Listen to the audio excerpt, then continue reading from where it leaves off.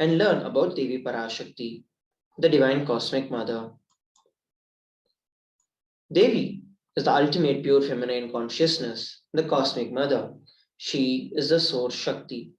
It's her cosmic womb, the Brahmanda Yoni, from which billions of universes comes and goes. She is the source of Big Bang and black holes. Parashakti is the divine consort of Paramashiva, who is the primordial god of Hinduism.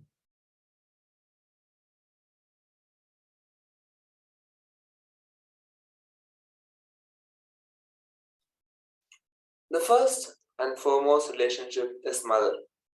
Ability to learn, even the idea to relate starts with mother. How to relate starts with mother. Understand that your idea to relate, your ability to relate starts with mother.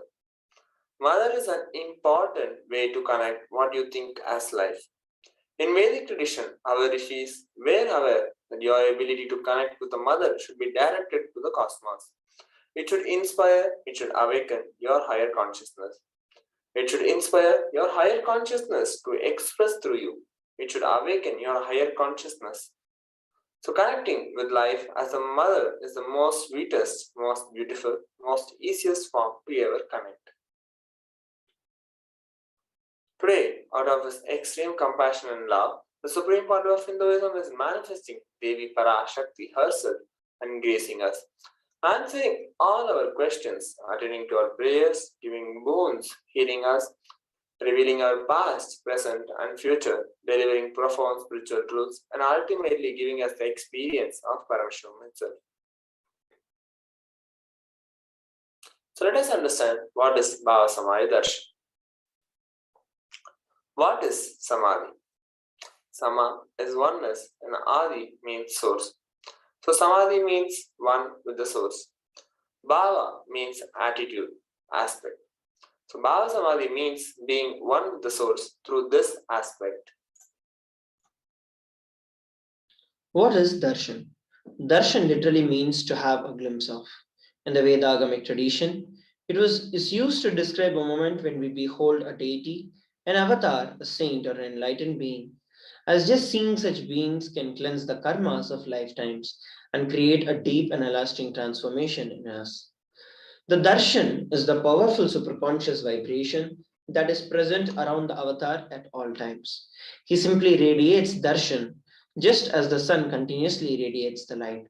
The auspicious moment when the receiver is able to catch it becomes a darshan for him, raising him to the next level of superconscious breakthrough, literally like hitting the reset button in his very being. Some of the fundamental principles to understand and manifest the Bhava Samadhi Darshan. The first and foremost is that the divine cosmic beings are real. They manifest from KAILASA, which is the enlightened time space zone, through deities and incarnations. The divine cosmic beings manifest as the deities, which are the Archavataras in the temples, and through the Bhava Samadhi Darshans of the Nijavataras, who are the incarnations. The Bhava Samadhi Darshan is the science of the Nijavatara manifesting Paramashiva, the Supreme Consciousness.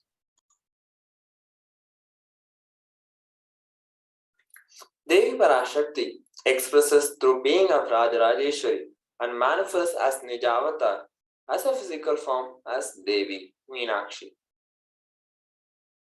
The Archavata, which is deity, reflects the consciousness and manifestation, which is the being of the superconscious energy. But human beings are not mature enough to receive the higher level experiences from the Archavata directly. The avatar, who is the physical embodied form, has to come down to bridge the gap and create an experience of the superconscious energy in all of us. Bhava Samadhi awakens your Kundalini Shakti, which is the latent potential energy in every human being. This influx of superconscious energy during darshan, the whole brain comes alive, turning into a superconductor of conscious energies that heal, empower, and transform our lives. During the Bhava Samadhi Darshan, our neurons mirror that of the incarnation. These mirror neurons, which are a special set of neurons in each and every one of our brain, activate and process all the observed movements of the avatar just by seeing. What are Akashic readings? Akashic readings are readings from the cosmic archives. Akashic readings is not some prediction. It is a reading from the cosmic archives. Beyond space, creation and destruction happen simultaneously. In the dimension of time starts the past, the present, and the future. But because the Akashic readings are stored in Akasha, which is the space dimension, there is no past, no present, or future. That is why whatever we call as happened, happening, and yet to happen is clearly recorded in the cosmic archives. Let us now have a brief introduction to the Supreme Pontiff of Hinduism. The Supreme Pontiff of Hinduism, Jagadguru Mahasannidhanam, His Divine Holiness Bhagavan Nithyananda Paramashivam, is the reviver of Kailasa, a macrocosmic, ancient, enlightened Hindu civilizational nation. The Supreme Pontiff of Hinduism is the 1008th incarnation of Paramashiva, as per Hinduism, and he has been recognized by his predecessors who are enlightened masters and adepts. The Supreme Pontiff of Hinduism has made the science of power manifestation, yoga, and temple based universities as a lifestyle for the humanity. So here are some of the coronations of the Supreme Pontiff of Hinduism. Supreme Pontiff of Hinduism, Bhagavan Nithyananda Paramashivam. Before 1981, he was identified as the 1008th incarnation of Paramashiva by spiritual adepts and enlightened masters of Hinduism. In 1981, he was initiated into Balasanyas and Chaturmasya at the age of 3. In 1988, he was coronated as the future Guru Mahasannidhanam Pontiff of Tonde Mandala Adinam, the oldest monastic university. In 1994, he was declared as the successor of Arunachala Sarvagyapeetham by Guru Parampara on 24th May 1994. In 1999, he founded the mission Nithyananda Sangha to revive KAILASA internationally. Following the same year, he was coronated as the successor of Kashi Sarvagyapeetham. So here are some of the pictures where Supreme Pontiff of Hinduism was declared as the successor of Arunachala Sarvagyapeetham. So here are the following pictures of Supreme Pontiff of Hinduism founding the mission Nithyananda Sangha to revive KAILASA internationally. So here you can see Supreme Pontiff of Hinduism was coronated as the successor of Kashi Sarvagyapeetham. In 2002, on 4th of November, the Supreme Pontiff of Hinduism founded the Adi Kailasa Sarvagyapeetham. On 1st of January 2004, he was declared as the successor of Bhagyanagara Sripura Sarvagyapeetham. And on 31st of December 2004, he was declared as the incumbent emperor of the Suryavamsa Surangi Samrajyam of the Suryavamsa lineage.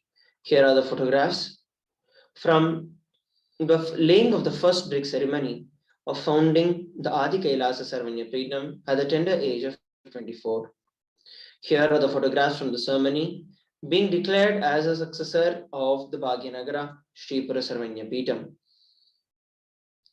This is the royal lineage of the Suryavamsa Surangi Samrajyam. In 2007, the Supreme Pontiff of Hinduism revived the Adi Pallava Sarvagyapeetham, and the same year he was also declared as the Mahamandaleshwar of the Mahanirvana Akhada. And in 2012, on April 27th, he was coronated as the 293rd Guru Mahasannidhanam of Madurai Shyamala Pita Sarvagyapeetham, the oldest Hindu papal state and the monastic kingdom. So here are the following pictures where Supreme Pontiff of Hinduism reviving the Adi Pallava Sarvagyapeetham.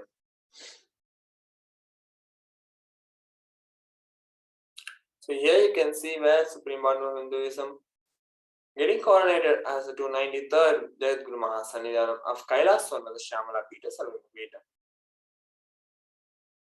So in 2013, he was officially coronated as Mahamandaleshwar, Supreme Spiritual Head of Mahanirvana Akada, the largest apex monastic order and the youngest Mahamandaleshwar to be ever coronated. In 2013, he was declared as the Acharya Mahamandaleshwar of Atal Akada, the oldest monastic order in Hinduism, by Acharya Mahamandaleshwar Sukhdevananji, the then incumbent spiritual head.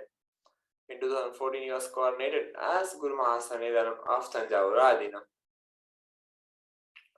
So here is the picture of Supreme Pandu of Hinduism coronated as the Mahamandaleshwar of Mahanirvana Akada.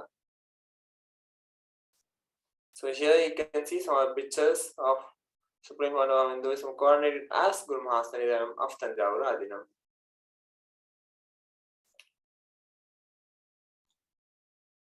In 2014, he was coronated as the Guru Mahasannidhanam of the Tiruvarur Adinam, followed by being coronated as the Vedaranyam Adinam and the Panchanadi Kulam. Here are the photographs of the lineage of the Tiruvarur Adinam. When this is a lineage of the Vedaranyam Adinam.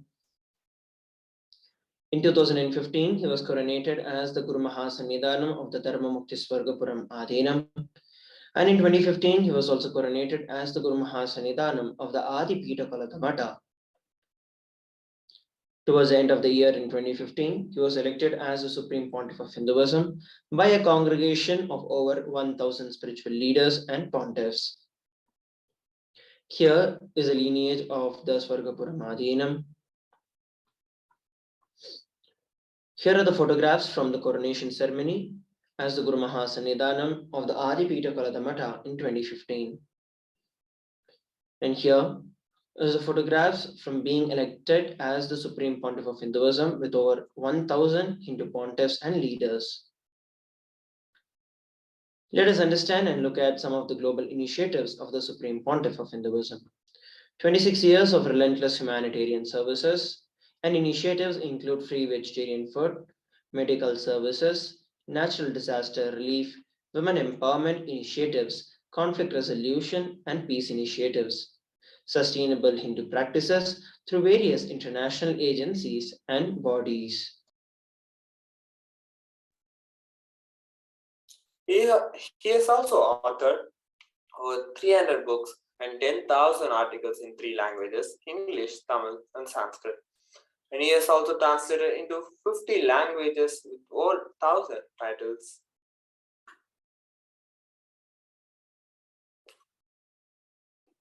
And over 20 million copies of books and articles has been sold, read, and downloaded all over the world. And in Supreme Order of Hinduism has established the largest Hindu library with over 1 billion books on 1 million palm leaf scriptures and over 20 million digital books. And over 10,000 hours of discourses, over 1 billion views on social media. And Supreme Pandu of Hinduism has been revered as the most prolific and most viewed guru in the digital world, read and watched by 1 billion plus followers in Hinduism. Supreme Pandu of Hinduism has the world's greatest digital Hindu nation with over 1 billion views. And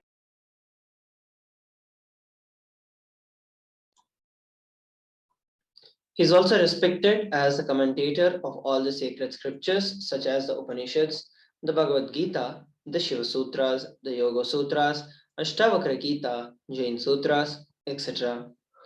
He is also honored as a leader of Hinduism, the most awarded internationally recognized Hindu leader, acclaimed as one of the top 100 spiritually influential living personalities by Watkins' Mind, Body, Spirit magazine.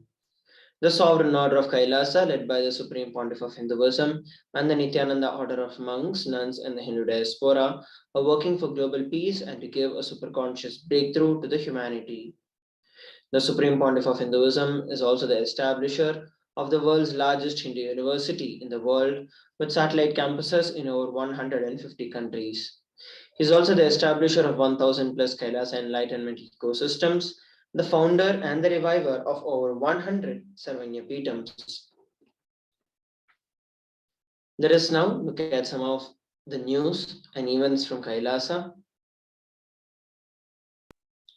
Jan 3rd, 2022 marks the grand narrative of the Supreme Pontiff of Hinduism, his 45th birthday. 31 cities worldwide celebrated Kailasa's HDH Nithyananda Day. The following dignitaries were present on the auspicious occasion of Kailasa's SPH Nithyananda Day. Sri Neil Patel ji, the candidate for Republican primaries for Ohio Senate from Columbus, Ohio, United States. Sri Devendranath Tanku, the Member of Parliament for Oropouche West in Trinidad and Tobago, and the Chairman of the United National Congress Party.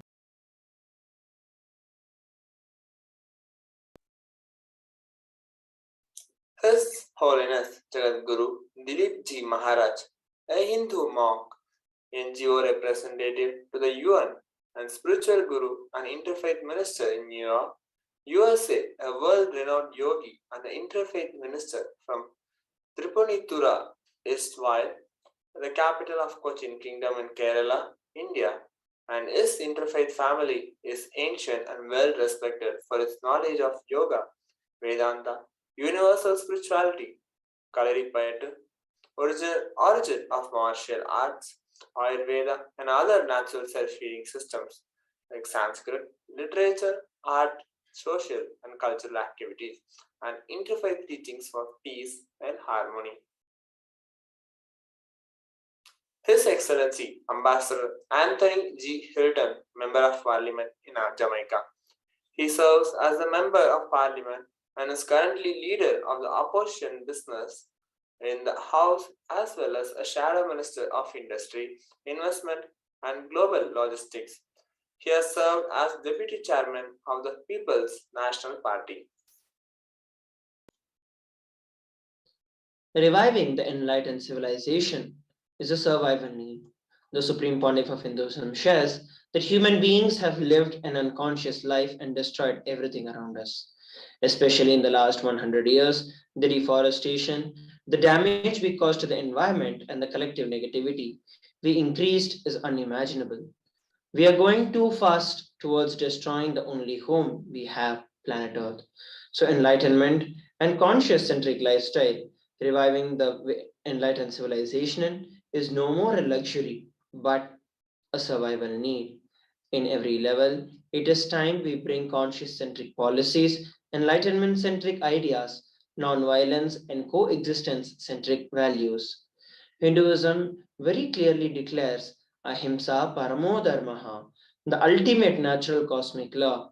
The Dharma is non-violence.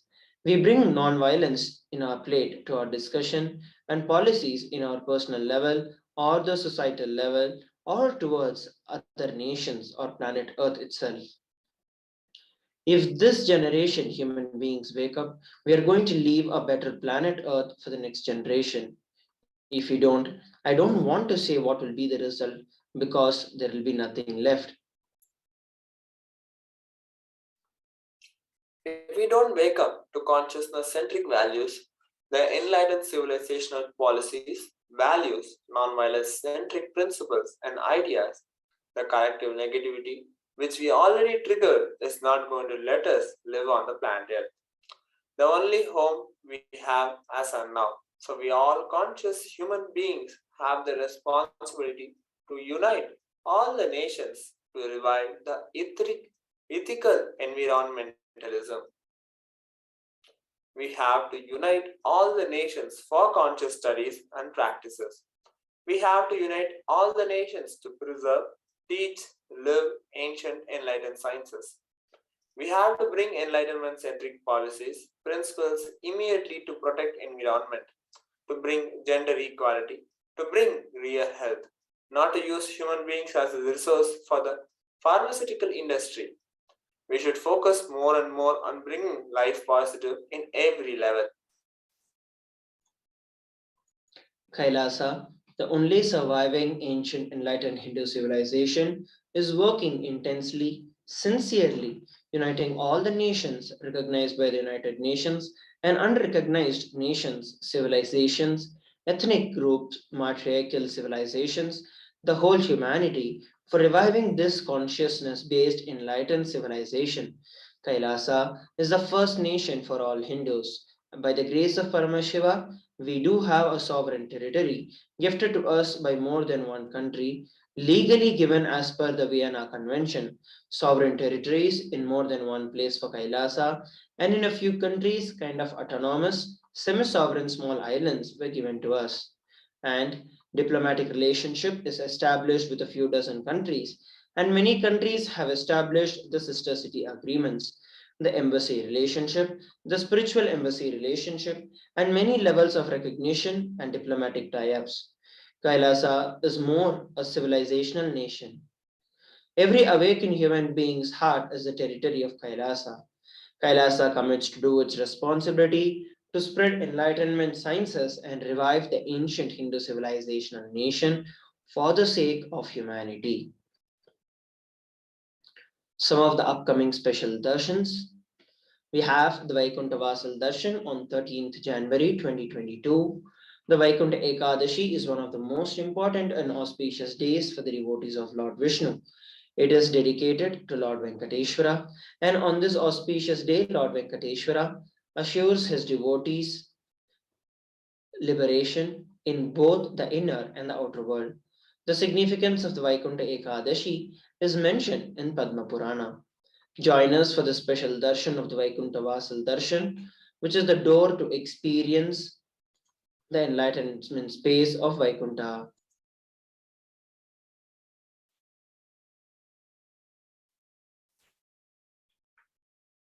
So, as part of the Nithyananda, which has already started on 16 December 2021, and it goes on till 8 January 2022.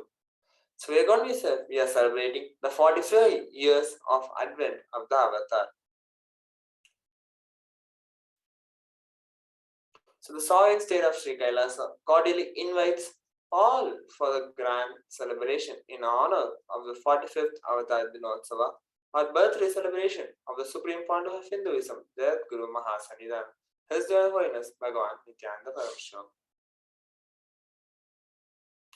So here are some of the important announcements from the Supreme Founder of Hinduism and commendation letters from various leaders across the world.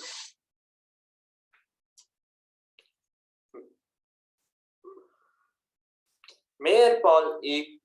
Coogan of the city of Fall River, Massachusetts, confers a proclamation to the Supreme Founder of Hinduism and the sovereign of the sovereign state of Sri Kailasa, His Divine Holiness Bhagavan Nithyananda Paramashivam, and proclaims January 3rd, 2022 as the Incarnation Day of the Supreme Founder of Hinduism, as Kailasa's HDH Nithyananda Day, to honor the hard and selfless work, the achievements, the religious and human rights advocacy, and the global humanitarian services of the Supreme Founder of Hinduism.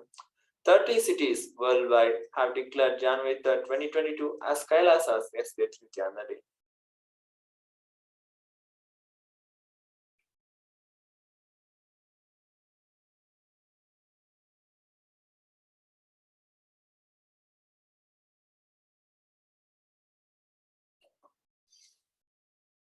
Mayor, Member of Legislative Assembly, Magadi Assembly Constituency, Karnataka, A. Manjunath confers a proclamation to the Supreme Founder of Hinduism, stating that January 3rd, 2022 as the Incarnation Day of the Supreme Founder of Hinduism. Mayor William C. Dush of Concord also proclaims January 3rd, 2022 as the Incarnation Day of the Supreme Pontiff of Hinduism. The Honorable Mark DeSaulnier, the US Congressman representing the 11th Congressional District of California, confers a certificate of special congressional recognition to the Supreme Pontiff of Hinduism and the sovereign of the sovereign state of Sri Kailasa. We have a letter of appreciation from Mr. Sivpujan Lal Bihari, the General Secretary of the Mauritius Sanatan Dharma Temples Federation, and conferred to the Supreme Pontiff of Hinduism. Mayor Aquanetta Warren, Mayor Pro Tem Peter A. Garcia, and the council members of the city of Fontana, California, confers a proclamation to the Supreme Pontiff of Hinduism and joins the 45th Jayanti celebrations of the Supreme Pontiff of Hinduism. We have another proclamation from Mayor H. William Mutz of the city of Lakeland, proclaiming January 3rd, 2022 as the Incarnation Day of the Supreme Pontiff of Hinduism. Mayor J. Allen Jones of the city of Winston-Salem, North Carolina, confers a proclamation of the Supreme Pontiff of Hinduism, proclaiming that January 3rd, 2022 as the Incarnation Day of the Supreme Pontiff of Hinduism as KAILASA, HDH Nithyananda Day.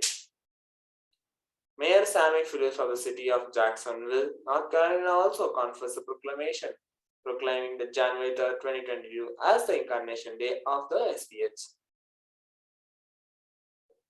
Mayor Krista Bernasconi of the city of Roseville, California also confers a certificate of recognition to the SPH and the sovereign of the sovereign state of Sri Kailasa, proclaiming that January 3rd, 2022 as the Incarnation Day of the Supreme Pontiff of Hinduism. We have another proclamation from Mayor Carlin K. Riggle of the city of Delaware, Ohio, conferring a proclamation and honoring the 45th celebrations of the revival of the sovereign state of Sri Kailasa, the ancient enlightened Hindu civilizational nation. Mayor Carlin K. Riggle also thanks the local members of the Nithyananda Paramashivam Devalayam in Ohio for their continuing outreach to support the city of Delaware.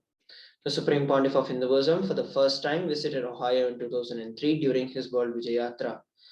During his second visit in 2004, the governor of Ohio, Robert Alfonso Taft III, conferred a special recognition of proclamation. The Supreme Pontiff of Hinduism also gave a discourse at the Bharatiya Hindu Temple on laughter meditation at Powell, Ohio on August 17, 2004. The Supreme Pontiff then had subsequent Vijayatras to Ohio in 2005, 6, and 7, visiting temples, churches, corporate worlds, where he delivered discourses on the powerful truths of the Vedas and Agamas. The first Kailasa temple, Kailasa, Ohio, was inaugurated on 14th of April 2007, where the Supreme Pontiff of Hinduism personally performed the Prana Pratishtha, the consecration of the deities of Ganesha, Subramanya, Valli, Devasena, Lakshmi, Mushika, and Nandi. And in 2009, the Supreme Pontiff of Hinduism installed the deities of Sai Baba and Ram Parivar. He conducted multiple life empowering programs such as Life Bliss program, and the first ever LBP conducted in a prison was in Ohio Women's Reformatory in June 2009. Below is a list of over 110,000 hours of volunteer services that have been recorded towards the contribution to Ohio. Over 2,000 Ohio residents participated in free programs. 75 free corporate meditations have been conducted for more than 700 people, including at Bank One, Cardinal Health, Nationwide, American Electric Power, Ohio State University, Ohio Wesleyan University, and Ohio University, Wittenberg. 25 free Nitya Yoga classes have been conducted, 34 free online programs have been conducted, over 100 free meditation programs have been conducted, 17 specialty wellness workshops on yoga, stress, Ayurvedic cooking, and weight loss have been conducted, over 17,520 rituals conducted, chanting classes to over 53,200 people have been conducted, 184 sessions on free online Akashic readings, 272 meditations and meetups, and 25,000 people have received free meals, and 5,000 spiritual discourses have been conducted. Since Kailasa, Ohio, thousands of Kailasa ecosystems have flourished in the US in nearly all the 50 states. These ecosystems offer a place and space to explore through a host of activities from meditation to science. They nurture the quantum spirituality, where material and spiritual worlds merge to create a blissful living. We have another proclamation from Mayor John David Smith, the junior mayor of the city of Winchester, proclaiming January 3rd, 2022 as the Supreme Pontiff of Hinduism, Incarnation Day, and as Kailas as HDH Nithyananda Day. We have a commendation letter from National President of the Ten India Sanmarga Aikya Sangam from Fiji, Sri Sadasivan Naikar, in honor of the Supreme Pontiff of Hinduism. Mayor Donald R. Sadler of the city of Washington confers a proclamation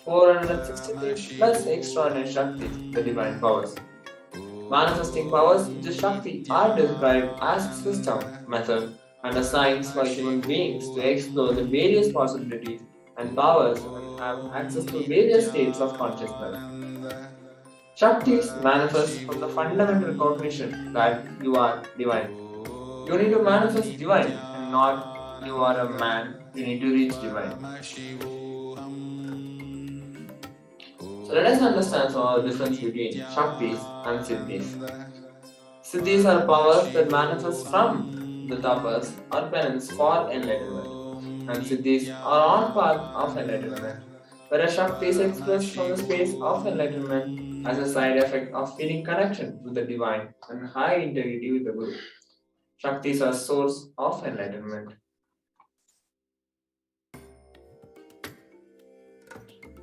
Siddhis are not permanent, and Siddhis may divert you from enlightenment, whereas Shaktis or Paramashivoham manifest to ordinary human beings in an extraordinary way after the initiation from the avatar, and Shaktis are always permanent.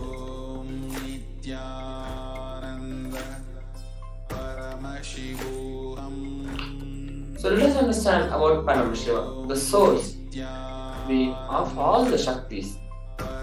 Paramashiva is the primordial divinity in Hinduism, the ultimate reality and cause, which is self-effulgent, Swayam Prakasha, all-pervading, unchanging beyond time, space, form, and causality. As the fundamental base of Avyakta, the unmanifest, and Vyakta, the manifest existence, he performs the Panchakritya or 5 cosmic acts of Srishti, which is creation, Sthiti, sovereign rulership and maintenance, Samhara, rejuvenation, through Bhava, pulling out of delusion, Anugraha, liberating grace for all living entities.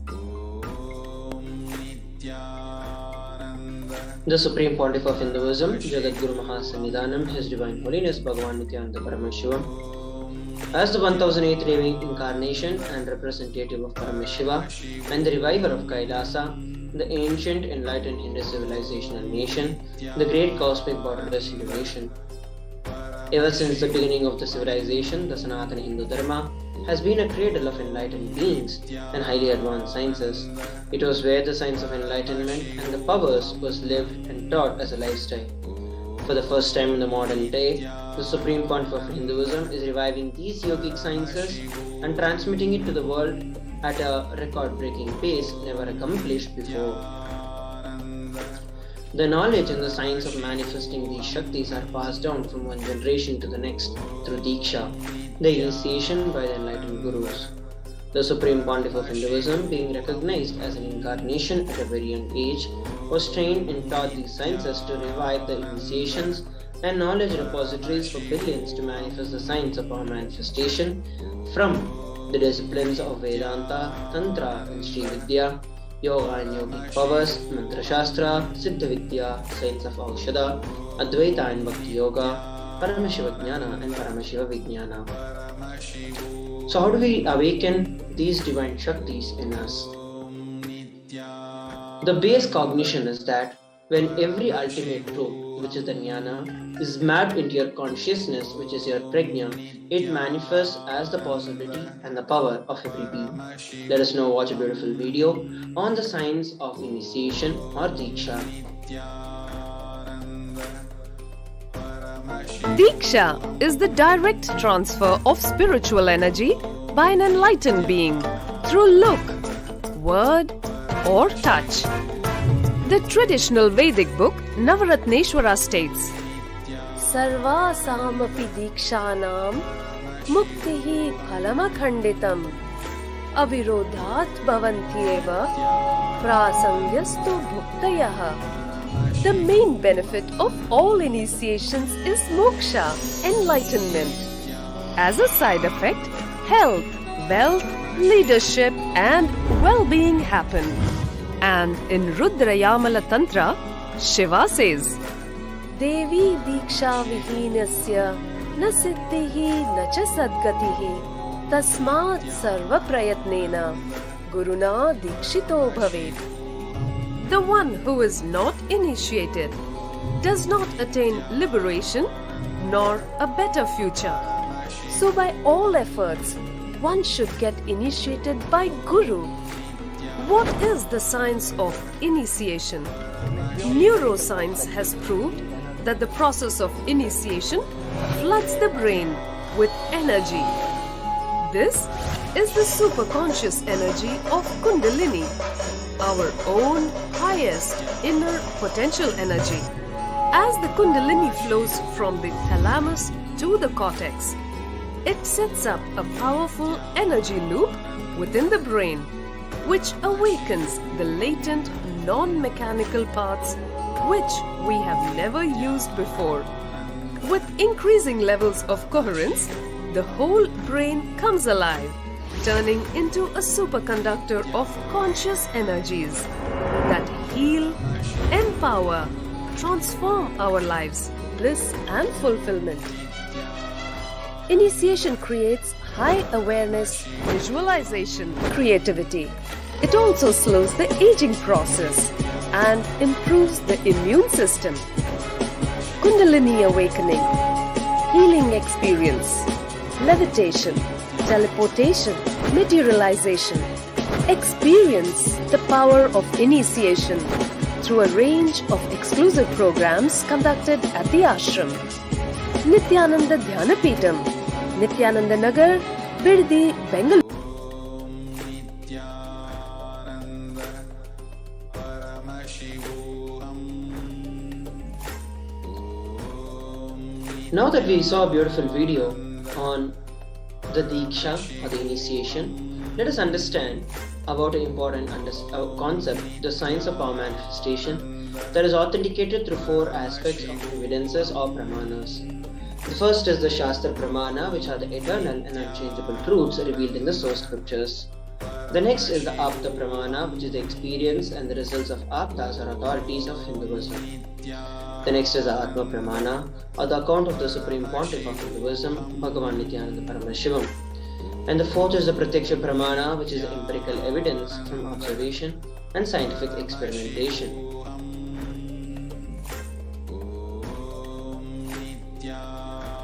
Vedas are the ultimate superior authority for Hindus. Vedas are pure science where the ultimate truths are explained. Agamas are the scriptures where the applied technology, the applied science is expanded. Vedas and Agamas, Vedagamas are given the status of Shruti. As they are directly revealed by Paramashiva, they are ultimate, eternal, and unchangeable truths. A reference cited from these Shastra or source scriptures is called the Shastra Pramana.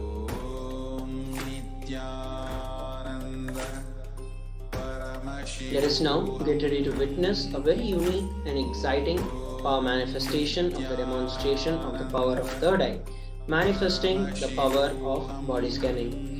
I request all the viewers who are watching us live and sitting with us from all across the globe, please go over to the Facebook Live or YouTube, and you can post a comment if you'd like to get a body scan done, and we'll be manifesting the power of body scanning with all of you. While all of you take a few minutes to do this, let us go over the pramanas of the power of body scanning. The Shastra Pramana for this power of body scanning is from the Vijnana Bhairava Tantra.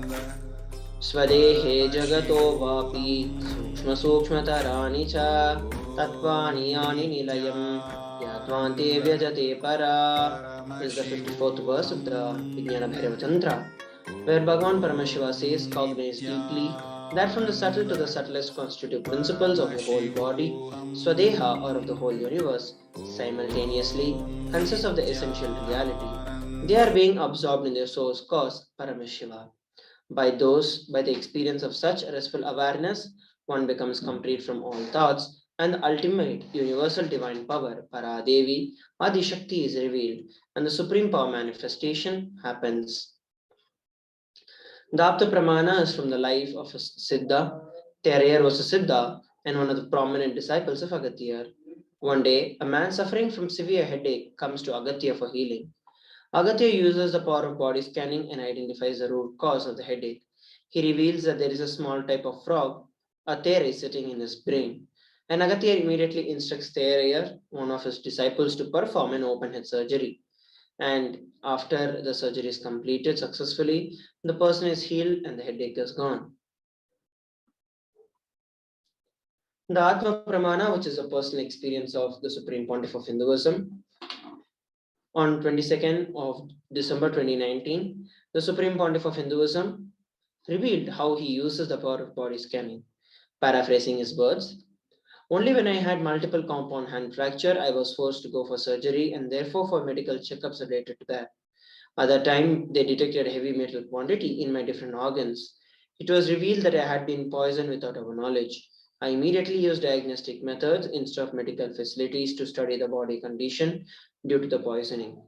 Though through body scanning, I found out what the problems, imbalances that happened, and where the balance has to be done. I used allopathy as a second opinion to verify my findings.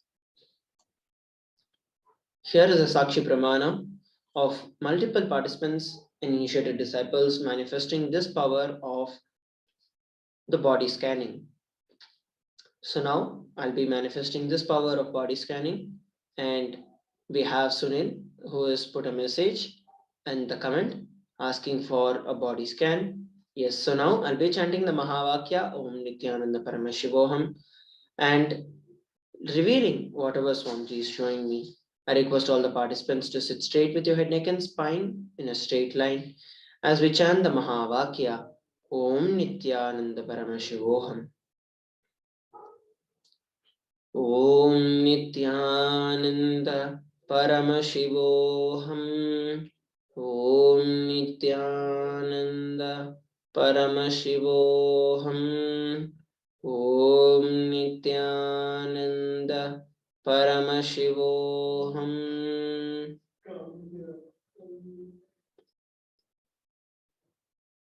Yes. So what Swamiji revealed is that overall, because of the current status of the COVID in India, especially now in India, the COVID variants are multiplying in a very fast pace, and hence, for you to immediately start working on building your immunity, start doing the Nityananda Yoga every day, and start doing the detox processes to heal your body and to prepare yourself to become immune so that the COVID pandemic that is ongoing right now, especially the new variants that are coming, and you are prepared to defend against all of that. This is what Swamiji revealed to me, and you can reveal down in the chat itself as to how you are able to relate with this. And now it is time that we enter into the next segment of the Bhava Samadhi Darshan today. And I request all the participants and viewers to please stay tuned as we enter into the next segment. Thank you, Nityananda.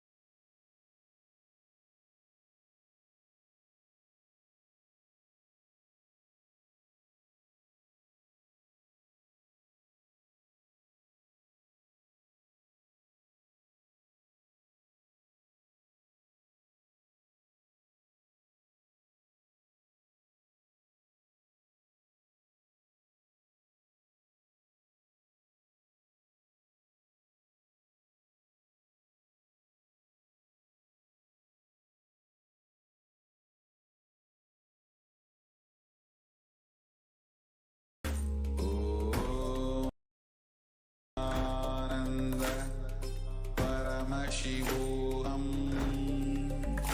Om Nithyananda Paramashivoham. Nithyananda everyone, I welcome you all to this Bhava Samadhi Darshan of Devi Parashakti. So in this segment, we are going to be learning about the Divine Feminine Consciousness, the revelations from Devi Parashakti as a form of solutions, or the various precautions that we need to have. And then we are also going to see the current situations in the world. So to begin with, we'll start with the Divine Feminine Consciousness. This is one of the unique contributions to the spiritual consciousness from the Vedic tradition, and that is sacred feminine worship. Swamiji said that even if everything from what Vedic tradition gave is lost, then just if the sacred feminine tradition is there, then the whole thing can be revived, because that is the seed. And because this is the seed out of which all the traditions have taken birth, this is the blueprint of all the traditions. So if we keep just this one tradition, sacred feminine worship, all the traditions of Sanatana Hindu Dharma can be revived back. Sanatana Hindu Dharma, which has at least 10,000 sampradayas, subsects, which is alive in present time, if all the sampradayas are lost for some reason, and only this one sampradaya, the Devi worship, remains, the whole thing can be brought back, because the whole thing is centered on this one, mother worship. Mother worship carries the blueprint, the hologram of whole of the Vedic tradition. And this is the reason why if this one tradition is kept alive, all the sampradayas can be kept alive. Just the divine feminine worship, or worshipping the divine as the feminine, worshipping the ultimate in the feminine, is enough to keep all the traditions alive. So it is very important for all of us to keep this one tradition, the seed tradition, to alive, to keep the whole Sanatana Hindu Dharma alive. Supreme Pontiff of Hinduism says that sacred feminine worship is a hologram of the Vedic tradition, and there is no enlightened being on the planet Earth without worshipping the sacred feminine, including me. I am basically a Shakta. I myself followed Devi worship from the beginning. If you see my biography and all the deities I carved, the darshan I had, all mother-based, Devi-based. And that is sets the importance of this feminine, sacred feminine worship. The avatar, the embodiment of Paramashiva himself, Parashakti himself, Supreme Pontiff of Hinduism, has worshipped sacred feminine energy, the divine in the form of feminine, to achieve the ultimate, to become an incarnation. And he says that there is no enlightened being on the planet Earth who has become enlightened or who have achieved the ultimate without worshipping the sacred feminine, including Swamiji himself. Swamiji himself, the very first darshan is of Devi, the very first deity that he carved belongs to Devi, the very first yantra that he carved is Sri Chakra, which belongs to Devi Parashakti. So he himself in his personal life has been a Shakta. He worshipped Devi Parashakti to achieve Paramashiva, the state and space of Paramashivatva.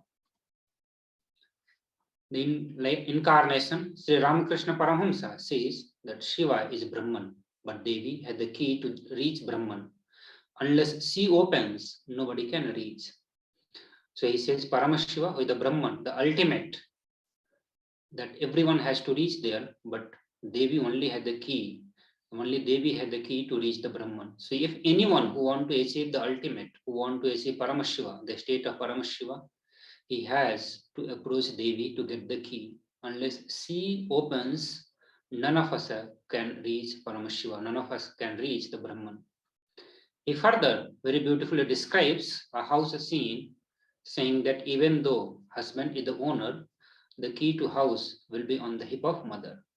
Either you have to fall at the feet of mother, or the small sons of the mother, only they can touch that place, the hip of the mother, and remove the key. Nobody else can touch. So either surrender to the mother, or people who are closer to the mother, they can only reach. So if you want to reach the Parabrahman, the Brahman, Paramashiva, you have to approach Devi Parashakti with the mother bhava, the matra bhava, or becoming the devotee to Mother Parashakti. Only this way you can get the key to Paramashiva. You can get the key from Parashakti. Now entering into the Dhyana Sloka of Devi Parashakti. The Dhyana Sloka describes the form of Devi Parashakti which one need to meditate while worshipping Devi Parashakti, or while one want to connect, have the feeling connection with Devi Parashakti. This is the form in which he has to visualize himself, in which he has to visualize Devi Parashakti. This sloka is from Lalita Sahasranama, which says the Divine Mother is to be meditated upon as a shining in vermilion red body, with the triple eyes, sporting a crown of ravis studded with the crescent moon, a face all smiles, a splendid bust, one hand holding a jewel cup brimming with the mead, and the other twirling a red lotus. So here very clearly the form of Devi Parashakti has been described. The form which is shining in the vermilion red body, her body shines like a red vermilion. She has 3 eyes, 2 eye and a 3rd eye, sporting of a crown of ravis studded with the crescent moon. Her crown has been described here, which is studded with the rubies and with the crescent moon. Her face is smiling, a splendid bust, and both hand, one hand holding a jewel cup, another holding a twirling red lotus. So this is the form of Devi Parashakti. The another sloka from the Lalita Sahasranama says, I meditate on the great empress. She is red in color, and her eyes are full of compassion, and holds the noose, the gourd, the bow, and the flowery arrow in her hand. She is surrounded on all sides by powers such as anima, for rays, and see the cell within me. So further, this verse also describes the form of Devi in which we need to meditate upon. The Devi to be seen as the great empress. She is red in the color, and her eyes are full of compassion. So a smiling face and eyes full of compassion. She is holding the noose, the gourd, the bow, and the flowery arrow in her hand. She is surrounded with all the powers, all the Shakti, including Astamahasiddhis, Anima, Lagima, etc. And she is the self within me. Devi Parashakti, the ultimate pure feminine consciousness. Parashakti, the cosmic mother, it is her cosmic from which billions and billions of universes comes out and go in. See the source where the Big Bang and black holes goes on. Parashakti, the source Shakti, source energy, source power from which all of us came, in which all of us are even now, in which all of us are going to merge. That is Devi Parashakti. She is not just the mother of you and me, she is the mother of whole cosmos. The cosmos, the whole cosmos, in her the whole cosmos takes birth. It is her in which all the cosmos, the whole universes disappears. The billions and billions of universes that exist, that comes, all that comes from her only, all that merges in her. See the source where all the Big Bang and black holes goes on. See the source of Shakti, source energy, source power, and see the source from which all of us have come, in which all of us are even now, and in which all of us are going to be merging. See that Parashakti, and see out of her extreme compassion and love, Parashakti herself is manifesting through the embodied form as the Nijavatara of Supreme Pontiff of Hinduism, Jagat Guru Mahasannidhanam, His Divine Holiness Bhagavan Nithyananda Paramashivam. She is gracing us, answering all our questions, attending all our prayers, giving boons, healing us, revealing our past, present, and future, delivering profound spiritual truths, and ultimately giving us the experience of Paramashivoham itself. So Parashakti, who is the mother of the whole cosmos, the Parashakti in her cosmic the billions and billions of universes are taking birth and disappearing, in which all the Big Bang and the black holes are happening. The same Parashakti, out of her extreme love and compassion, is manifesting, making herself present for all of us, to bless all of us, to answer all our questions, to heal all our wounds, to remove all the sufferings, to remove the suffering of whole of the humanity, or all the being existing on the planet Earth. She is appearing, she is coming here, gracing here, in the embodied form as the Nijavatara of Supreme Pontiff of Hinduism. and at the same time revealing our past, present, future, delivering the profound spiritual truths. She is also blessing us with the ultimate experience of Paramashivoham itself. So let us watch the introduction of Devi Parashakti by Parashakti herself.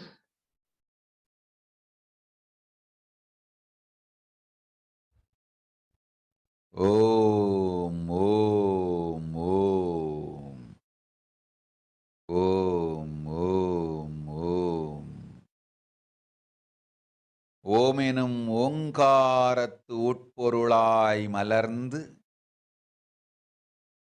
உயிர்த்தெழுந்து இறையனார் இடப்பாகத்திருந்து குமரிக்கண்டம் ஆளும் மீனாட்சி மலர்ந்தேன் இங்கு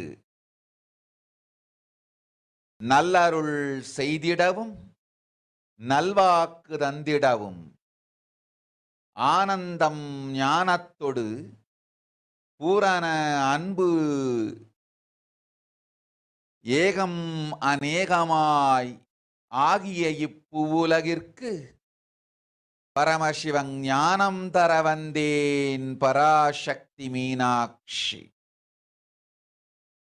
அருளாட்சி அரசாட்சி பொருளாட்சியோடு நன்மாட்சிமையோடு ஆட்சி செய்யும் பராசக்தி மீனாட்சி நான். கருணையே வடிவாய் கண்மலர்ந்து நன்மை செய்திட வந்திட்டேன். மாந்தர்கள் கேளுங்கள் இந்த பெருநன்மை சத்தியத்தை. கேட்டு நீங்கள் வாழ்ந்திட கேடும் பெருந்துக்கமும் உங்களுக்கில்லை. கேட்டிடுங்கள் இவ்வினாடி என்னை கண்டுகொண்டும் கேட்டுக்கொண்டும் இருக்கும் உங்கள் எல்லோர்க்கும் நான் அளிக்கும் தீட்சை. நானே நினைப்பும் மறப்பும் கடந்த உயிர்ப்பாய் உங்கள் எல்லோருக்குள்ளும் இருக்கின்றேன். பரமசிவோகம் பரமசிவோகம் பரமசிவோகம் பரமசிவோகம் பரமசிவோகம் பரமசிவோகம் பரமசிவோகம். இதை தீட்சையாய் ஏற்று இதே உணர்வோடு அமர்ந்திருங்கள். உங்கள் எல்லோருக்கும் எல்லா நன்மையும் வரமும் ஞானமும் அருளும் அளிக்கின்றேன். ஓங்காரத்தின் உட்பொருளாய் வேதமொடு ஆகமம் மெய்யாய் வெளிப்பட்டு உபவேதங்கள் உபாகமங்கள் அனைத்துமாய் உயர்ந்து நின்று தத்துவங்கள் ஆராய் உண்மையை செப்பி ஜகம் முழுவதும் ஞானம் அளிக்கும் பாரதி பராசக்தி மீனாட்சி நான். ஆய கலைகள் 64 உடலும் மனமும் உயர்வை அடைந்திடும் பரமசிவ சக்திகளை உங்களுக்குள் மலர்த்தவே வந்திருக்கின்றேன். அஷ்ட சித்திகளும் அஷ்ட கன்மமும் ஆதி சக்தி பரமேஸ்வரியாய் மலர்ந்து உங்கள் அத்துணை பேருக்கும் ஆனந்தம் அளிக்கின்றேன். அஞ்சாதீர், ஆனந்தத்தோடிருப்பீர். ஓம் ஓம் ஓம் ஓம் ஓம் ஹ்ரீம் ஓம் ஹ்ரீம் ஓம் ஹ்ரீம் ஓம் ஹ்ரீம் ஓம் Hreem, Om Hreem, Om Hreem, Om Hreem, Om Hreem, Om Hreem.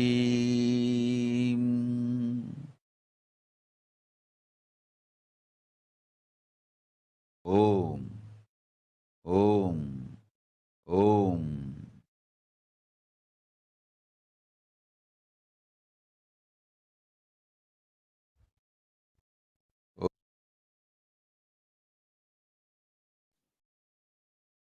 So we'll go through the rough translation of what Devi Parashakti revealed just now.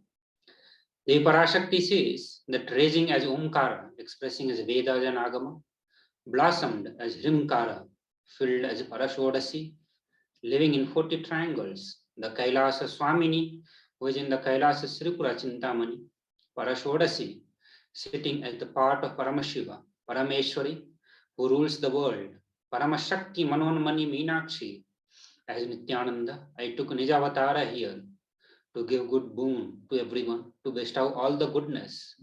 Hiranya Garbha Swarupini, Brahmanda Yoni, Shami, Chandramauli, Prapala, Aparana, Uma, Parvati, Savitri, Navayavana, Samrajya Lakshmi Parameshwari, Parashodasi, Meenakshi, taking the form of Nithyananda, I came here as a Nijavatara.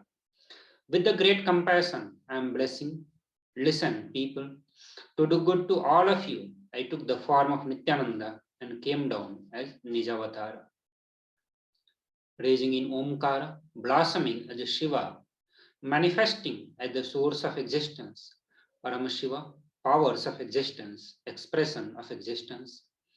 From the oneness of Om, blossoming into two as Prakriti and Purusha, blossoming as three Shaktis, Iksha, Kriya, Jnana, growing as four Vedas, expanding as five Panchabhutas, beyond the six chakra, filled at the Gotras of the seven rishis, expanding as 8 directions, existing as 9 Graha, blossoming as 10 Indriyas, being as 11 Rudras, creating all the worlds, bringing life to tell and make the truth blossom, and to do good, Parashodasi Meenakshi in the form of Nithyananda, I came to bless every one of you.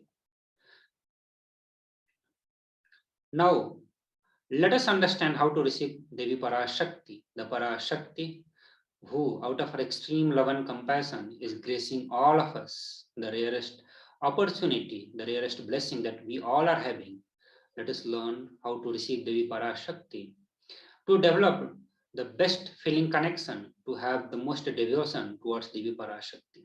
Swamiji says, literally you are seeing Paramashiva and Parashakti at that moment. She is there in your screen, so always receive her very traditionally.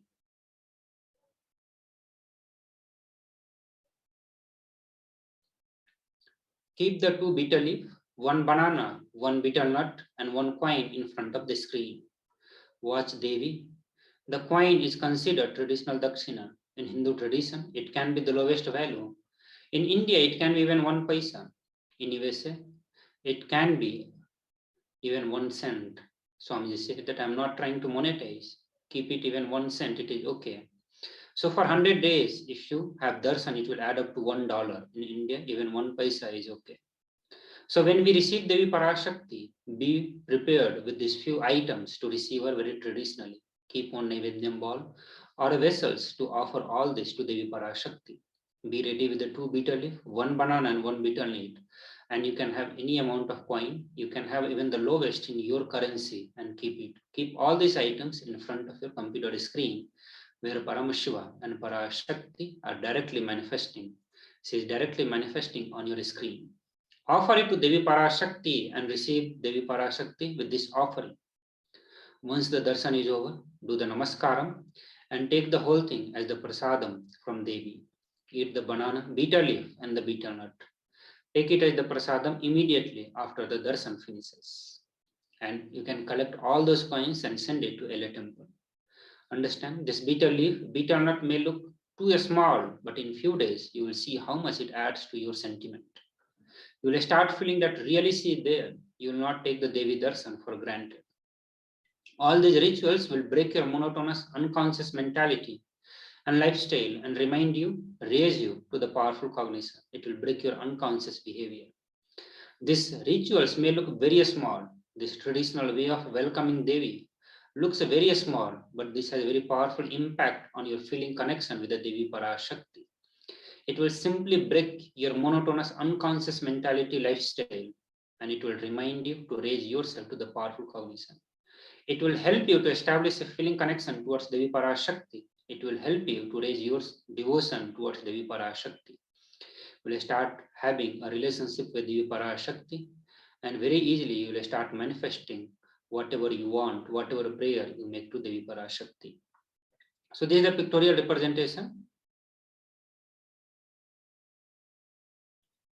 You check for the, here you can see the pictorial representation of how to receive Devi Parashakti. You can have bitter leaf, banana and bitter nut.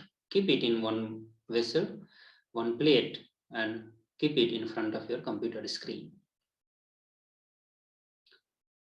So let us watch one video where Supreme Pontiff of Hinduism explains how to receive the direct blessing from Devi Parashakti when she comes.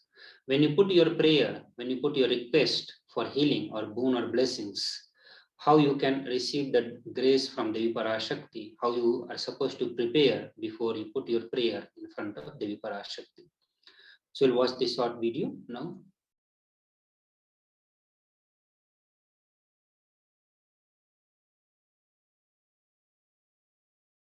I wanted to give you one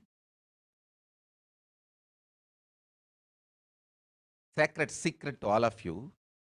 Do this Panchabhuta Yoga. See, whenever you want to ask any question to Devi and receive the answer, on the day, do this Panchabhuta Yoga. Means, apply only mud on the body and take bath. Don't apply any chemical on the body to take bath. Just that Puttuman means that anthill mud. Only that apply on the body and take bath. Don't apply anything else. That is mud, earth part, earth component. Second, water. Drink only water that day. Don't eat, drink, don't do anything other than drinking water. When you come for the Parashakti's Akashic reading, at least for a few hours prepare yourself. Maybe 10 hours ahead. Just drink only water and keep yourself active. Third, the fire in your stomach should be allowed to burn without any food dumped on it. Just the pure fire. You can chant Omkara to intensify it, or Mahavagya, Ajapa Japa, but pure fire. No food, nothing. That pure fire should be encouraged. And just be in the free air, open space, breathing the whole sky at least few hours before. And intensely unclutch to get the power of the space, Akasha. See, listen. Akasha is an intense energy. Just like the other bhutas, like earth, water, fire, air, the Akasha also is a pure consciousness. It is intelligence, living energy. Once you start unclutching, you manifest Akasha's energy in you, consciousness in you. So do this Panchabhuta Yoga. Your questions will be surely answered immediately by Parashakti.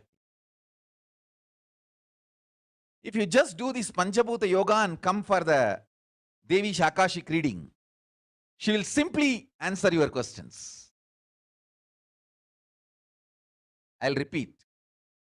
Apply the anthill mud and take bath, or even clay. Don't use any other chemical. take bath just with a mud. Second, drink only water. No other food or juice at least for 10 hours ahead. If possible, that whole day. Third, intensify the Agni in your stomach without dumping any food on it. Just through the Omkara, Ajapa, Japa, ignite it, intensify it. Fourth, walk around and breathe in an open space at least for a few hours before. Fifth, try to unclutch as intensely as possible to receive the Akasha energy, Chitambara, that energy of cosmic space. With this Panchabhuta Yoga, come to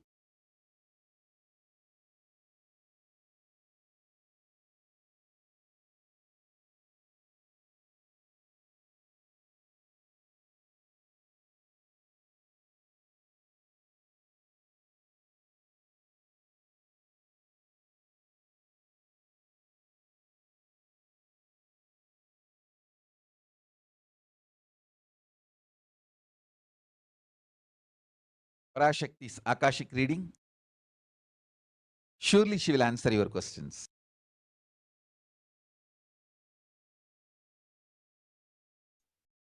Yes. So just now all of you learned how to prepare ourselves to receive the boon or blessing from Devi Parashakti, or how to get our prayer answered from Devi Parashakti. So with this, we'll move to the next segment. But before we move to the next segment, where we are going to be listening to one of the revelation by Devi Parashakti, we will have a short break, and then again we will listen to that revelation from Devi Parashakti.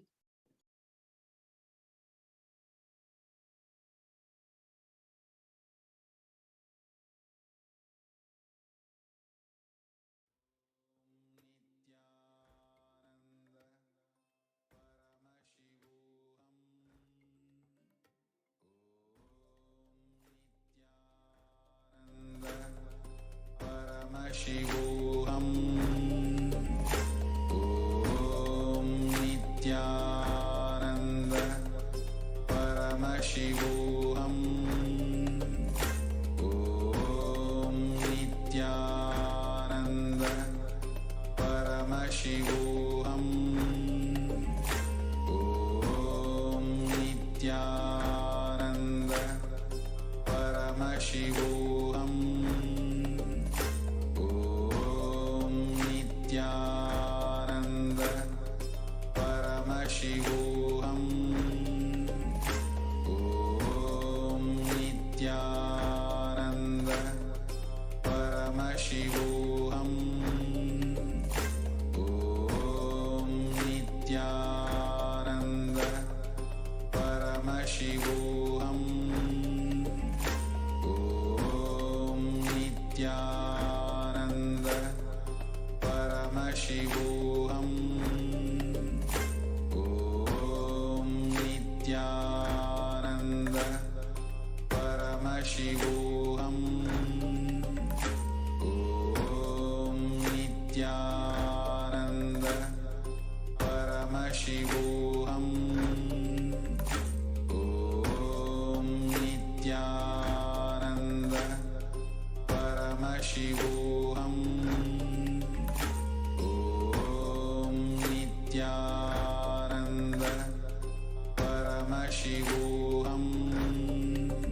Paramashivoham. Om Nithyananda Paramashivoham. Om Nithyananda Paramashivoham. Om Nithyananda Paramashivoham. Om Nithyananda Paramashivoham. Om Nithyananda Paramashivoham.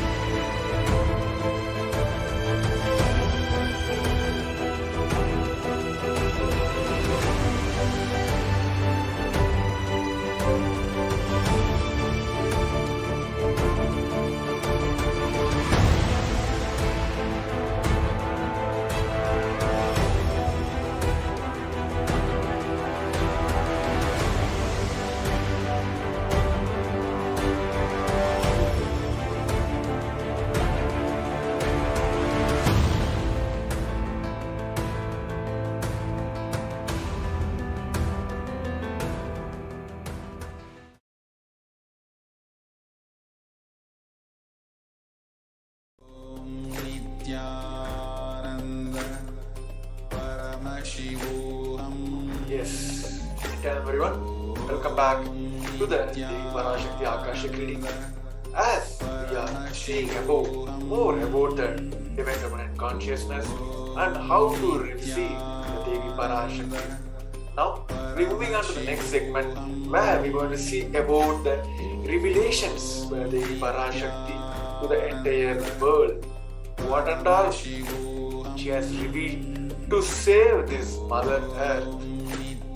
Now, let us watch the revelation from the Devi Parashakti.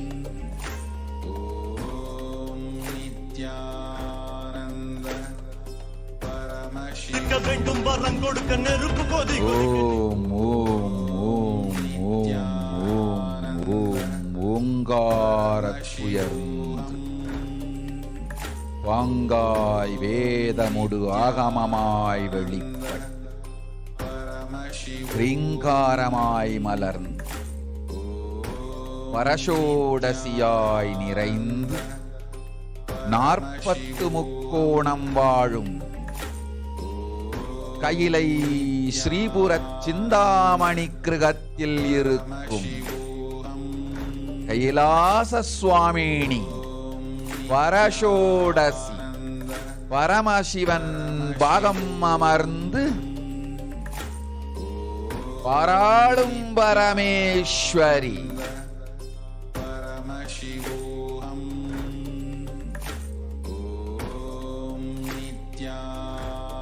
பரமசக்தி Manonmani Meenakshi நித்யானந்தனாய் நிஜாவதாரம் கொண்டேன் இங்கு எல்லோர்க்கும் நல்வரம் தந்திட எல்லா நன்மையும் அருளிட Hiranya கர்ப்பஸ்வரூபிணி பிரம்மாண்டயோனி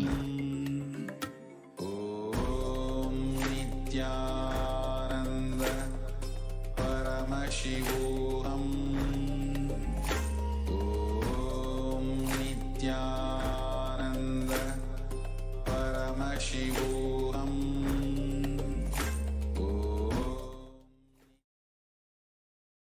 Parameshwari Parashodasi Meenakshi நித்யானந்தனாய் உருக்கொண்டு இங்கு நிஜாவதாரமாய் வந்தேன். அருட்பெருங்கருணையினால் அருளுகின்றேன் கேளுங்கள். மக்களே, உங்கள் எல்லோருக்கும் நன்மை செய்யவே நாம் இங்கு நித்யானந்தன் வடிவு கொண்டு நிஜாவதாரமாய் இறங்கி வந்தோம். இந்திய நாட்டு மக்களே, கேட்டுக்கொள்ளுங்கள், நன்றாய் கேளுங்கள். காலம் காலமாய் அவதார புருஷர்கள் வந்து மலர்ந்து உலகிற்கு நன்மை செய்யும் மிக பெரும் ஞான பூமி பாரதம் இருக்கின்ற ஒரு பாரதத்தை இழக்க இயலாது. மக்களே, ஞான கர்ப்பத்தை மலடாக்க இயலாது. வாழையடி வாழையன ஞானிகளும் அவதார புருஷர்களும் வந்தே தீர வேண்டும், வாழ்ந்தே தீர வேண்டும், மலர்ந்தே தீர வேண்டும். உலகிற்கு அதுவே உத்தம நன்மை. ஒரு சில கயவர்கள் மாயையில் சிக்கி செய்திட்ட சதிகளால் உலகை பலி கொடுக்க ஆகாது. சிருஷ்டி நஷ்டமடைய கூடாது. பிரபஞ்சம் அழிந்துவிடக் கூடாது. பிரளயத்து இருந்து இந்த பிரபஞ்சத்தை காக்கவே பெரும் கப்பல் நானொன்று செய்தேன். அதன் பெயரே ஆதி கைலாசம். ஆதி கைலாசம் இந்த பிரபஞ்சத்தில் இருக்கும் ஞான சக்திகளை ஒன்றாய் திரட்டி பிரளயத்திலிருந்து மக்களை காத்திடவே நாம் செய்த கப்பல். துரோகிகள் சூழ்ச்சியாலும் விரோதிகள் ஆட்சியாலும் வழியின்றி கப்பலை விட்டு மாலுமியே ஒதுங்க வேண்டிய காலம் வந்ததையா. அதனால்தான் ககனம் கொந்தளித்து பேரழிவை நோக்கிச் சென்று கொண்டிருக்கின்றது. மக்களே, அறியாத தனத்தினால் மாயையில் சிக்கி குழந்தைகள் தவறு செய்தாலும் பிரபஞ்சம் அழியாது காக்க வேண்டியது பராசக்தி. பரமசக்தி பரஷோடசி மனோன்மணியன் பொறுப்பென்பதால் சத்தியங்கள் சிலவற்றை சொல்லுகின்றேன், நன்றாய் கேட்டுக்கொள்ளுங்கள். அடுத்த சில மாதங்களில் 1000 அல்ல, லட்சம் அல்ல, கோடியில் உயிர்கள் பலியாகும். இந்திய நாட்டினில் கோடியில் உயிர்கள் பலியாகும். உண்மையை சொல்லுகின்றேன், நன்மையை சொல்லுகின்றேன், தேடிக்கொள்ளுங்கள் உங்கள் வாழ்க்கைக்கு பாதுகாப்பை. ஆதி கைலாசத்தை நிர்வகிக்கும் அன்பர்களே, நன்றாய் கேளுங்கள்.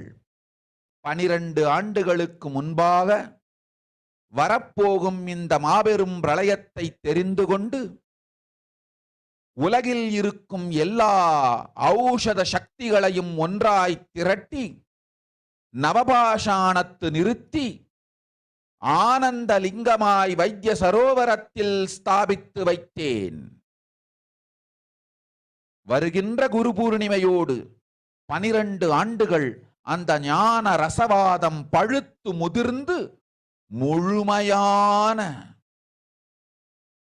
நவபாஷாண லிங்கமாய் மலர்ந்து விடுகின்றது. வருகின்ற குரு பௌர்ணமியில் இருந்து வருகின்ற எல்லோரும் அங்கு வந்து நவபாஷாண தீர்த்தத்தில் தீர்த்தமாடிச் செல்ல அனுமதியுங்கள். அதற்கு வகை செய்யும் விதத்திலே நல்ல முறையிலே எல்லா நன்மையும் செய்து வையுங்கள். இந்த தீர்த்தத்தில் தீர்த்தமாடியோர்க்கும் அந்த தீர்த்தத்தை அருந்தியோர்க்கும் கொரோனா கொடுந்தொற்று வராது, மரணம் இல்லை, துக்கம் இல்லை. இது அறிவியல் பூர்வமாய் அனுபவபூர்வமாய் நிரூபிக்கப்படும். அதனால் கோடிக்கணக்கில் மக்கள் வரிசையில் நின்று தினந்தோறும் வந்து நவபாஷாணத்தாலான ஆனந்த லிங்கத்தில், நித்யானந்த லிங்கத்தில் நீராடி வணங்கி நன்மை பெற்றுச் செல்வார்கள். நன்றாய் கேளுங்கள் மக்களே. ஆதி கைலாசத்து நிர்வாகிகளே, இந்த ஒரு சேவையை உலகத்திற்கு செய்யுங்கள். நீங்கள் செய்த எல்லா கர்மங்களுக்கும் பிராயஷ்சித்தமாகும். நல் அமைதியும் ஞானமும் யோகமும் உங்களுக்கும் கிட்டும், உலகத்திற்கும் கிட்டும். 12 ஆண்டுகள் முன்பாக பராசக்தி நான் செய்து வைத்த நவபாஷாணம் சித்தித்து புளித்து பழுத்து முதிர்ந்து ரசவாத யோகத்தில் சித்தியாகி இன்று நிறைந்த நவபாஷாண நித்யானந்த லிங்கமாய் வைத்திய சரோவரத்தில் மலர்ந்திருக்கின்றது. இதை செய்த காரணம் வரப்போகும் பிரபஞ்சத்தின் பிரளயத்திலிருந்து மக்களை காத்திடவே. எல்லோரும் கேளுங்கள். ஆதி கைலாசத்து நேரடியாய் மறைமுகமாய் உதவி செய்து உடன் இருந்த எல்லோரும் கேளுங்கள். உங்கள் எல்லோரையும் நம்பியே இந்த படகை நாம் உருவாக்கினோம். இந்த பெரும் சேவையில் எல்லோரும் வந்து பாகமாயிருந்து கொரோனா வராதவர், வந்தவர், வந்து நீங்கியோர், இவர்கள் எல்லோருக்கும் மாபெரும் மருந்து நவபாஷாண நித்யானந்த லிங்கத்து தீர்த்த விருந்து. எல்லோரும் வந்து நல் நீராடி தற்காப்பும் பெற்று நோய் கண்டவர் நோயும் தீர்ந்து நன்மையெல்லாம் அடைந்திட இந்திய நாட்டு மக்களே, உங்களால் இயன்றதைச் செய்திடுங்கள். உங்கள் எல்லோர்க்கும் நல் பாதுகாப்பும் உண்டு, நல்லதும் உண்டு. எனை இழந்தாலும் எனை நீங்கள் மறுத்தாலும் உங்களை நான் காப்பேன். அஞ்சாதீர்கள். பெருங்கருணை பேரருளால் நான் செய்து வைத்த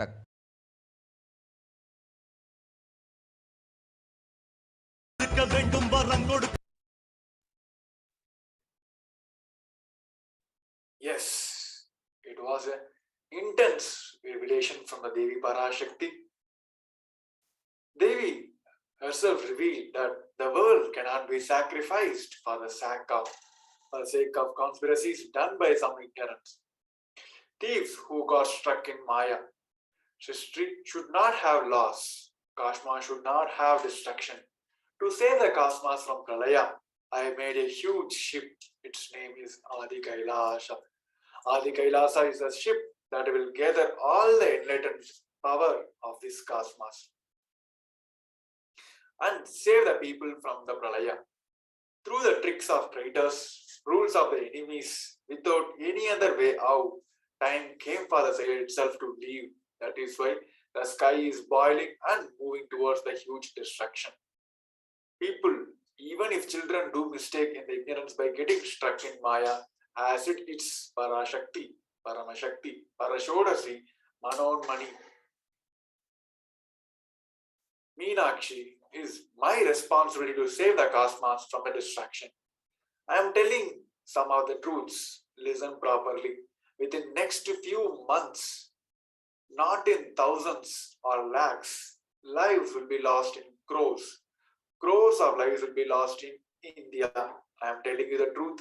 I am telling you the good. Search for protection for your life. In this revelation, Devi has revealed about how this pandemic is going on across the globe.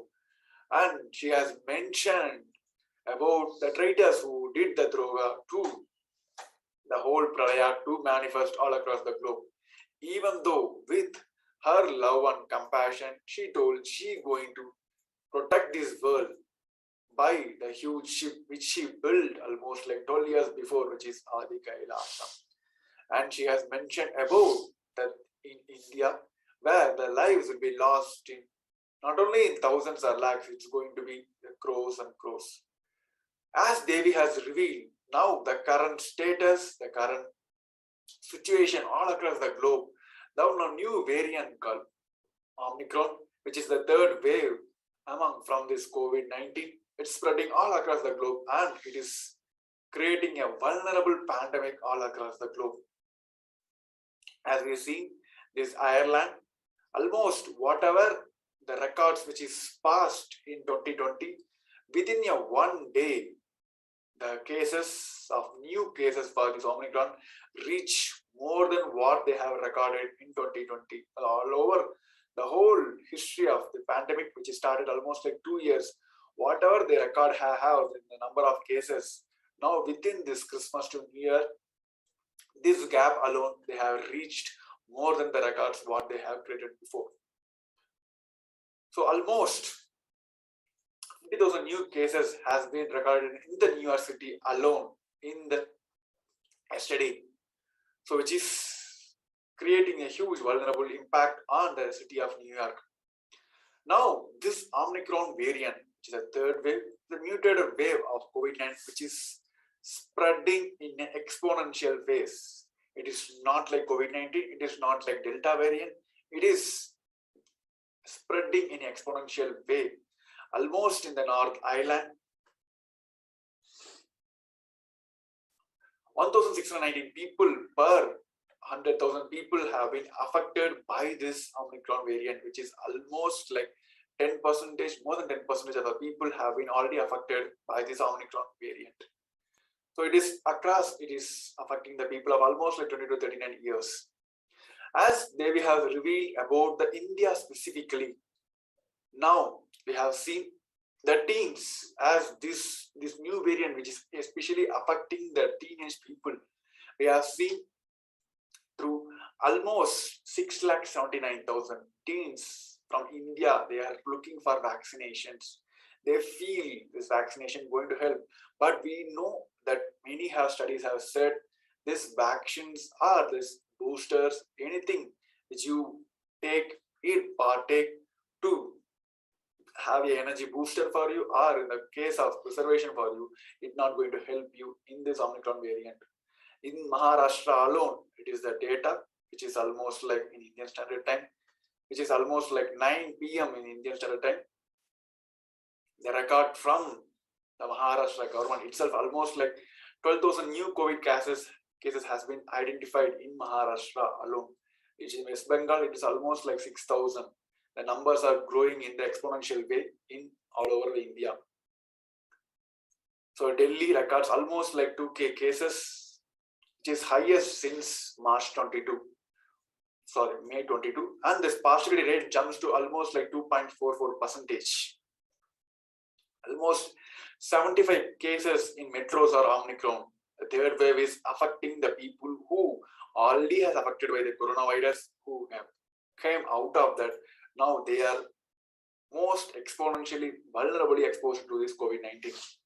The cases in Andhra Pradesh is almost like 122 fresh cases, totally tally up almost like 20 lakh cases in Andhra Pradesh now. Same case in Telangana. The Monday, almost like 274 cases has been identified, and Sunday almost it doubled in one day, almost like 492 cases in Telangana state alone. You take UK, now it's 1.3 lakh new cases has been identified in UK itself. In India, on Sunday reported almost like 27 new cases. The same way, it is not only in India, it's in UK, US, all African countries are having the high rate of Omicron across the globe. The schools has been shut down all over in India. Now India is looking for a next lockdown. The same case in Sri Lanka, the South Asian, one of the country in South Asian continent, where the cases has been almost identified now as 583 active cases in Sri Lanka alone. We can see almost like 15 lakh people have been vaccinated, but this vaccine is not going to help in this special case of this Omicron. We can see the whole cases distribution after next to the United States. India is most affected now. Next, it's going to the Brazil. It's not only in India or US, it's affecting every part of the country. You can see the France, UK, Russia, Germany, all the big nations, the developed nations are running out of the hospitals, of the medical supplies, just to treat this Omicron variant. You can see just the new cases. This report has been taken almost like 3 to 4 hours before, where Italy has almost like 68,000 new cases, and Australia almost like 37 new cases. It is not total cases, it's just in new cases, which is rising almost like 1 or 2 days. So this Omicron variant is spreading across the globe in most vulnerable manner. So in the new cases across the globe itself, almost like 344,000 cases has been identified.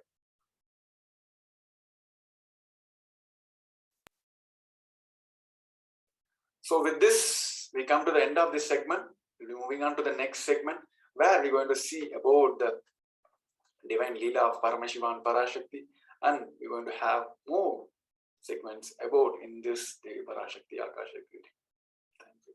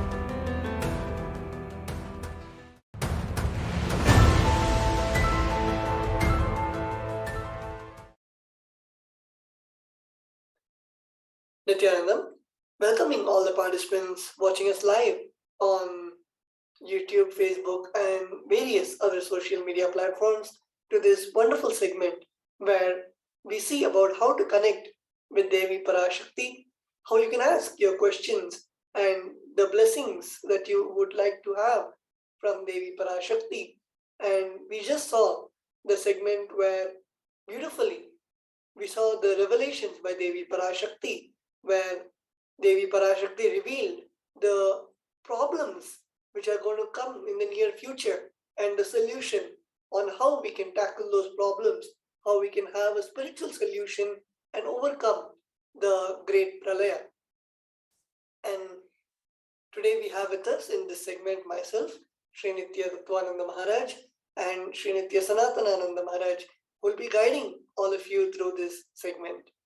We will now be seeing the various social media handles where we can connect with Devi Parashakti and we can reach out and ask our prayers, our blessings to Devi Parashakti. The first social media handle that we have is the YouTube handle where all of us can log on to KAILASA's HDH Nithyananda, where we can go to the official YouTube channel of the avatar and ask our question to Devi Parashakti. In the step 1, all of us can go and click the membership icon where you can join the channel. And after you join, you will have access to comment on the YouTube video. And you can see in the comment section, in the comment box, all of us can ask our prayers, our blessings to Devi Parashakti. You can ask anything that you would like to wish to tell to Devi Parashakti, whether it might be a blessing request or just a message of gratitude, anything that you feel that you want to share to Devi, you can type in the comment section, and Devi Parashakti is seeing each and every one of our comments where she is attending to everyone's requests, blessings, and gracing all of us through YouTube.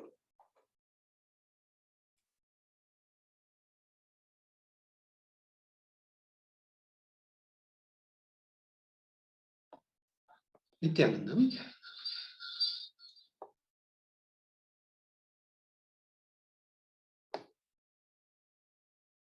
Nithyanandam.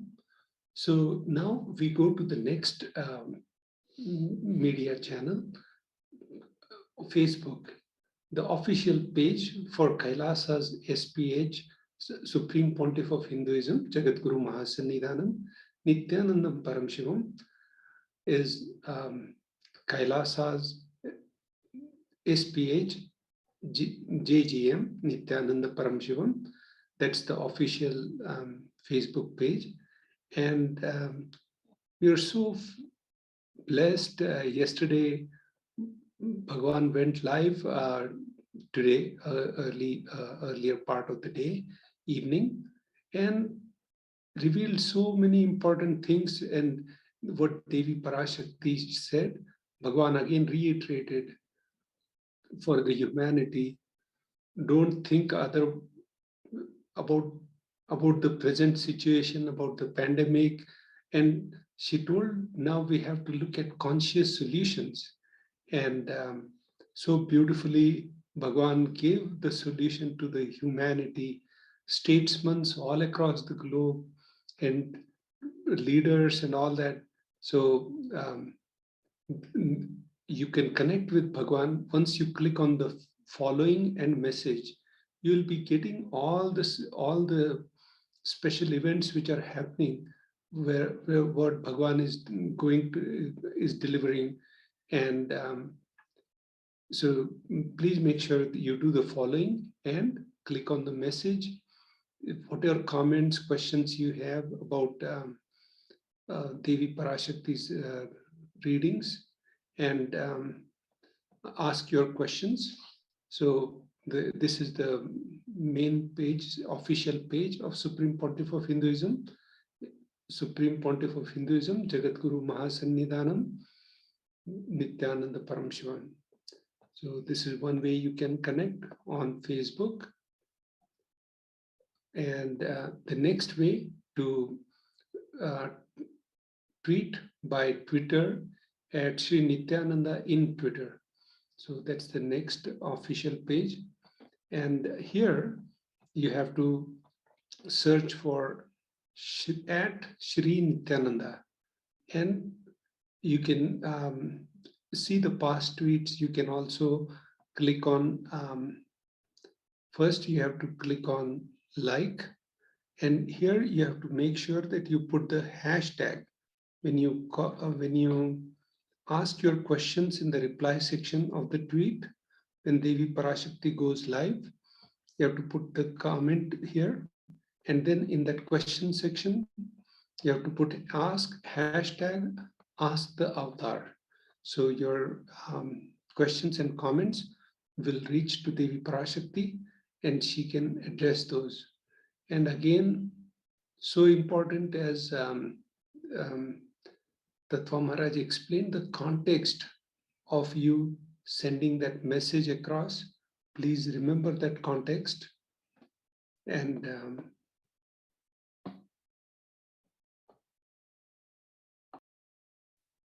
we will now be moving on to the Instagram platform, where we can see the official account of the Supreme Pontiff of Hinduism, which is Sri Nithyananda. And all of us can go and step 1, follow Sri Nithyananda on Instagram. Make sure that you're following the correct handle, the official handle. And step 2, where we have the pictures and the live feed of the Parashakti Akashic reading on Instagram. You can ask your question in the comments. Whatever desire that you have, whatever that you wish for, you can ask in the comment section, and Devi Parashakti is there to grace all of us in the Instagram platform.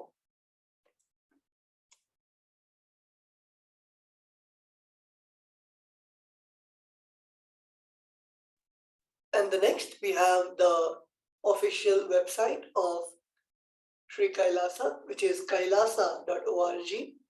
All of us can go in the bottom left, where we can see the chat bot, which will guide us through connecting to Devi Parashakti in the WhatsApp social media also, where all of us can log on to our WhatsApp numbers and we can chat with Devi Parashakti, send our blessing requests, send our questions, the boons that we would like Devi Parashakti to bless in the WhatsApp platform also. And these are the 5 platforms, the 5 main platforms in which Devi Parashakti is available to all of us and gracing all of us. We will now be moving on to the next segment, which is the offerings to Devi Parashakti. All of us can take a few moments to write down our questions, write down the boons and blessings that we would like Devi Parashakti to bless us. And we will then be moving to the offerings to Devi Parashakti after a quick break.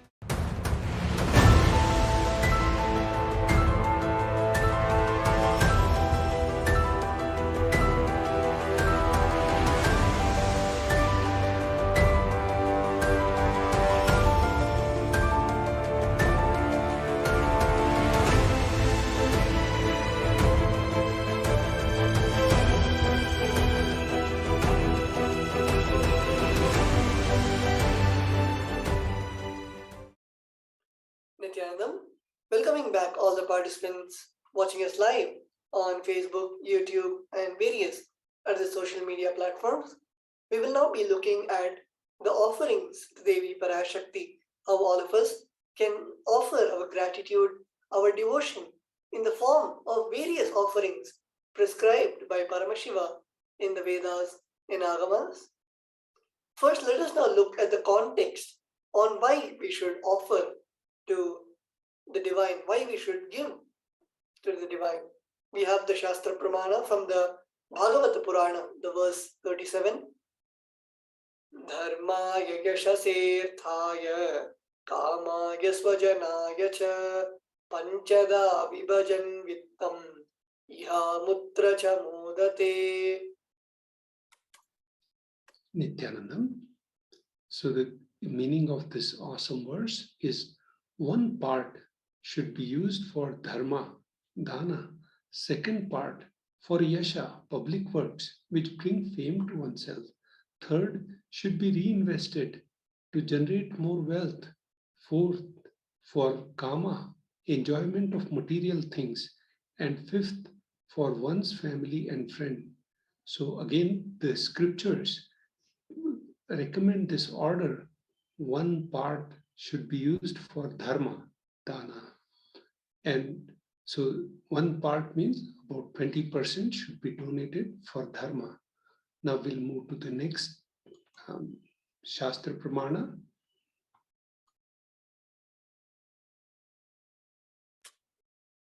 The next Shastra Pramana we have is from the Dharma Shastra.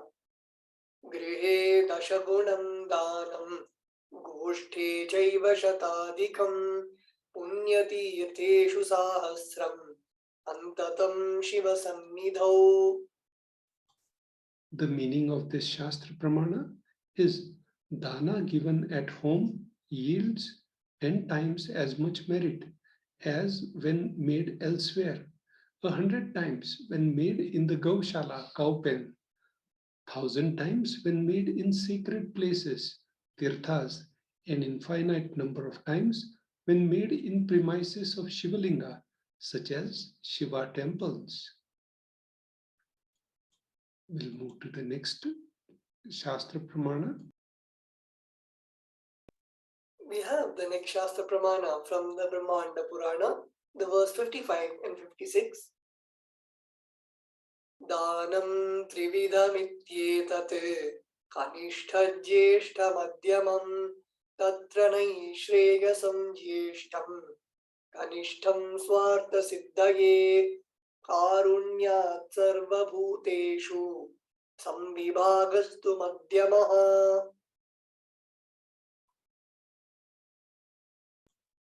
Nithyanandam. The meaning of this verse from Brahmanda Purana is dana given in order to achieve moksha, nishreyas, is considered the most valuable form. The dana given out of pity or kindness for others or for one's own kith and kin is considered to be of medium value. It is also called dayadanam, dana given to achieve one's own selfish motive is considered the lowest category of dana. So these are the three. And yesterday, Devi Parashakti in the Bhagavan in the Avatar Dinotsavam explained how important, like people, when you give for higher purpose, for KAILASA, and people have given their time, talent, treasury, dana could be of any form. But when you give it for this higher purpose, it is of a Trivida Mittekam, means it is the Eshtam, means it's the best danam. When you give it for your personal things, for Daya Danam, it's a medium value. So the next offering to Devi Parashakti is the Ihundi offering. Bhakti Priya Bhakti Gamya Bhakti Vasya Bhayapaha Shambhavi Sharadaradhya Sharvani Sarv Shramadayini. Bhakti. So Devi is fond of true devotion and is realized through true devotion. She can be won over through true devotion. She removes all fears. If there is any fear in the minds of devotees, Devi is sure to remove that fear. It is stated that Devi likes to be worshipped in autumn. Here, it is meant that autumn of our lives, when thoughts turn more and more inwards, the role of divine is known and understood clearly. The need for Devi worship becomes stronger. Shambhavi, consort of Shambhu, Lord Shiva, Sharadaradhya means worshipped by Shraddha. Shravani, the wife of Lord Shiva, Linga Purana says Lord Shiva is called Sharva in his earth form. Shramadaini, Devi who bestows happiness on devotees. You can offer your gratitude and devotion to Devi Parashakti by offering your Kanika, and your name shall be with the Sankalpa will be chanted for Devi. So this is the Sankalpa for chanting. The offering price for that for Devi Parashakti is $1, and the Shastra Pramana for that is follows. The Shastra Pramana for the Sankalpa chanting is from the Devi Mahatmyam, chapter 12, verse 34.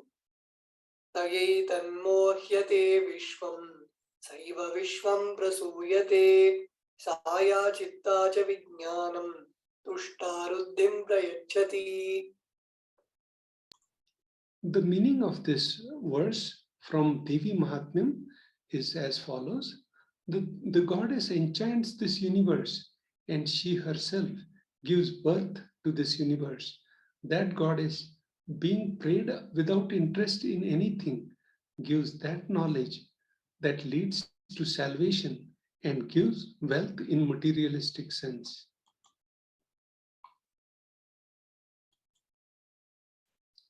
The Sankalpa chanting, the offering price is one nominal price of $1. The offering the Sankalpa, conscious resolution, blesses the person offering with all fruition of desires and wishes he is yearning for. The significance of divine element gold. Gold is present in all scriptures, Agamas, Vedas, Shrutis, Smritis, Itihasas, and Puranas. In all Hindu scriptures, it is abundantly displayed that gold is the most auspicious and purest metal which purifies our being. In the Hindu civilization, everything was built in gold, exchanged in gold. Rituals, fees were offered in gold bricks. When one was to be saved from life-threatening illness, gold was offered as a ritual fee. Gold was in abundance and used for weighing equivalent amounts of commodities, including cows. Kingdoms were built with huge doors of gold. The streets would have huge columns and huge archways made of gold. Horses, cows were dressed in gold. The significance of divine element gold. Hindu civilization thrived on the banks of rivers of gold. Indus River was called Hiranyamaya, river of gold in Rig Veda, verse 75-8. The river Saraswati was called Hiranyavartini in Atharva Veda. Gold is the supreme element for offering gift to the ones you love and revere. Temples are constructed and paved in gold. Deities are made in gold and decked and adorned in gold. Because it preserves the enlightenment energy for thousands of years, it lasts forever. offering to Devi Parashakti, Sahasranama Swarna Kashu. The offering price for this offering is 75 USD, 151 USD, and 251 USD. Nama Parayana Prita, she who likes repetition of her various names. This is Shastra Pramana, is from Lalita Sahasranama, verse 731. This is the offering of the 1008 names of Devi Parashakti. It is very special and unique archana offered to the Mahameru of Devi Parashakti. Offer the gold coin to Devi Parashakti to manifest any dimension or attribute of hers that you always wanted to imbibe within you. The next offering to Devi Parashakti is Mukta Anguthi, finger ring with pearl. The offering price is 251 USD, 501 and 750 USD. The Shastra Pramana for it is as follows. The Shastra Pramana for the offering of the Mukta Anguthi is from the Meenakshi Pancharatnam. Muktahara Satkirita Ruchiram Purnendu Vaktra Prabham Sinjanno Purakinkini Manidharam Padma Prabhabhasuram Sarva Bhishta Phalapradam Girisutam Vani Rama Sevitam Meenakshim Pranatosmi Santatamaham Karunyavara Nidhim.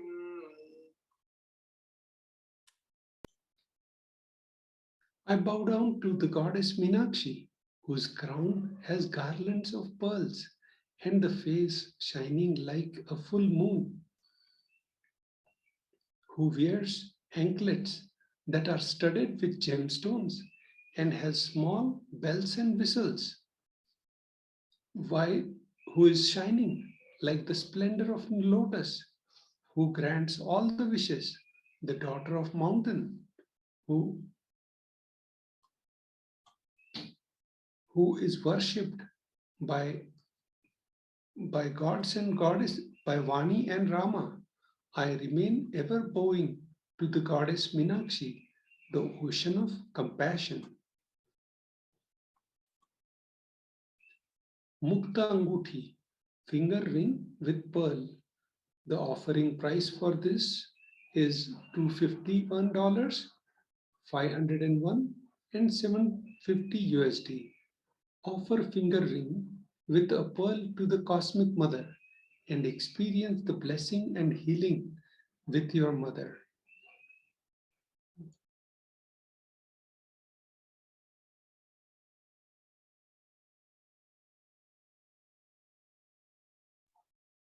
The next we have the offering of the Swarna Padma Pushpa, the golden lotus.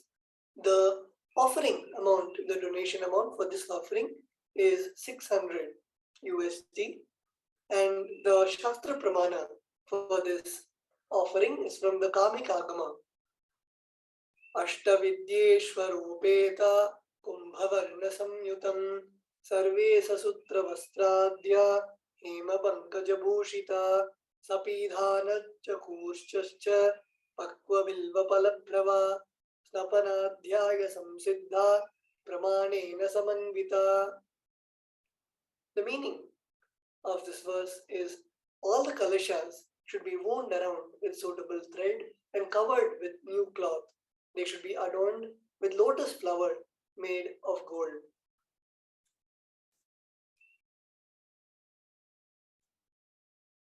There are hundreds of scriptural references for using lotus in the worship of Paramashiva. Almost everything in the worship of ultimate involves the consecration of deities, of the worship, or meditating on the mudras and asanas used during the worship. Involves the lotus flower, lotus leaf, lotus pericarp, lotus petals. The lotus is a divine flower. Shakti of Paramashiva is also called as lotus. Base of Paramashiva Linga is lotus. The disciple of Paramashiva is also considered as lotus about to bloom. The Swarna Padma Pushpa, golden lotus, the cost of the offering is 600 USD. Offer the gold lotus in any size you wish to and express your gratitude to the tyaga and sacrifice of your mother. The next offering to Devi Parashakti is Swarnamethi, golden toe ring.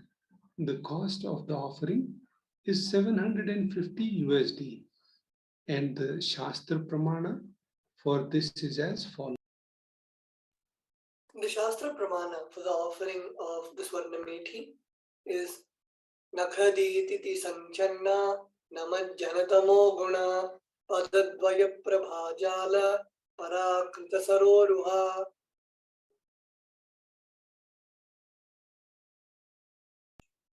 You, whose brightness from toenails destroys the darkness and ignorance from the minds of your devotees who prostrate at your feet, you, whose brightness from your 2 feet overpowers that of the lotus flower.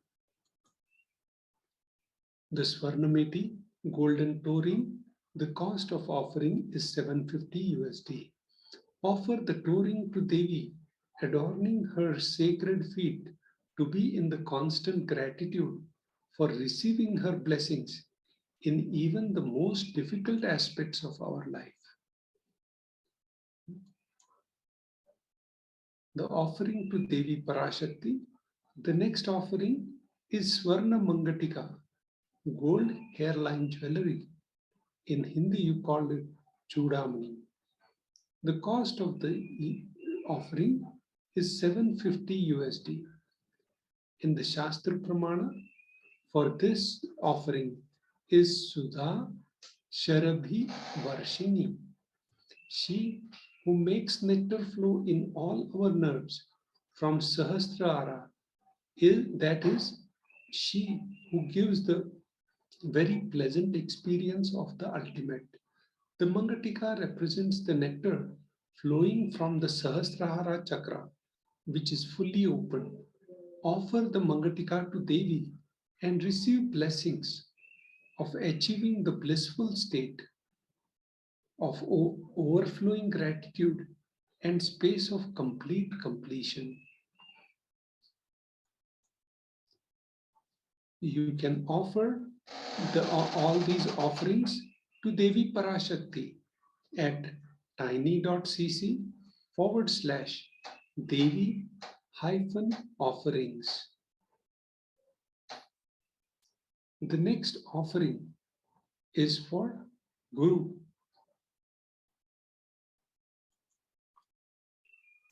We have now seen all the offerings to Devi Parashakti, and we'll be moving on to the offerings to the Guru.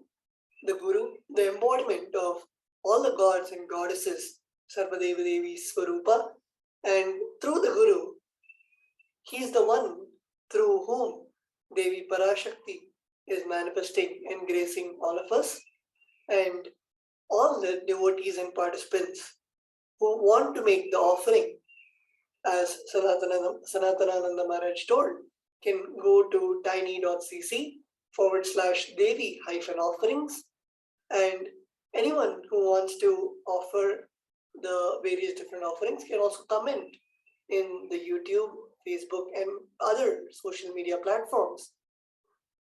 We will now be moving on to the offerings to the Guru and looking at the Shastra Pramana for the context on why we need to offer the various offerings to the Guru. We have the first Shastra Pramana from the Pularnava Tantra, the chapter 12, verse 12. Napaduka paro manyo nadeva shri guru paraha nahishabtat paradiksha napunyam kula pujanat. The meaning of the mantra is, there is no mantra higher than Paduka, no God higher than Guru, no initiation higher than the Shakti, and no merit higher than Kula worship. Here clearly it is given that The offering, the worship to the Guru is the highest worship of all. And we have the next Shastra Pramana from the Kularnava Tantra, the 12th chapter, verse 120. Riktahastascha nopeyad rajanandevatamburum phalapushyanbaradini yatha shakya samarpayet evam yo na charadevi brahmarakshasatam brajet. The meaning of the mantra is one should not approach royalty, the deity, or the Guru empty-handed. He should offer fruit, flower, cloth, and the like according to his capacity. One who does not do so becomes a Brahmarakshasa. Here in the Kularnava Tantra, Bhagavan Paramashiva is clearly revealing the space with which we need to approach the Guru. It should not be out of fear or greed, just out of pure devotion to surrender ourselves to Bhagavan Paramashiva, to the Guru himself. And as Swamiji says, the context we should approach the Guru is I and mine is Paramashiva. That is, your being and all your possessions is Paramashiva's. With that space of surrender and with that space of deep gratitude, when you approach the Guru immediately takes care of any karmas or anything that needs to be burnt. And automatically, when you open yourself, when you surrender to the Guru takes care of everything else. And you will see everything happening in your life. Not just the blessings that you have in your mind, but you will see your whole life rejuvenated and going in the most auspicious way it can. And with this context, let us now go into the offerings to the Guru. We have the first offering as the Pratyaksha Pada Puja. Many of you might have seen the Pratyaksha Pada Puja happening during the Avatar Dinotsava celebrations. We had the fortune of witnessing the Pratyaksha Pada Puja.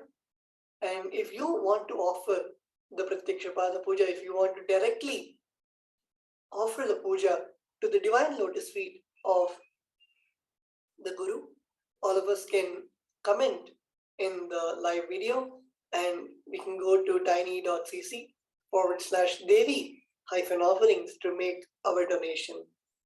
We have the Shastra Pramana, which the meaning goes as the illumining splendor of Devi's toenails dispel the darkness of ignorance in the devotees prostrating at her feet. Her feet defeat the lotus in beauty. In the shloka number 83 of the Saundarya Lahari, which states that the nails have been sharpened by constantly being touched by the crowns of celestial beings who always prostrate before Devi. Tamoguna is darkness. In this stotram, tamas is indicative of ignorance in the minds of devotees, and by constantly prostrating before Devi, their ignorance is removed and they attain knowledge. Offering the Pratyaksha Pada Puja blesses the Yajaman with all auspiciousness and blessings of the Supreme Pontiff of Hinduism. The next offering that we have, the offerings to the Guru, is the Vastra Seva, the offering of cloth to the Guru. All of us can see the beautiful cloth and ornaments, the Vastra and Abharana that the Supreme Pontiff of Hinduism is adorning. And we have a chance to offer those cloths and those jewelry to the Supreme Pontiff of Hinduism. And let us all not miss this opportunity.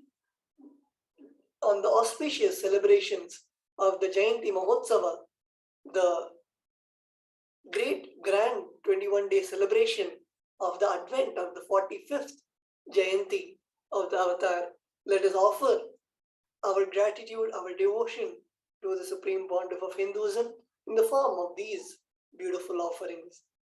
All of us can log on to tiny.cc/offerings to make the offering of our choice.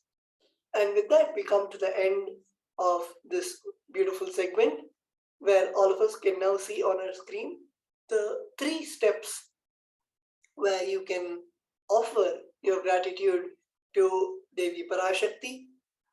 And the Supreme Pontiff of Hinduism, where first all of us can log on to tiny.cc/Bhava Samadhi, where we can register for offering to the Sevas. And after that, to make the donation itself, all of us can log on to tiny.cc/Devi-offerings to make the donation online.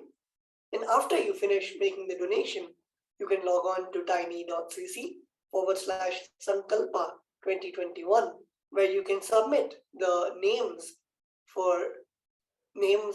and the Sankalpa, the blessing request, the conscious resolution that you want to manifest in the form, where you can enter the names of your family members, yourself and your family members, and also which aspect of your life that you would like to manifest.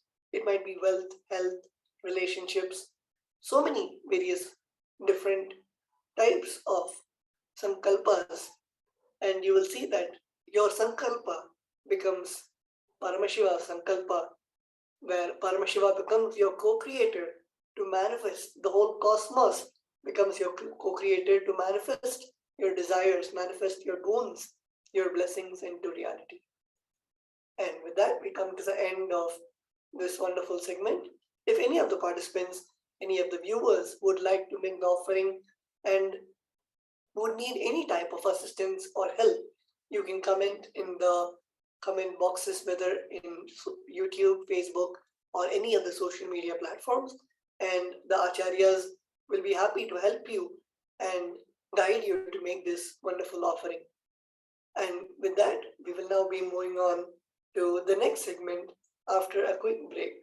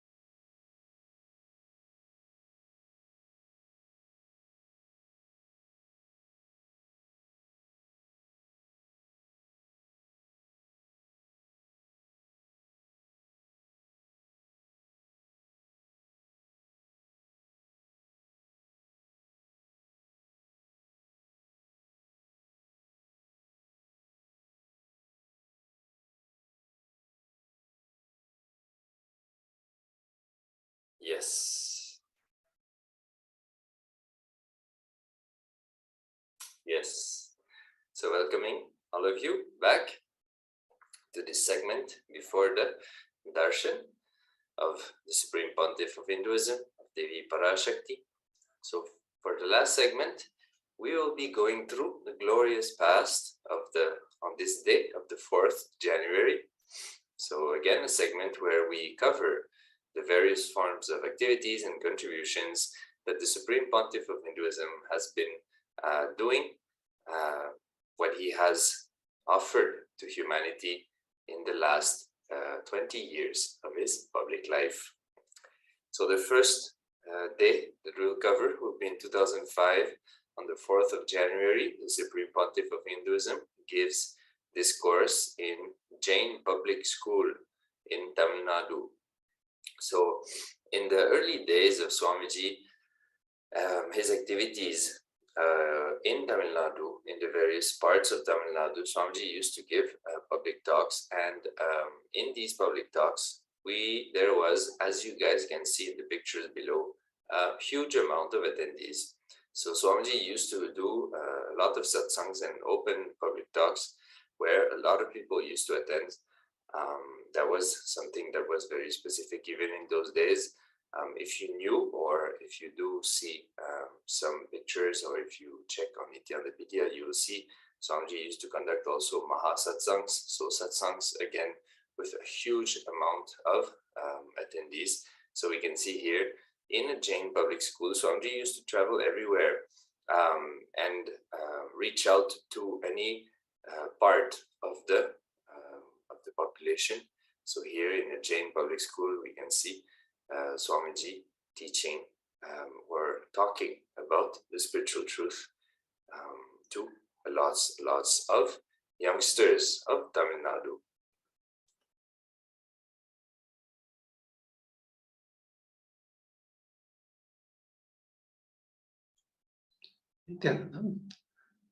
As beautifully pointed, Bhagavan gave so many massive Mahasatsangs.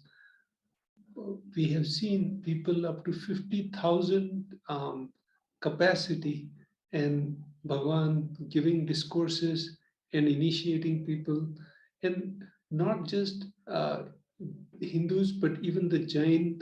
Bhagavan decoded the Jain sutras. Mahavir Jain, and his all these Jain sutras and different Hindu sampradayas.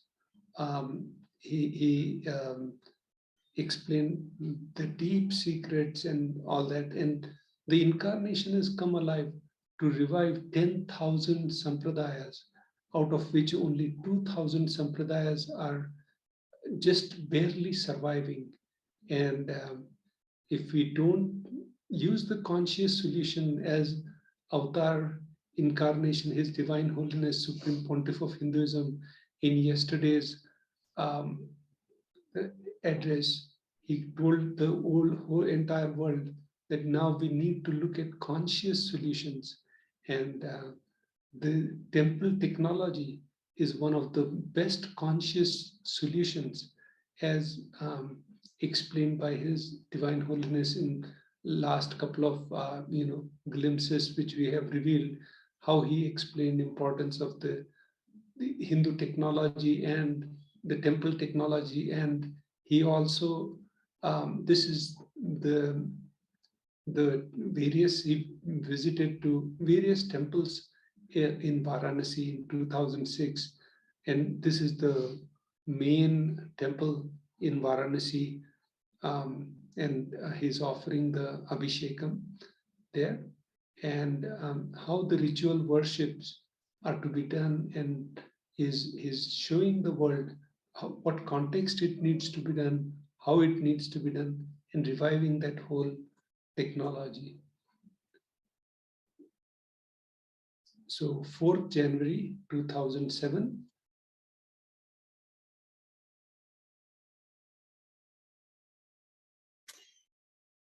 So yes, in 2007, the Supreme Pontiff of Hinduism launched the Nitya Yoga of Eternity at the ashram in Bangalore, addressing the first group of Nitya Yoga teachers. The Supreme Pontiff of Hinduism gave a short and powerful introduction and blessed the new project.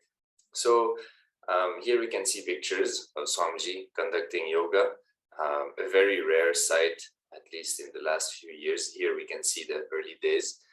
This is the first, like it is mentioned, the first Nitya Yoga teacher training which was conducted. Nitya Yoga is a unique yoga which has then evolved into Nithyananda Yoga. And it was basically the yoga dimension of the training that Swamiji received as a child, mainly from his yoga guru, Raghupati Yogi, and the yoga which is for the purpose of manifesting, obviously, health and all that, but ultimately awakening your consciousness and manifesting powers.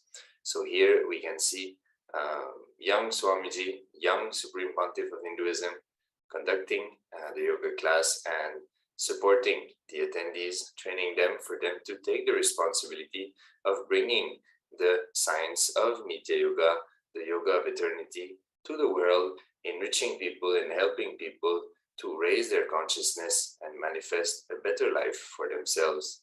So again, amazing pictures, seeing Swamiji going through the students who are learning the Nitya Yoga.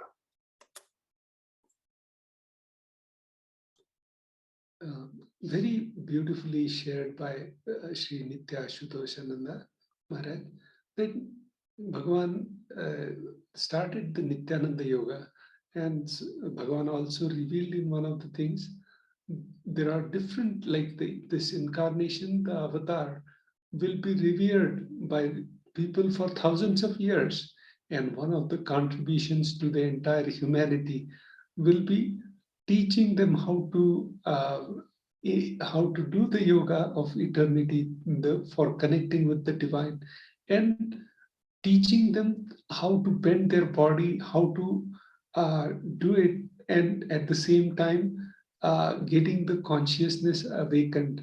So he will be known to the humanity as one of the best yoga gurus, and so that will be revered for thousands of years, and that's what.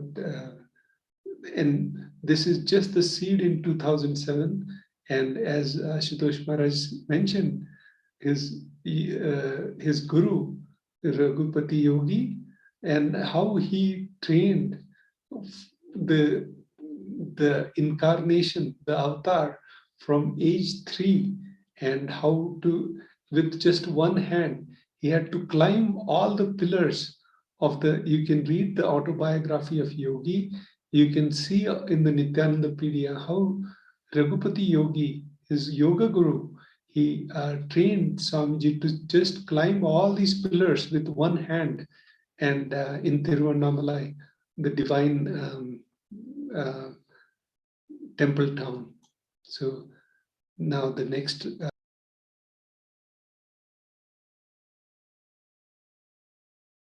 So here, Supreme Pontiff of Hinduism conducts the Nitya Spurna program, NSP, which is called program in Biddi, and you'll see thousands of, tens and thousands of people used to attend these programs.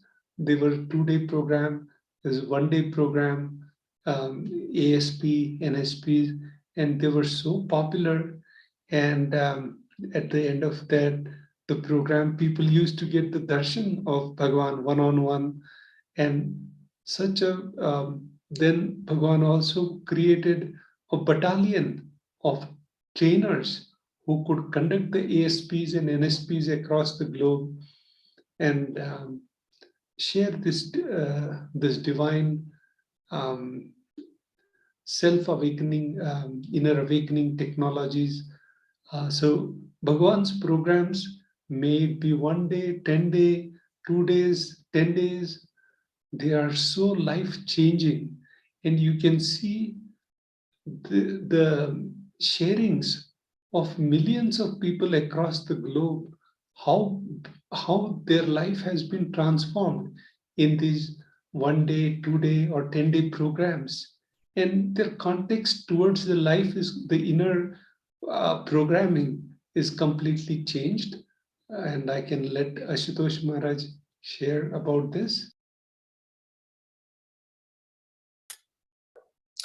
Yes. So one thing that I can add is that these programs, which were designed to help people to drop their patterns, to drop the behaviors which are responsible for lower states of consciousness, emotions, lower frequencies of emotions and thoughts. Swamiji designed many programs throughout the years. The NSP was one of the first ones, if not the first one, the Nitya's Purana program. So all these programs were designed to help people first to understand where they are caught in a life negative pattern, and then giving them various ways and techniques in order to attend to those patterns, to break them, so that they can reinvent themselves and re-experience life in the way that life is meant to be experienced. So it was amazing contributions from the Supreme Pontiff of Hinduism. The next year we have, on the 4th of January 2009, Kalpataru Darshan. So we can see Swamiji on a golden asana, where Swamiji gives the Kalpataru Darshan. Even on the left side, we can see also Swamiji with a healing stick. In those days, he used to have few healing sticks looking like that. So that is an amazing picture. So Swamiji brought forward this science of Kalpataru, the science of manifesting your reality. Kalpataru is the wish-fulfilling tree.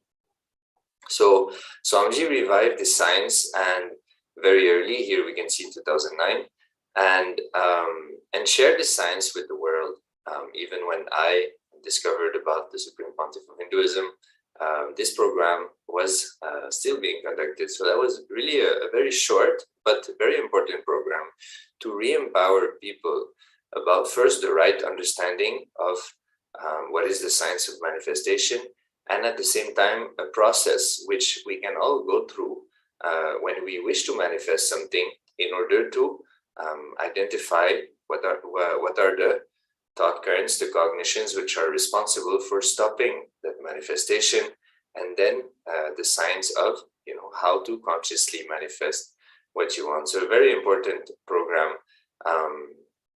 Hinduism, Sanatana Hindu Dharma, is all about you manifesting the reality that you want to live, whatever you wish to manifest in your life. What is the science of that manifestation for you to experience, and experience also the fulfillment of having manifested what you wish to experience. So the science of Kalpataru Darshan, Kalpataru is extremely valuable and is very unique to Hinduism. So here we can say, after the process, on the picture on the right, we can see that the participants had the blessing of coming to Swamiji one by one, receiving the energy transfer, the Shaktipad, and the darshan, the blessings of Swamiji individually. So that was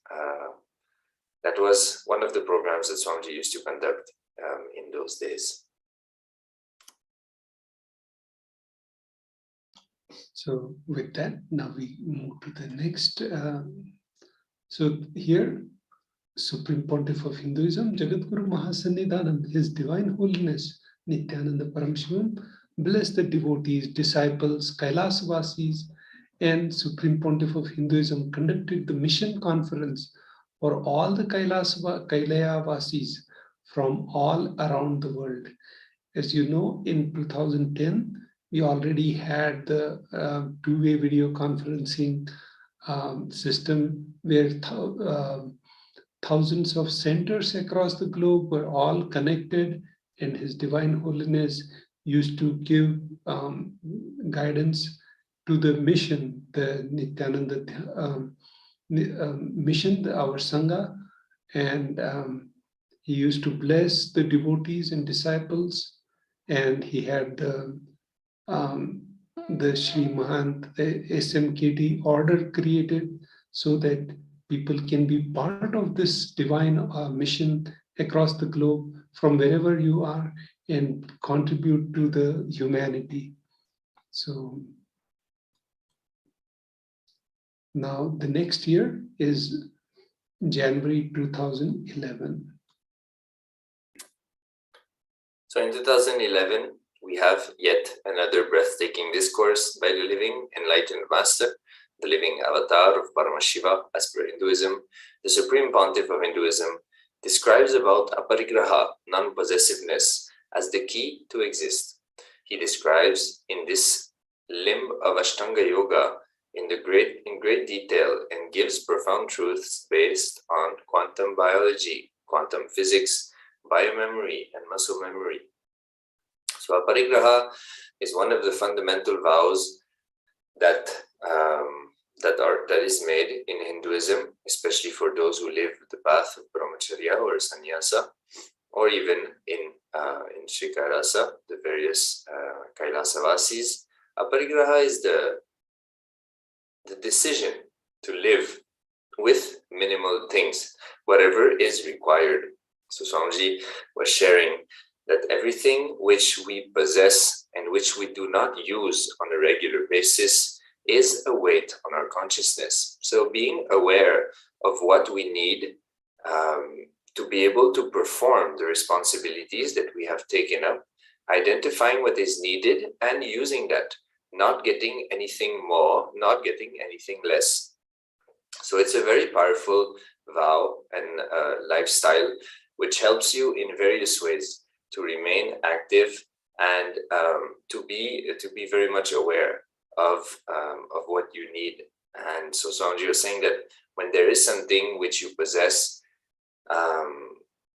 for more and you do not use it for more than 6 months, Swamiji says that you should plan to donate it, to give it away or something, because if it is not used on a regular basis, if it is not something that you use for more than 6 months, then surely it is not, it is becoming a weight. It is becoming a weight in your life and on your consciousness.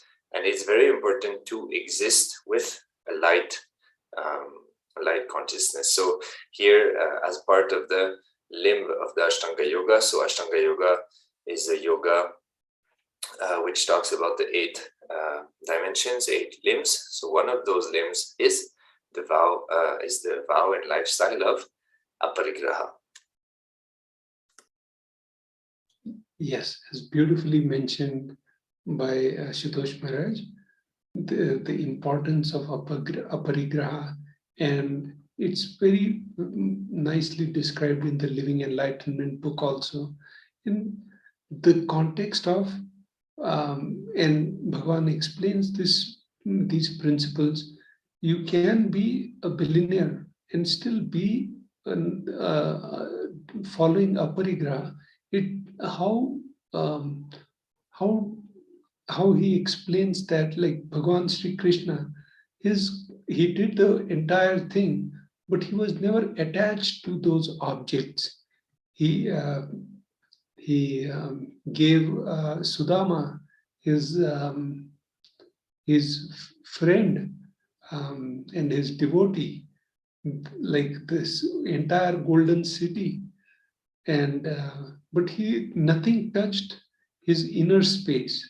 That non-possessiveness is very important, and Bhagavan explains in this and hundreds of discourses.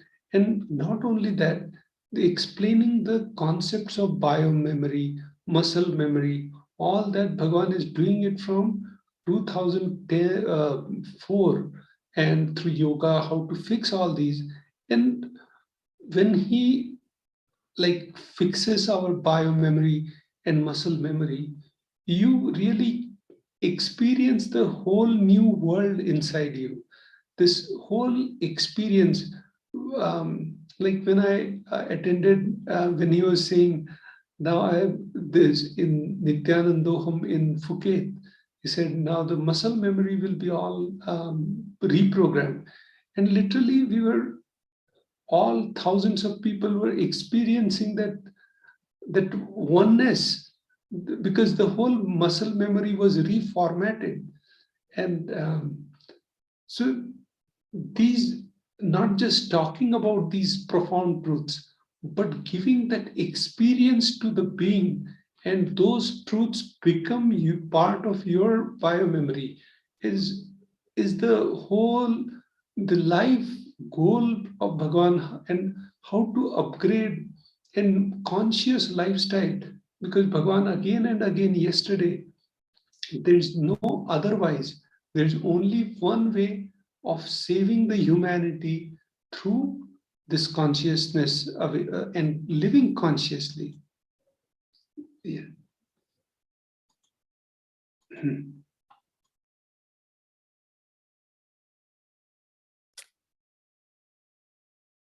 So with this, I will just take a short break and we'll be right back for the further years of the glimpses of the past, glory of the past.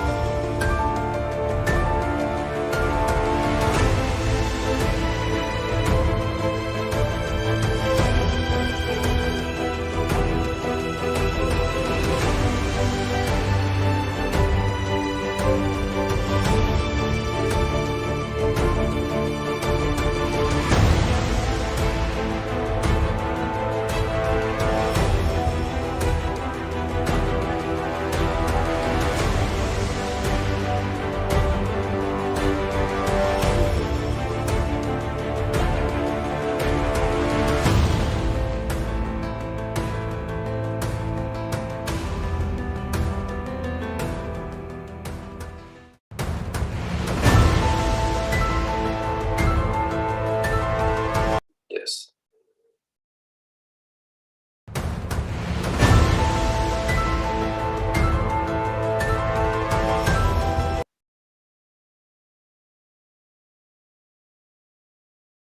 Yes. So welcoming you back. So going on to the next year, 2012, 4th of January, as we saw, as we've been seeing in the last few days, this is a time where there used to be a big cyclone crisis due to cyclones in various parts of India. And Swamiji, the Supreme Pontiff of Hinduism, was personally helping the people during the crisis. So here we can see Swamiji used to travel with his devotees, disciples, and KAILASavasis to various places in order to help people who were undergoing these crises. Crisis is because of the intense weather damaging their life and affecting their lives very badly, in this case in the form of cyclones. So we can see Swamiji traveling with his KAILASavasis and whatever is required to set up kitchens where it was needed. So we can see in the picture on the top right, Swamiji and a devotee cooking in a huge pot, cooking a massive amount of food in order to give food freely to people. One of the big initiatives that KAILASA is taking to the world is the No Hungry Home project, which is a project where we give free food to people to help them in whatever situations they're facing.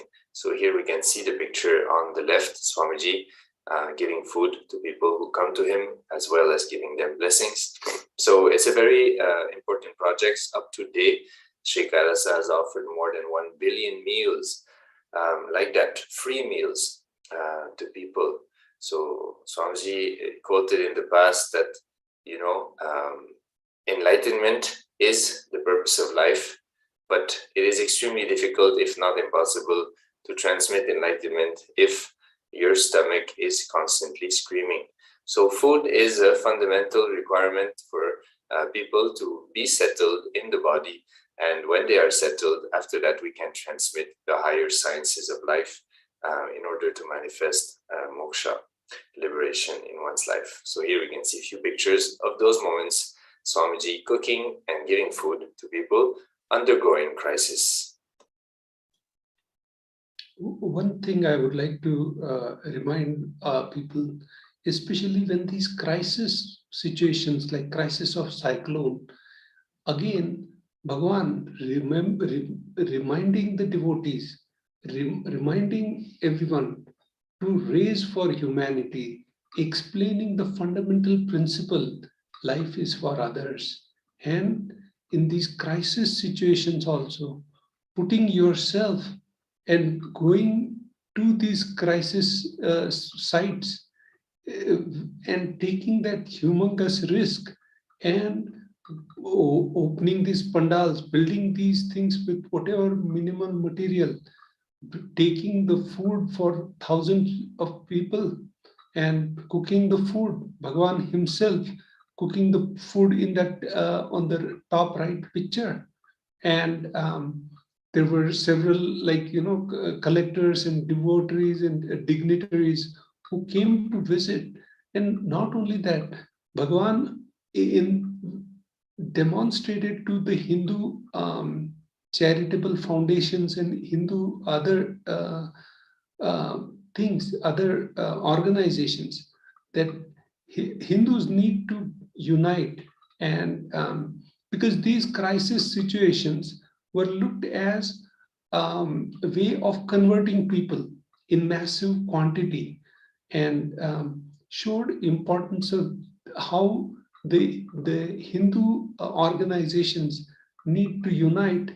And because he's an incarnation, he already was able to, in spite of the peak persecution happening, hundreds of attempts to murder, finish Bhagavan and his work and all his thing. In spite of all that, risking his life, Bhagavan went, His Divine Holiness, Supreme Pontiff of Hinduism, went to all these cyclone crisis, the natural disaster crisis. And yesterday again, Bhagavan again told the entire world in the 45th Avatar Dinotsav. He mentioned the importance of living a conscious life. Devi Parashakti has again and again repeatedly said that people need to change to the conscious lifestyle. And the media, especially the Dravid gang and the media, which basically just make opinions and finish off, how much negativity they are creating, and how that results into these crises of cyclone and the pandemic and all these things. The negative mental setup is a big concern, and how Bhagavan himself demonstrating the world, even though he has nothing to, but he has come to save the planet Earth, save the mental setup, and how to live blissfully in oneness with the whole ecology and environment. So next slide. So this is 4th January 2013.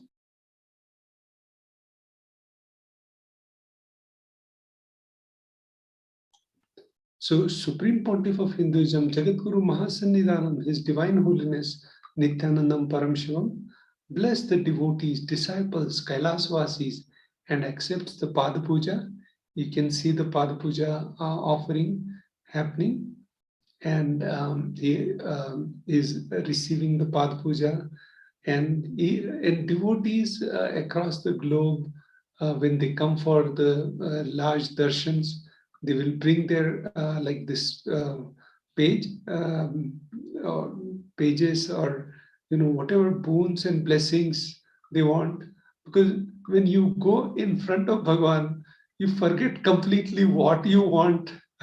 So Swamiji used to say, take a paper, write whatever your wishes are, all that, and then he would go through that, and he would give the solution to the devotees and boons, blessings, whatever they want.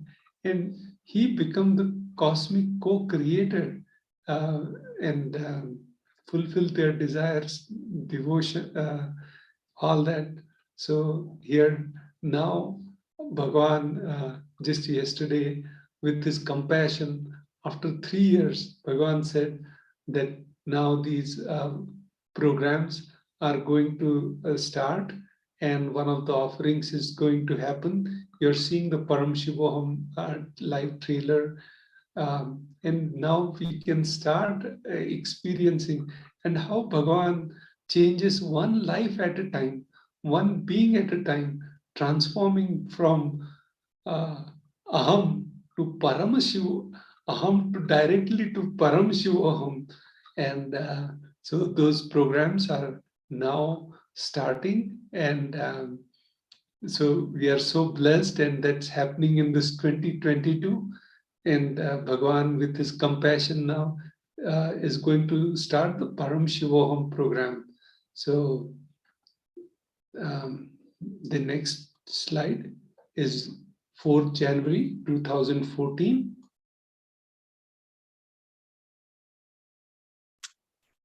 So on the 4th January 2014, the Supreme Pontiff of Hinduism explains the importance of knowing who we are, and additionally, knowing the people with whom we associate.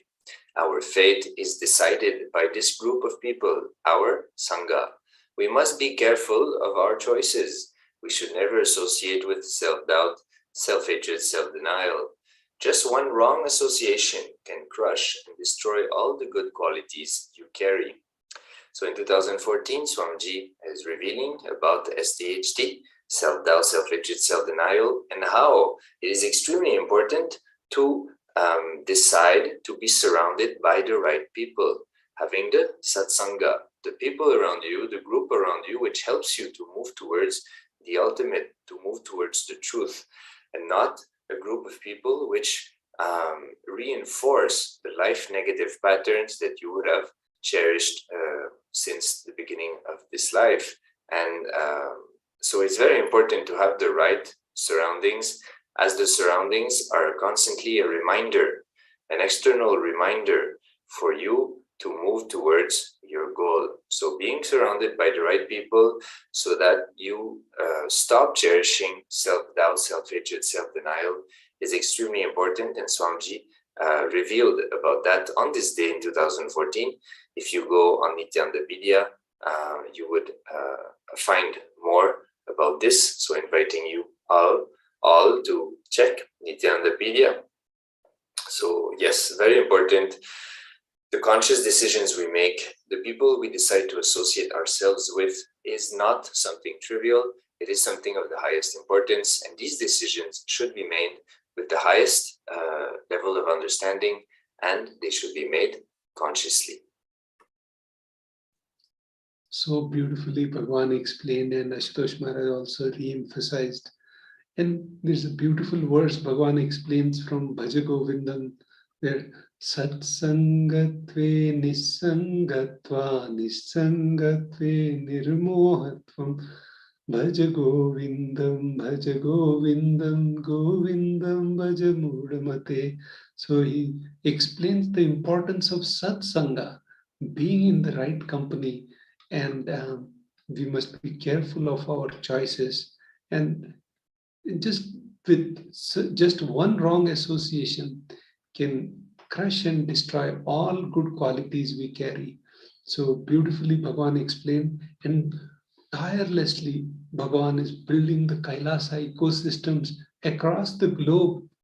And yesterday Bhagavan, in his 45th Avatar Dinotsav, you can go and hear that, how tirelessly he is building the KAILASA ecosystems and the nations across. As he explained. Okay, so 4th January.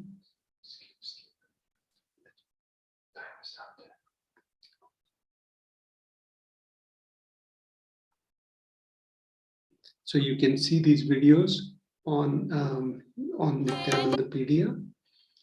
We move to the next slide.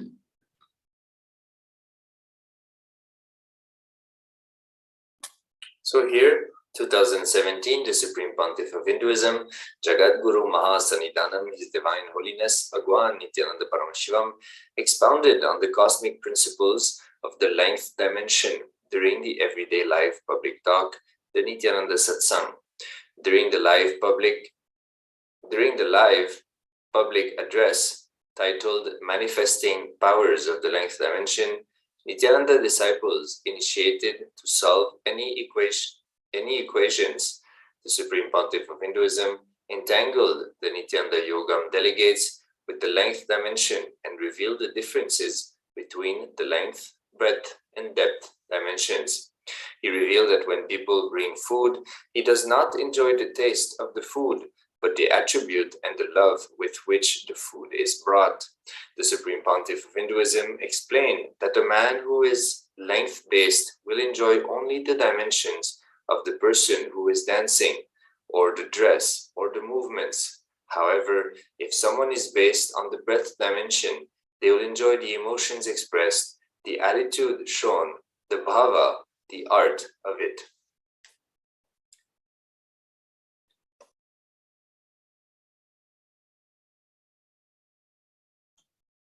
So here, 4th January 2018, Supreme Pontiff of Hinduism, along with the Padayatris, and blessed all of them individually.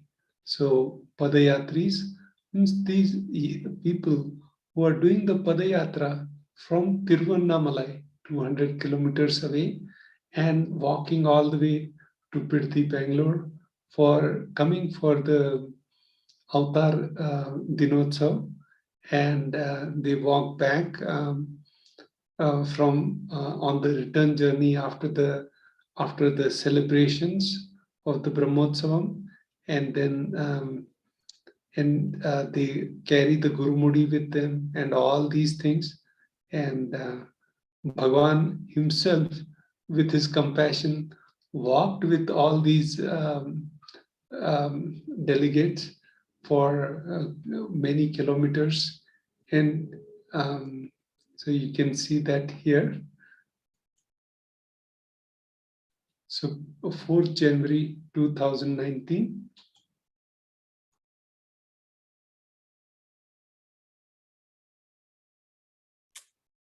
So in 2019, we will see a short video. The Supreme Pontiff of Hinduism blessed everyone in the Munishwara Darshan. So Munishwara, an incarnation of Paramashiva, a ferocious incarnation of Paramashiva, which helps us to break the life negative patterns and establish ourselves in the highest levels of consciousness. So let's have a quick glimpse of the Munishwara Darshan that the Supreme Pontiff of Hinduism gave in 2019.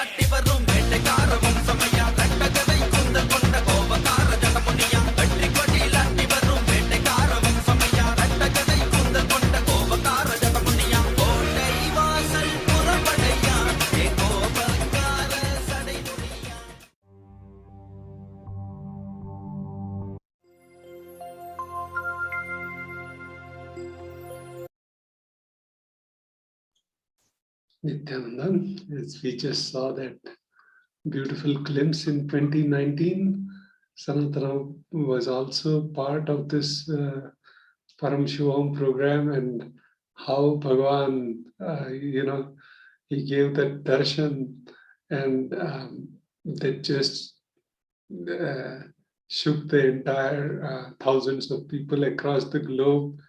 And now with the new camera technologies, new 3D videos, and all these things coming out in the world after the corona pandemic and all that, now I can't imagine how the Paramashivoham level 3 will be after the deep tapas Bhagavan is going through, and so eagerly to reveal all this. So glad that this Paramashivoham 3 is coming. And so Supreme Pontiff of Hinduism, His Divine Holiness, explained about pure ahara as one of the fundamental principles of Hinduism, that which not only purifies the future, but purifies the past too. The 5 principles, ahimsa, aparigraha, asteya, brahmacharya, and satya, along with the three gunas, rajas, tamas, and sattva, were explained, and the 14th shloka of Bhagavad Gita was read. So His Divine Holiness concluded by giving diksha into power manifestation, and such a powerful power manifestation was happening. And so these very important principles which we have completely forgotten, and how Bhagavan, like I personally can vouch for it. My life before meeting Bhagavan was, I only knew one mantra in life, Dollaraya Nama. I was always how I can make millions of dollars more, and how millions can become billions. And I had an IT consulting company and all these things. And it was all me and mine, my family, my kids, my this, my that, all that. But after connecting with Bhagavan, the entire globe has become Vasudhaiva Kutumbakam. And it's not like I have forgotten, so this ahimsa lifestyle, after Bhagavan gives this initiation, it just becomes, you are enjoying the oneness with every being in cosmos. And even the mosquitoes coming and sitting, he also, hey, how are you? And he will sing a beautiful ringtone and wake me up in the morning. So that blissful existence, the 3 gunas, rajas, tamas, sattva, are explained in the earth goddess, the Bhuma Devi. When I wake up, it automatically makes me bow down to her, and I'll sing the mantras and invoke her, and I will pray her, and gratitude just overflows from the body. And 14th shloka from Bhagavad Gita, like all these. So this all, just be part, experience this Paramashivoham, this program which is coming up, register, give a breakthrough to yourself, and see how, let Bhagavan just give your 10 days or 21 days, whatever you have for this upcoming program, and be ready for the transformation. I have received that, I have experienced that, and it has transformed my life. It has expanded my thinking from just me and mine, from aham to Shivoham, Paramashivoham. And what Bhagavan wants us, that each being be part of that, get that experience, and you be the spark to millions. I'll let Ashutosh Maharaj comment.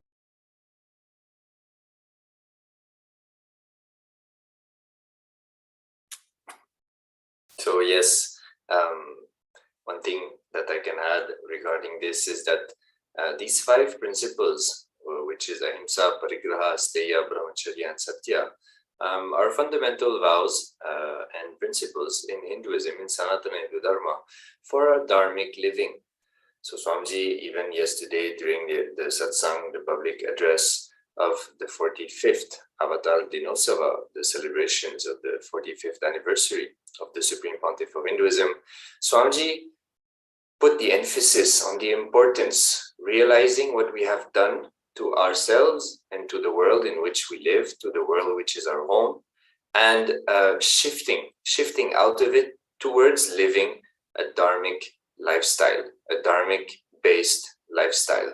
So these 5 principles are extremely important. Non-violence, Ahimsa is non-violence, Aparigraha, living with minimal things, like we spoke about a little bit earlier, Asteya, non-stealing, Brahmacharya, living like God, and Satya, telling the truth. So these vows are extremely important for us to come back to a dharmic lifestyle.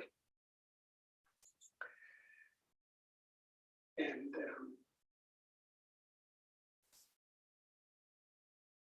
So finally, 2021, on the 4th January, the Supreme Pontiff of Hinduism, Jagat Guru Mahasannidhanam, His Divine Holiness, Bhagwan Nithyananda Paramashivam, expounded on the cosmic principles of KAILASA during the everyday public talk, Nithyananda Satsang. In this talk entitled Kailasa's Purpose is to awaken people to the greater science of Hinduism. The Supreme Pontiff of Hinduism shared that the purpose of reviving Kailasa is to implement consciousness-based life and to awaken people to Hinduism as the greater science of life, consciousness, the universe, and cosmos. He explained that every time a Hindu is diluted or converted, the world is losing spiritual depth, along with Hindu territory. The Supreme Pontiff of Hinduism declared that Kailasa, the ancient enlightened Hindu civilizational nation with territory, will happen and is happening. He called for all Hindus to wake up to this great responsibility to practice, protect, preserve, and spread Hinduism, Sanatana Hindu Dharma, the greater science of life. So in 2021, Swamiji put the emphasis on reviving Hinduism through Sri Kailasa. So Sri Kailasa is the revival, the only Hindu nation, the first nation of Hindus, and the importance of understanding the science, the greater science of life. Hinduism is not a belief system, it is not a faith, it is simply the greater science of life. And like we mentioned just in the previous slide with the 5 principles, so these principles are the depth of existence. When we live these principles, we experience the depth. That is why Swamiji here is sharing that every time we lose a Hindu, the world loses spiritual depth. So it is very important to understand this greater science of life and to implement it in our life and share it with people around us so that we can raise our consciousness, others' consciousness, and we can manifest a lifestyle which is more blissful and more in tune with the world around us. So with this, we're coming to the conclusion of this segment. Let us now be ready to receive the darshan of Devi Parashakti, the Supreme Pontiff of Hinduism, Jagat Guru Mahasannidhanam, His Divine Holiness, Bhagwan Nithyananda Paramashivam. Sit, close your eyes, sit with your neck, spine in a straight line. Close your eyes. Bring your awareness to your Anandagandha or your third eye. Visualize His Divine Holiness.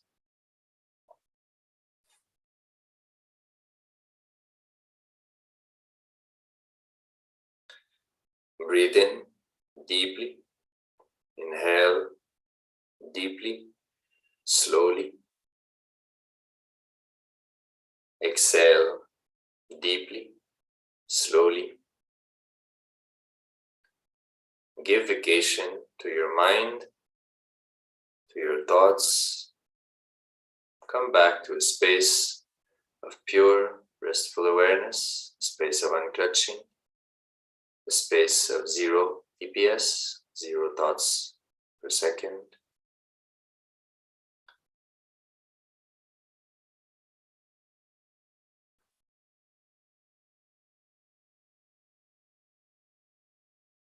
Inhale, exhale.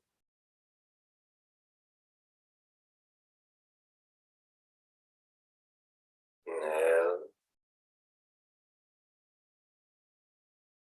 exhale.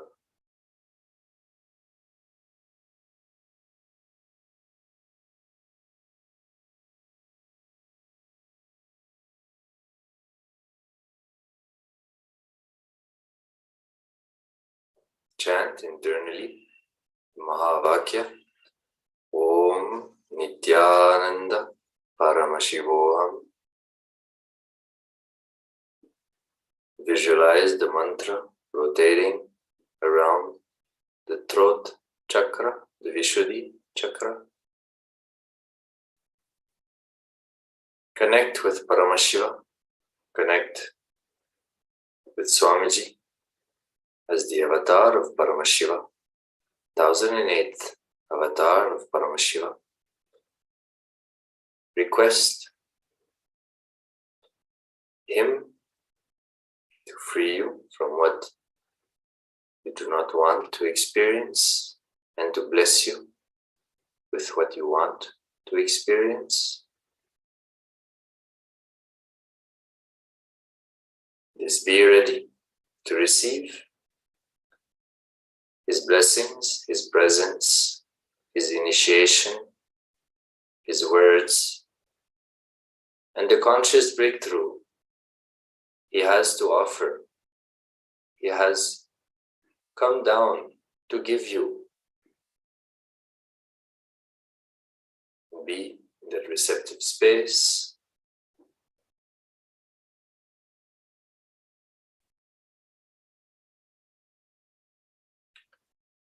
So slowly, you can open your eyes.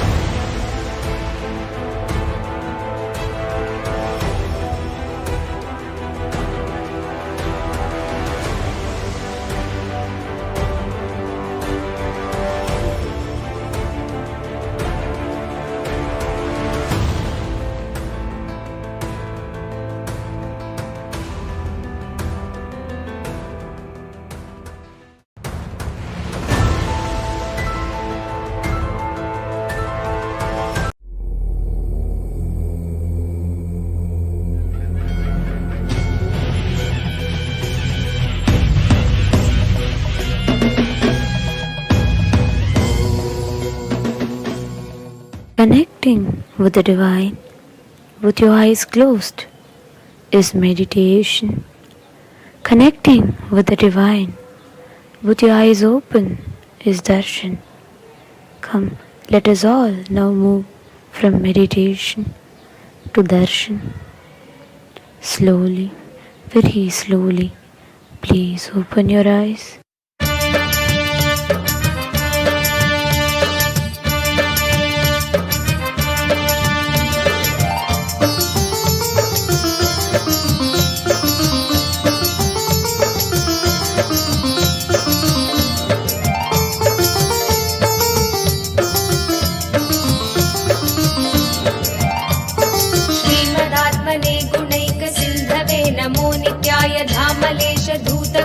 बंधवे नमो नित्याय नाम सोषितान मध्वबांधवे नमो नित्याय पामरेतर प्रधान बंधवे नमो नित्याय काल भीत विप्र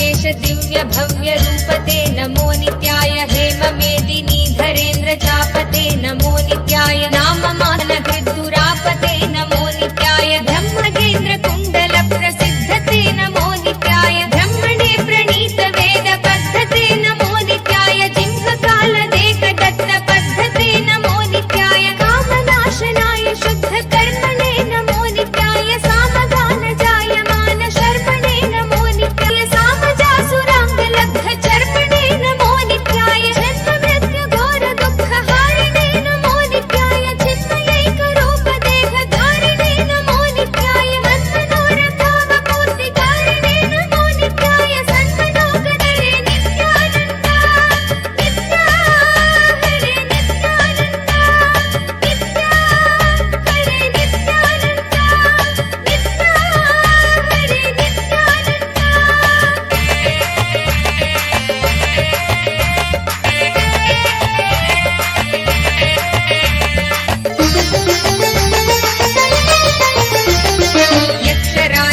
यक्षराजबन्धवेदयालवे नमो नित्याय दक्षपाणिशोभिकाञ्चनालवे नमो नित्याय पक्षिराजवागहृच्छयालवे नमो नित्याय अक्षिपालवेदपूततालवे नमो नित्याय दक्षहस्तनिष्ठजातवेदसे नमो नित्याय अक्षरात्मने नमाध्वडौजसे नमो नित्याय दीक्षितप्रकाशितात्मतेजसे नमो नित्याय अक्षराजवाहते सताङ्गते नमो नित्याय राजदाचलेन्द्र सानुवासिने नमो नित्याय राजमान नित्यमन्दहासिने नमो नित्याय राजगौरकावतं सभासिने नमो नित्याय राजराजमित्रता प्रकाशिने नमो नित्याय दीनमानवालिकामधेनवे नमो नित्याय सूनबाणदागकृत्कृशानवे नमो नित्याय सानुरागभक्तरत्नसानवे नमो नित्याय दानबोधकारचण्डभानवे नमो नित्याय नित्या हरे नित्यानन्दा नित्या हरे नित्यानन्दा नित्या हरे नित्यानन्दा नित्या हरे नित्यानन्दा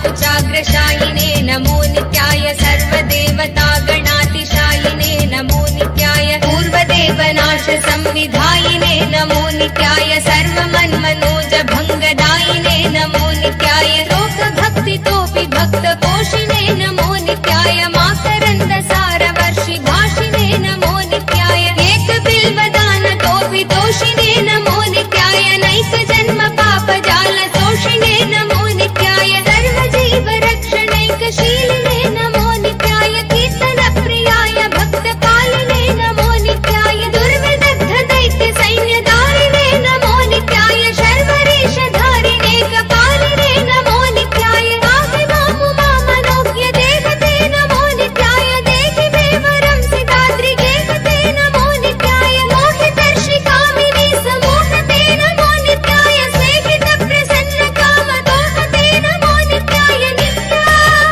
हरे नित्यानन्दा नित्या हरे नित्यानन्दा नित्या हरे नित्यानन्दा नित्या हरे नित्यानन्दा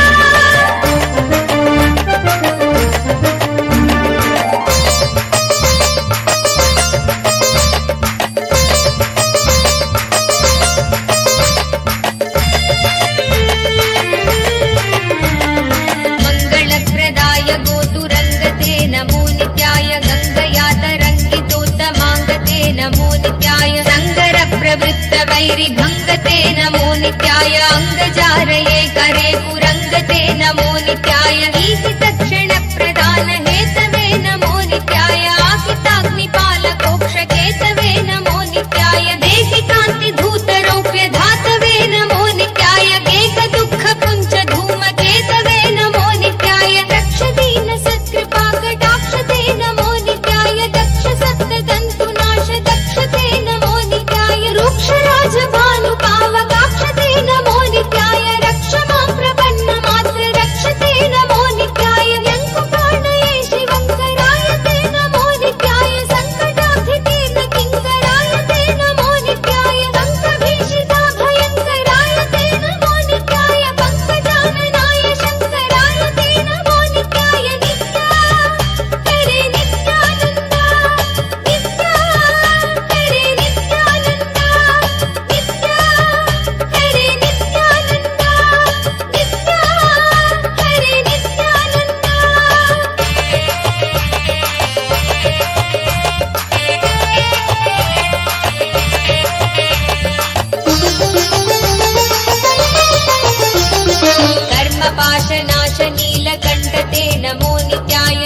प्रदाय वर्य भस्म कण्ठते नमो नित्याय निर्ममर्षि सेवितोपकण्ठते नमो नित्याय गुन्महेन तीर्णमद्विकुण्ठते नमो नित्याय विष्णुपाधिपाय नम्र विष्णवे नमो नित्याय शिष्टविप्रहृत्कुपाचरिष्णवे नमो नित्याय इष्टवस्तु नित्यतुष्ट जिष्णवे नमो नित्याय कष्टनाशनाय लोकजिष्णवे नमो नित्याय अप्रमेय दिव्य सुप्रभावते नमो नित्याय सत्प्रपन्न रक्षण स्वभावते नमो नित्याय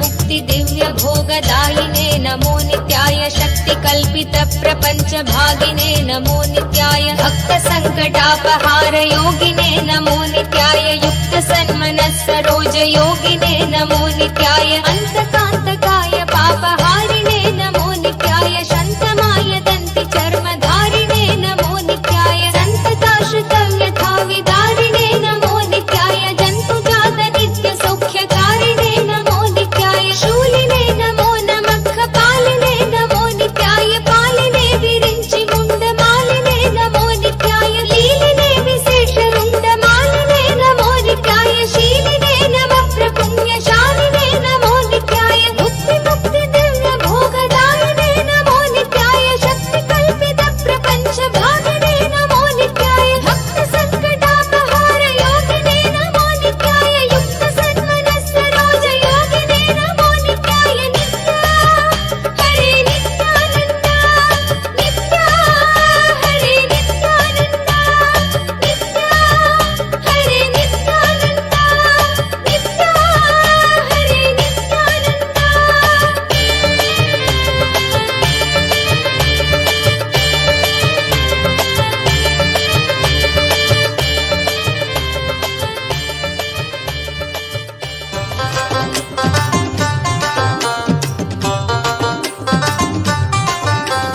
ओम जय नित्यानंदा जय ॐ नित्यानन्देश्वर परमशिवसमारम्भाम्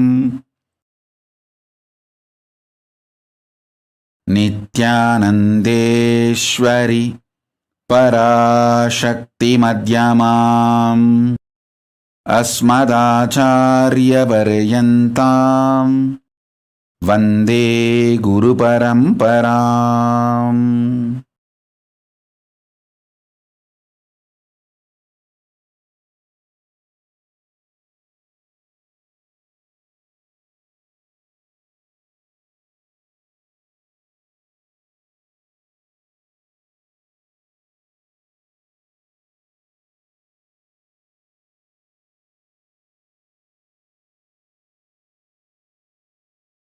I welcome all of you with my love and respects.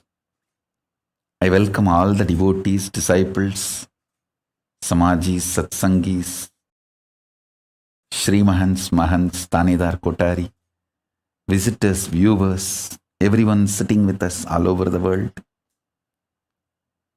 I welcome all of you with my love and blessings.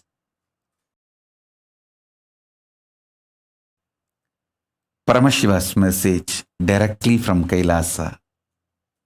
Listen intensely. Divya Sarira, the body, indestructible, effulgence, which is inside all of us. Please understand, this Divya Sarira is the core component of all of us. There is no person who does not have Divya Sarira. Everyone has a Divya Sarira. How much ever you think you are good or bad, you think you are God or demon, whatever you think, You have a Divya Sarira. That Divya Sarira strengthened, energized, inspired by sattvic food to the body, sattvic food to the mind, sattvic food to the consciousness. Enjoy this three in your life continuously. Don't worry about what should be negated. See, focusing on what need to be negated makes you very depressed, even feeling deprived.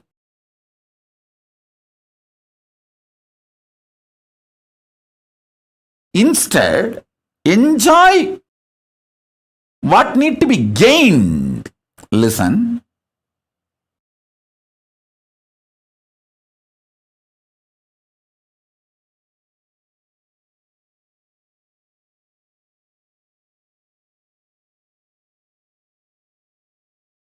I've always seen in this 40 years of my Chaturmasya, please understand, it has become almost 40 years now, coming Chaturmasya. This Guru Purnima is my 40th Chaturmasya. In my 40 years of Chaturmasya, Chaturmasya is the 4-month vow. Chaturmasya means in Sanskrit, the exact meaning is 4-month. That 4-month vow, sannyasis take to replenish themselves, rejuvenate themselves with this sattvic energy, feeding the body with intense sattvic food, feeding the mind with intense sattvic food. Mind has a beautiful sattvic food. Feeding the consciousness with intense sattvic energy.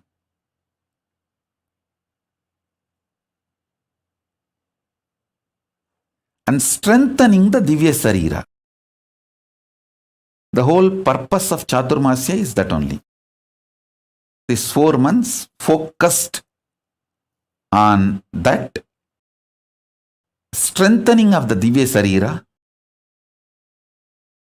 See, if the Divya Sarira in you, the self-effulgent light body in you, if that is strong, you are an enlightened being. You enjoy best things of the consciousness, your existence. You enjoy the best gifts of your existence. If that self-effulgent Divya Sarira gets more and more covered,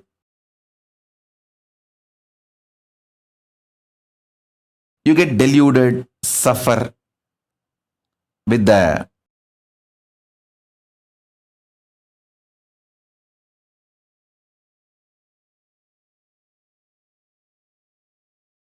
external world, delusions, delusion, whatnot, whatever.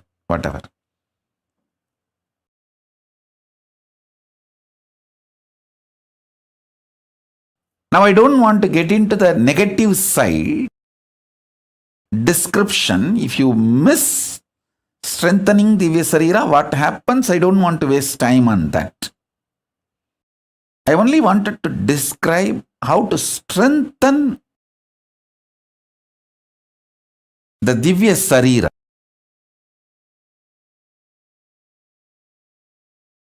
Self-effulgent, Swayam Prakasa Sutta Sarira, Daiva Sarira. All of us have.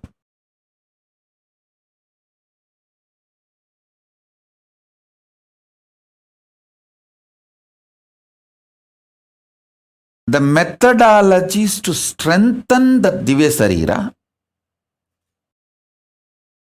and manifest powers of Paramashiva, the state of Paramashiva, space of Paramashiva, and powers of Paramashiva. This truth is the message from Paramashiva directly to the whole humanity. Let me explain this truth, this message. Please understand. Yesterday, many people were asking me, Swamiji, in the pre-satsang, your sannyasis and sannyasinis and whole Kailasa and Sangha is explaining all the persecution you went through and so much of material evidences, facts are presented by them. What they are talking in the pre-satsang yesterday or last few days, and when you come for satsang, what you are speaking means what I am speaking and what they are presenting, both are not even connected. Many people are questioning me. Listen, please understand. They are talking about what unconscious human beings have done to us. I am talking about what Kailasa is giving it to all of you. Please be very clear. My work, my responsibility, my focus for which I happened is to bring the greatest gifts from Mahakailasa, as I said, the ground zero, where decisions are made, where the consciousness is making decisions about the existence. I am straight coming from that space. Straight I am from that space now. So I am sharing what Mahakailasa, Paramashiva wants to share with you all.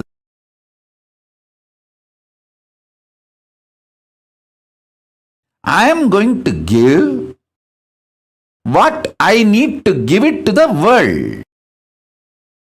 And what my sannyasis are telling in the pre-satsang hosting, it is true. I have been attacked. My sannyasis have been attacked. My sangha has been attacked. It is true. They are telling what the unconscious humanity has given to us. See, I wanted to share three things with you all. First, what I need to give to the humanity. Gifts from Mahakailasa. The signs of enlightenment, the signs of power manifestation, the signs of becoming superconscious beings. This is the essence of why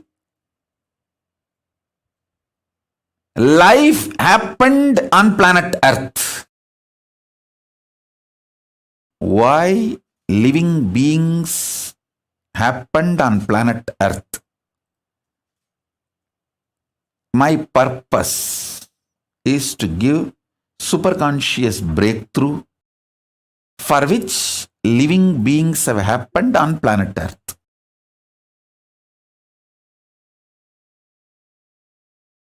So all the gifts, I have so much to give it to all of you.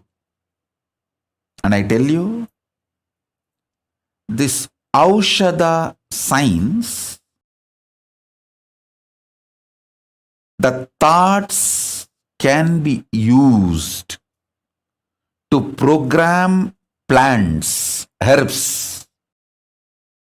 I have already proved this not only through me, through my Gurukul Balasans. My Balasans can talk to any rose plant for 10 days without touching the rose plant, make that rose plant drop all their thorns, not one. Hundreds of rose plants under CCTV camera. All my kids do is they go and sit and talk to those plants, relate with those plants, give them the love, feeling secured, energy and consciousness. Those plants just drop the thorns. I have proved this science multiple times, thousands of times, through many of my balasans, in many of my ashrams, and still I can prove, I can demonstrate even now. So this is the science. And now I want to tell you the next level. Any disease, the cure needed for the disease is a conscious energy which need to be inserted into your body, can be programmed into any herb, and that herb can be given to you, you will be healed. It's a science. It's a greater science. This science is called Aushadhi. This is the core science of materia medica of Hindu medicine. Understand?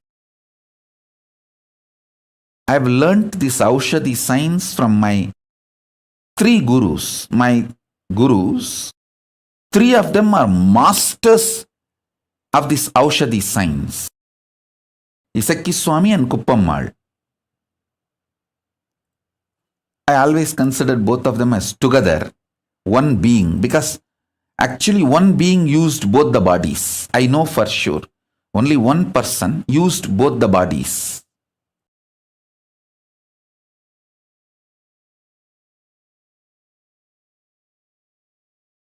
And Raghupati Yogi. We even have a beautiful photograph of Raghupati Yogi personally applying an Aushadha on one of his disciple. The disciple, I think, is from outside India, abroad. He had some paralytic attack. Just only in 3 days, my Guru has healed him completely with Aushadha and Narayana Swami Tata. These three masters of this Aushadha science gave me this knowledge. Of course, ultimately, Arunagiri Yogeshwara Paramashiva himself showered the whole experience and expertise. Listen.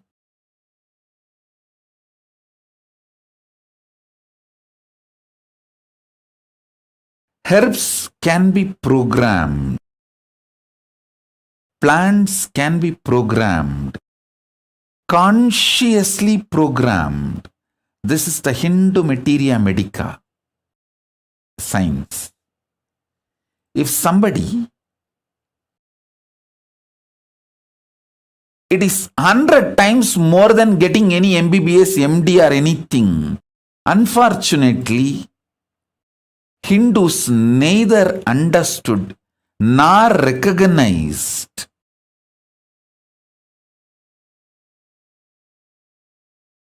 due to the continuous persecution done on them, genocide done on them, all the knowledge of the Hindu tradition was destroyed, and even Hindus are made to lose confidence on the knowledge.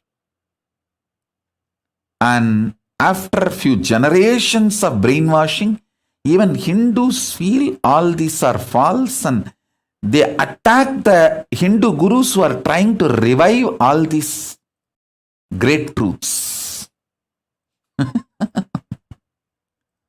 It's like some part of your own body destroying your body, like autoimmune disorder. Hindus have been infected by the anti-Hindu elements with the autoimmune disorder. Part of your own body destroys your body, like HIV virus, this AIDS. That kind of a mental setup has been infused. Consciousness has been infused into Hindus. And unfortunately, due to this hundreds of years of persecution and making sure all this knowledge not available to common Hindus,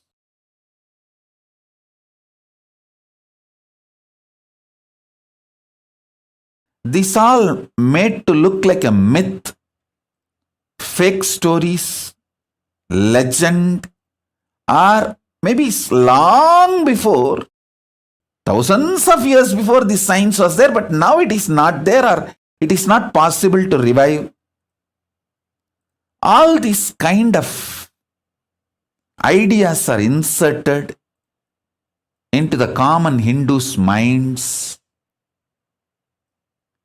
And anybody who is trying to establish, revive this science is beaten black and blue and destroyed. See, unfortunately, Hindus lost the understanding about this collective integrity. See, if a ship has to stay afloat, all the mechanisms in that ship need to stay integrated. It can be the maintenance engineer or the cleaning staff, captain, all the equipments fixed in the ship, everything, the machineries, and all human beings, all of them need to be integrated for the ship to stay afloat. A maintenance supervisor cannot say, I have done my job, but the cleaning staff is not doing his job. What can I do? Anyhow, if the ship sinks, I will not be blamed because I have done my job. If a maintenance engineer thinks he is a fool because when the ship sinks, he is also going to die. Not only he is going to lose his job, he is going to lose his life. Please see the photograph of my Guru, Raghupati Yogi, applying Aushadha on a patient and healing him from stroke. Maybe he had a stroke and some problem in his spine. So Raghupati Yogi applied the Aushadha and healed him completely. I've seen the Raghupati Yogi's love and compassion.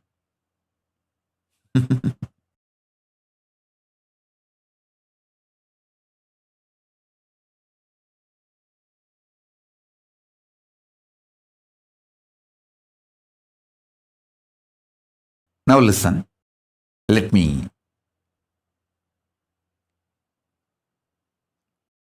tell you. for the ship to stay afloat and reach the place where it need to reach,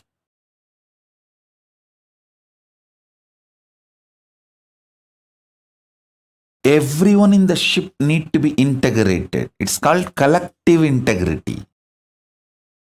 A maintenance engineer cannot think, oh, I have done my job,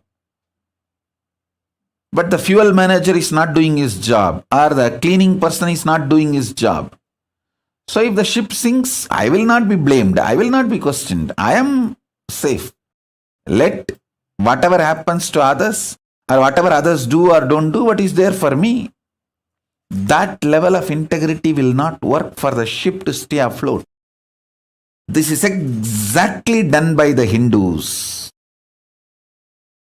In the modern day, everyone says, oh, I have tried my best. I have done my best. But others are not doing. What can I do? I have seen this as a typical mold. Same narrative. Whether it comes to reclaiming the political legitimacy of the Hindus, or reclaiming their temples, or reclaiming their organizations and religious freedom, or any guru's organizations running. Please understand, any problem Hindus are facing, still being the slave. Please be very clear. Any Hindu not living under the Hindu constitution is a slave. This is a definition.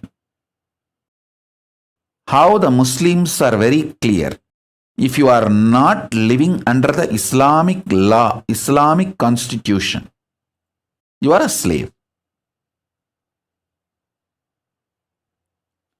So be very clear. Hindus should understand, if you are not living under Hindu constitution and Hindu law, if you are not living somewhere, please listen. Let me put it very clearly. If you are living in a place where Veda Agamas are the constitution and Manusmriti is the jurisprudence, you can freely declare, you can openly declare, you are a free Hindu. You are a Hindu with freedom to practice Hinduism. Anyone living anywhere where the Veda Agamas are not constitution and Manusmriti is not jurisprudence, you are a slave. At least realize it. Wake up to the truth, reality. What you should do, all that I don't know. I'll at least tell the truth. At least wake up to the truth. Be very clear about it.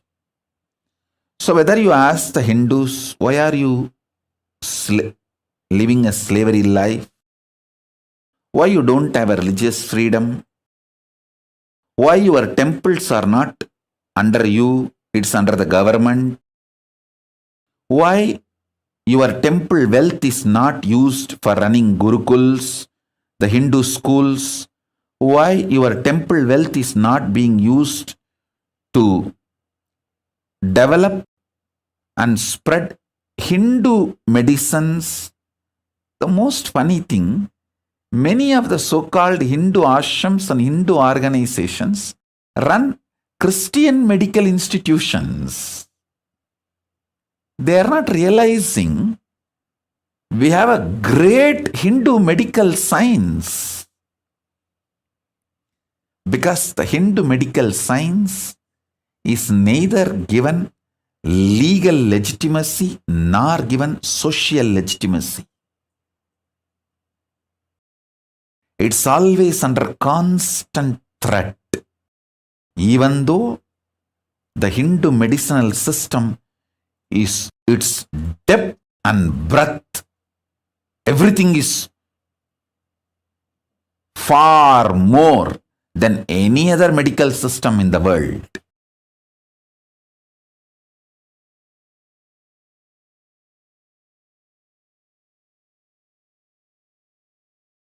"2,000 years before, our guys have performed cosmetic surgery. The Hindu doctors and Hindu medical visionaries like Shushruta, many of the Hindu surgeons,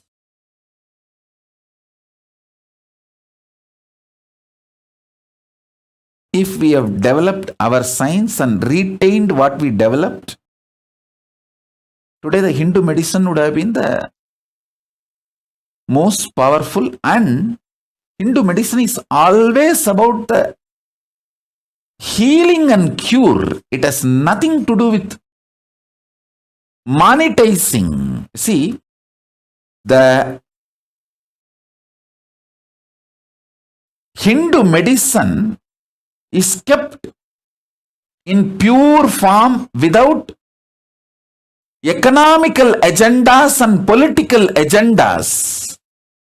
By being kept with the Brahmanas, neither the economical agendas of the Vaishyas can interfere, nor the political agendas of the Kshatriyas can interfere with the Hindu medicinal system. The whole knowledge was vested with the Brahmanas. And please, all of you understand, when I talk about the Varna, it is based on the quality of a person, not by birth.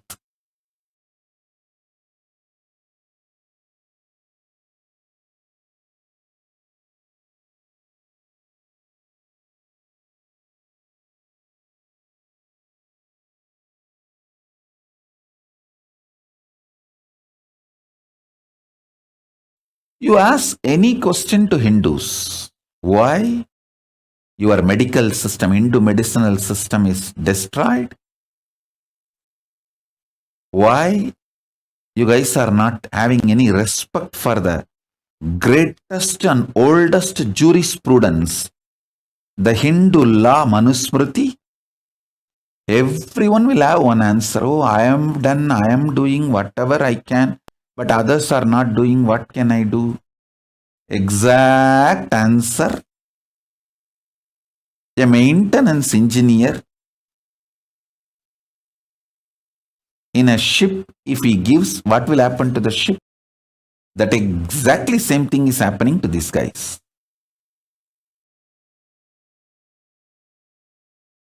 We need Hindus to start thinking with a collective integrity. Not only I will do my job as maintenance engineer, I will make sure the fuel manager does his job as fuel manager. And cleaning person does his job as a cleaning person. We need that kind of an ecosystem for Hinduism to be revived. I decided very clearly that can be done only in a place where we have political legitimacy and political sovereignty. With the grace of Paramashiva, I got a place. Maybe small, but I got a place with a political legitimacy and political sovereignty for Hinduism. Hindu nation, KAILASA. Only in this place, this collective integrity ecosystem can be built. A maintenance engineer spends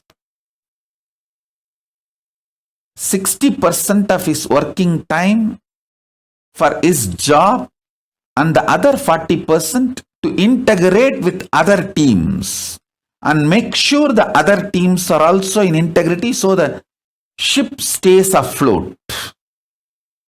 And I tell you, many of my Adinavasis who are still there in Adi Kailash or in our ashram, or some of the Adinavasis who left, many of them are highly integrated.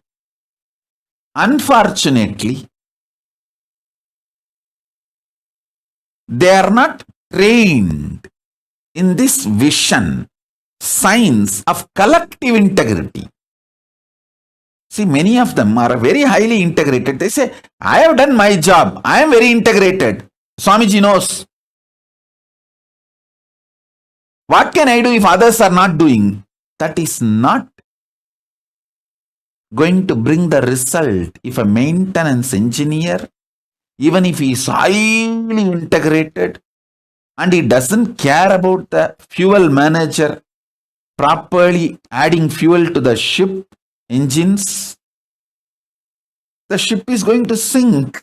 And maintenance engineer may not be blamed, but he is going to lose his job and life. Many of the individually integrated people in my Sangha missed this truth. Only with the collective integrity, the ship can stay afloat. If not, you may not be blamed because you have been integrated. But the final result is not going to happen. You are also going to lose your job and life both. Thoroughly understood. Hindus have been beaten too long. And maximum, they have the energy only to be individually integrated. They don't have energy to manage the collective integrity. So only the captain has to be responsible for the collective integrity. The collective integrity, education and evolving a structure with a collective integrity. For reviving Hinduism, we need a place with a political legitimacy and political sovereignty. With the blessings of Paramashiva, Ganapati, Kalabhairava, all the gods and goddesses of Kailasa, Bhuma Devi, we got a place for Kailasa with the political sovereignty and legitimacy. We have a place. More than one place, actually. We have a place now, more than one place.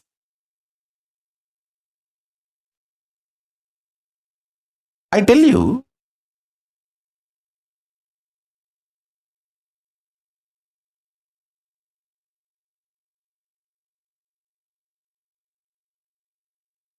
I have to do it. I cannot waste time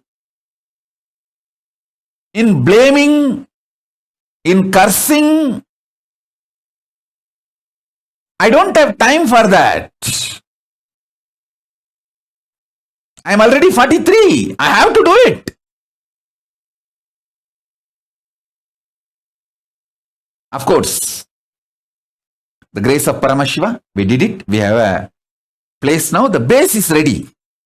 Now the collecting the individuals and organizing. Even now I can see I have amazing individuals who are so highly dedicated and integrated to me. I can name every one in front of me. If you see the integrity of Ma Divyananda, she is equivalent to a Nayanmar. Push Murugai and Saras Murugai. Sumati, Ma Parameshwara, Karunananda, Ma Paramananda. I can go on reading everybody I tell you, I never praise Ma Pranapriya, her integrity. If I need a kidney, I don't need, I will never need, I am very healthy and I am going to live a healthy life. I am giving you, for example, if I need a kidney, I will take only from Ma Pranapriya, because she will not even repent 1 second, oh, I gave my kidney to Swamiji. That kind of integrity. But this individual's integrity will not be enough. We need collective integrity.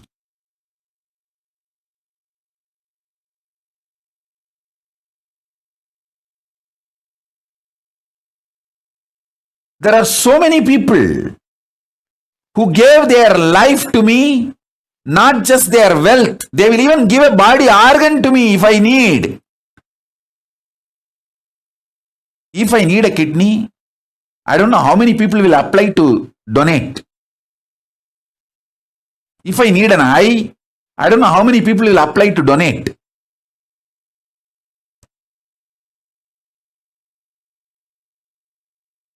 I have such highly integrated, dedicated, devoted people. But unfortunately, none of them understand that it is a collective integrity which is needed to make Kailasa successful. Not just individual integrity. Everyone is so happy and satisfied and fulfilled. I am individually integrated to Swamiji. Hey, that is not enough.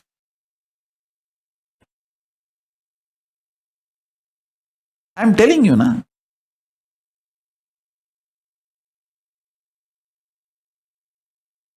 Pushp and Saras Murugai, I am giving you an example. Saras Murugai and Pushp Murugai, they gave all their wealth to me. Sarvavari Tyagis. Not even 1 second they even felt did they do right or wrong. They know for sure giving everything to Swamiji is the ultimate right best thing.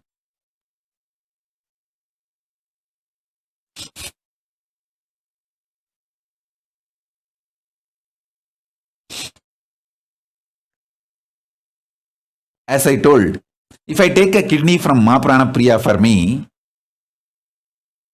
not even 1 second she will repent or think, or she will not even have a second thought. Did I do right or wrong by giving my kidney to Swamiji?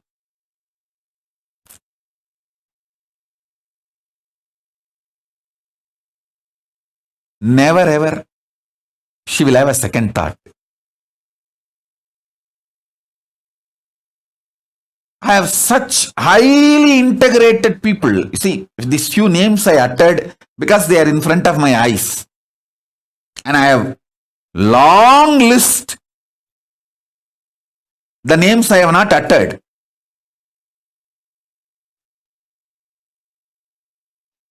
But unfortunately, none of them understand just the individual integrity is not enough for the ship to stay afloat.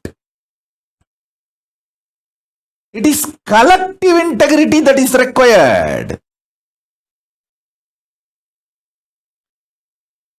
Pranapriya will not have any problem to give her kidney to me. She will not even have a second thought. But she cannot go for rounds all over the campus and make everyone work and keep everyone's integrity. Because she doesn't understand. It is collective integrity that keeps a ship stay afloat.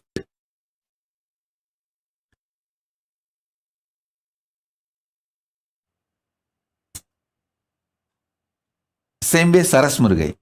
She will work 24/7 for me. But she cannot ask the other people in the team to work.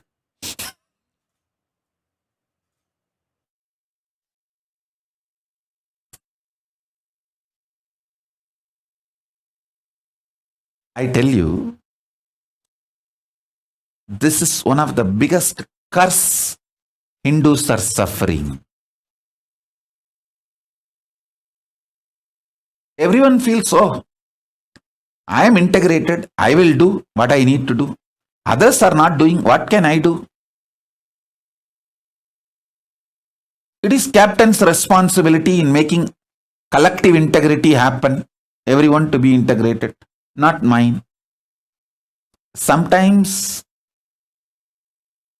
people in the ship, one side maintenance team enjoys the other side maintenance team failing, thinking, oh, see how we are victorious now, they are failing, and that side of the ship, such big holes are happening. Hey, if the water comes in and the ship sinks, all of you are going to die. Why don't you understand?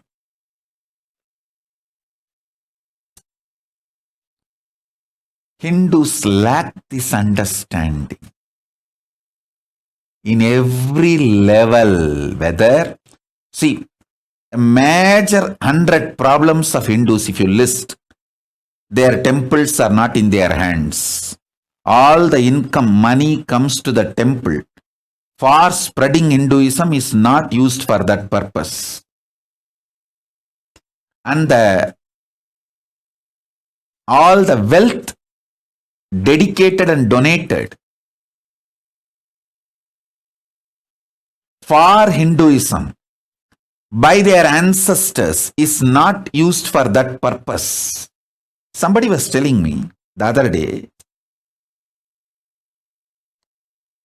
I am not talking about one state or any one country, and I don't interfere in any country's internal administration and all that. I am talking to Hindus to wake up.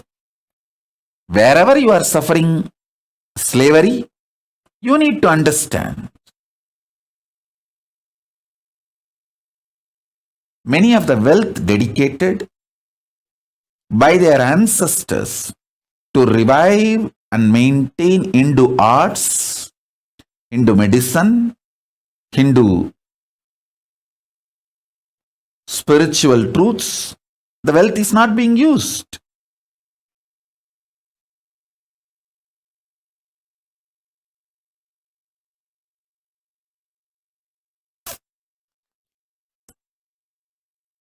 Whether it's a political slavery or the persecution Hindus suffering or not having the religious freedom to own their religious worship places in their control, not having the freedom to practice their religion as they want, as the agamas, their religious scriptures describe, not able to maintain and hold their religious organizations or religious wealth under them.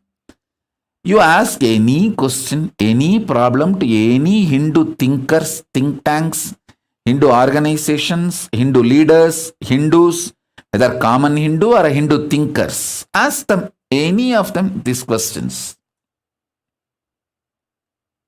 Why the Hindu gurus are being attacked left, right, center through the hate speech, and systematically the Hindu organizations are pulled down, collapsed, and why Hindus are keeping quiet without defending the Hindu gurus who are the... See, Hindu gurus are attacked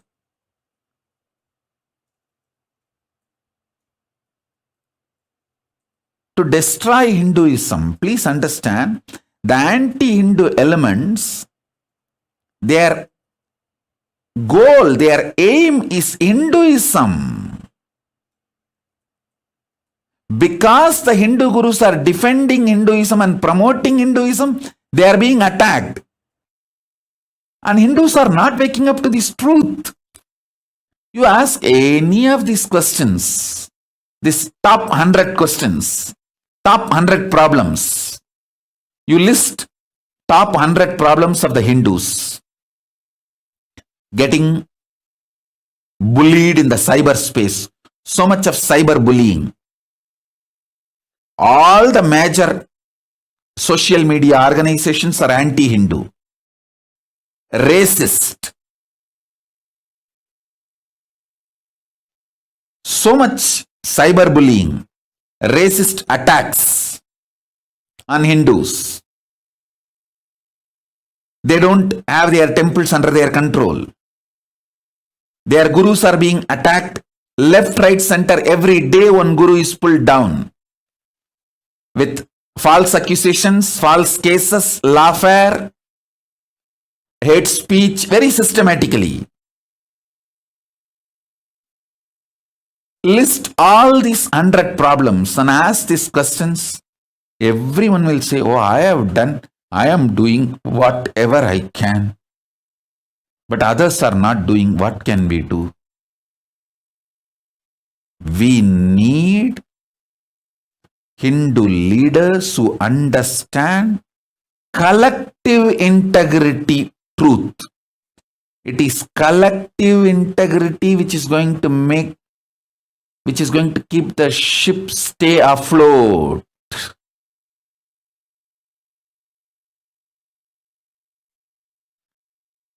Even if you have only 10 people in your team, if you are able to make that whole team collective integrity, your KAILASA will be successful. You can be head of a KAILASA and it will be successful.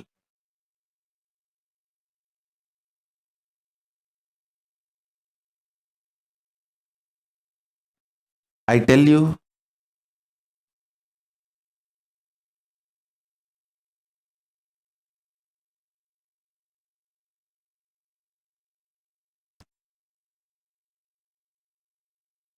in every level, I have to do my responsibility.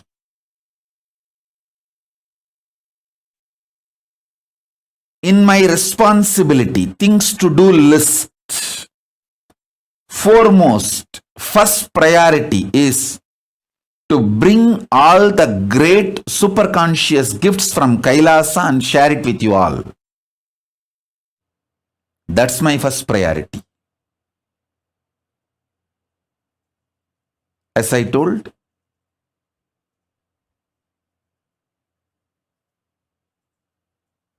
strengthening your Divya Sarira with the right methodologies, making your body sattvic through yoga, right aushadha and sattvic food, making your mind sattvic and powerful through completion, unclutching, nirvikalpa samadhi, making your consciousness powerful by that sattvic Paramashivananda, introducing literally the existence, conscious existence of Paramashiva. You just know Paramashiva is alive and he is in me.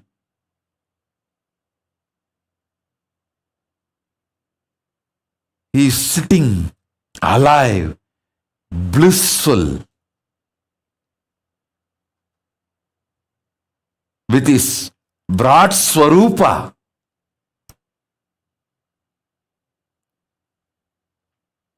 Paramashiva Paramburul,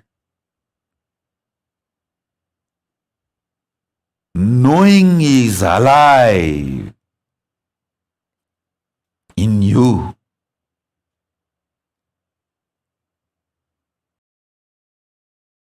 Makes your consciousness sattvic. My first and foremost responsibility is to bring these great gifts to all of you.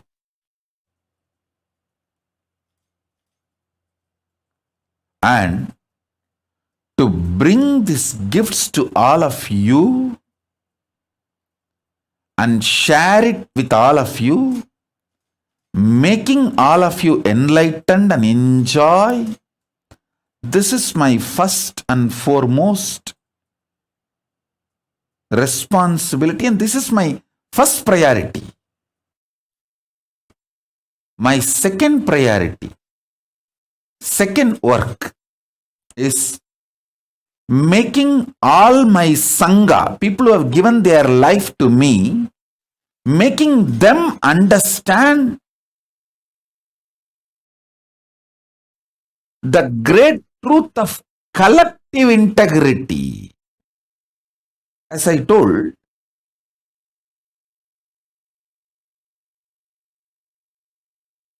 I have the best people, most dedicated. One of the most sweetest message I received in last few days is Akil Kodali sending me message, Swamiji, please come to satsang. I miss you too much. I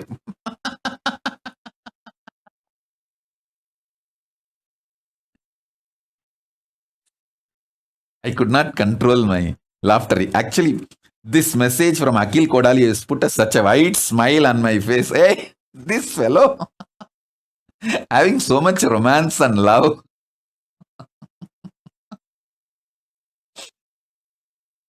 I tell you, I have best people around me.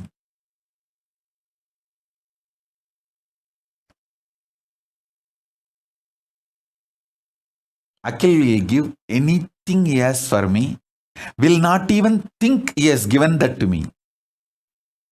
He will literally feel he is enjoying that through me.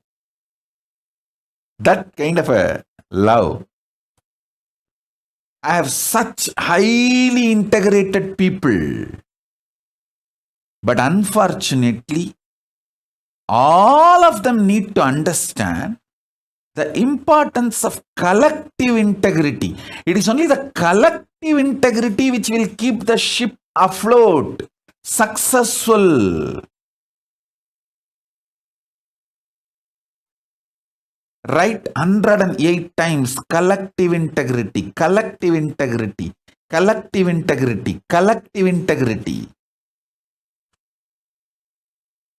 Not selective integrity or individual integrity alone. Individual integrity is okay, good.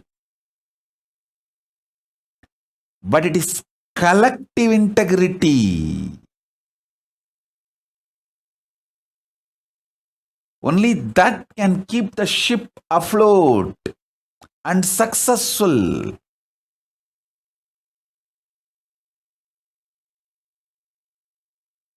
My second responsibility is making my Sangha, KAILASA, all the people who gave their life to me,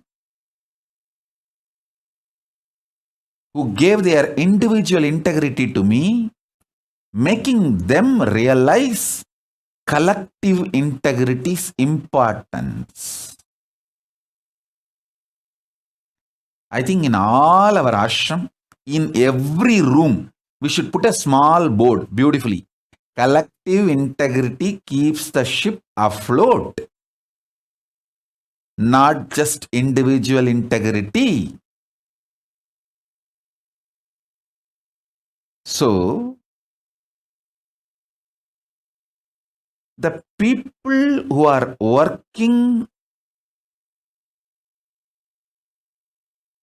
in accounts department, distributing money, and the people who are working in Goshala and keeping the Goshala clean and cows healthy, happy, and the people who are doing the agriculture and growing the herbs, and people who are doing puja in the temple, everyone need to have integrity to keep the ship afloat. The collective integrity only will keep the ship afloat. Making the people who declared their integrity to me, making them realize the importance of collective integrity. I have some people highly dedicated, like Sri Shanta Priyananda. He will be absolutely obedient to Guru Vak. Anything I say, he will simply obey. But complete loose, cranky.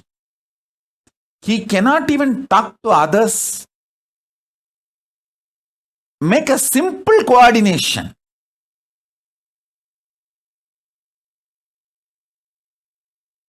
Even simple coordination he cannot do.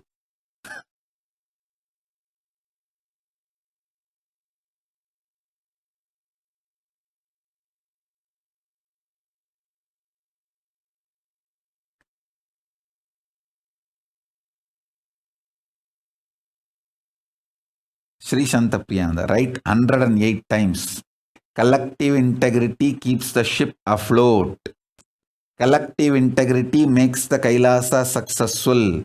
Collective integrity only will make my life successful.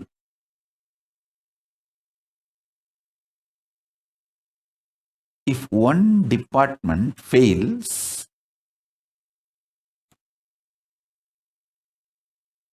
then be very clear, everyone is going to not only lose the job, lose the life, because the ship is going to sink.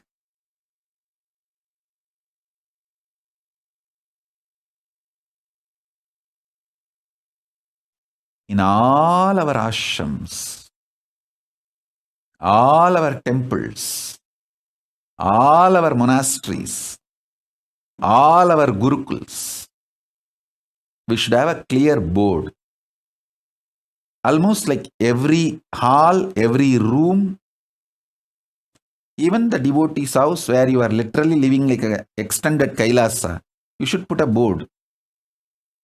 It is collective integrity that makes your life and Kailasa successful.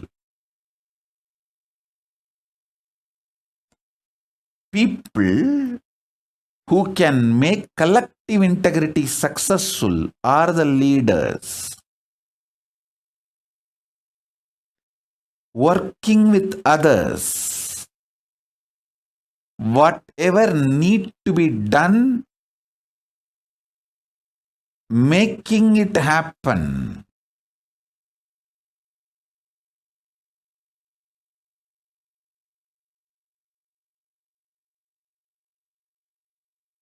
My second responsibility is teaching my Kailasa people the collective integrity.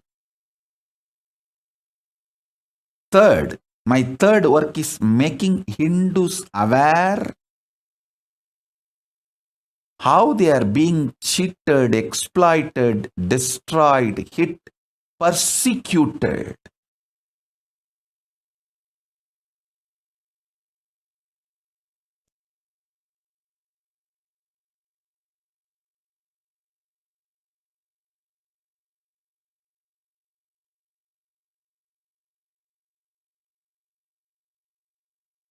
I tell you, one of the worst thing is Hindus are not even realizing they are being persecuted, they are under siege. Very active war is going on. Hinduism is the fastest shrinking, dying religion. Sorry for using the word dying. Fastest shrinking religion. Go and see the statistics. Don't try to come and kambusutufai here. Go and see the statistics. Hinduism is the fastest shrinking religion. Just see last 100 years track record. You will understand what I am saying.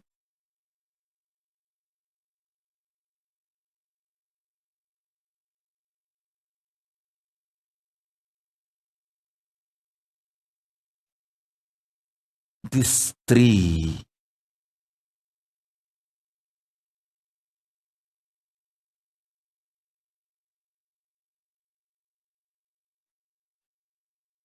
are my important responsibilities.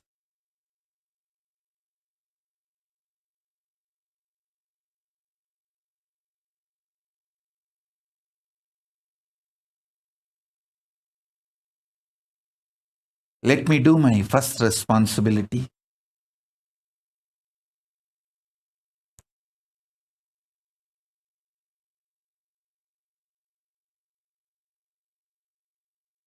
Inspiring, initiating,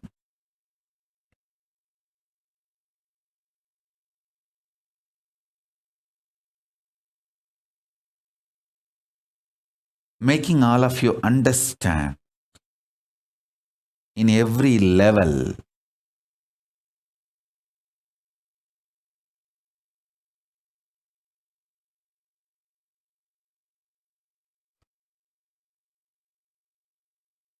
working with your body, with your mind, with your consciousness, and experiencing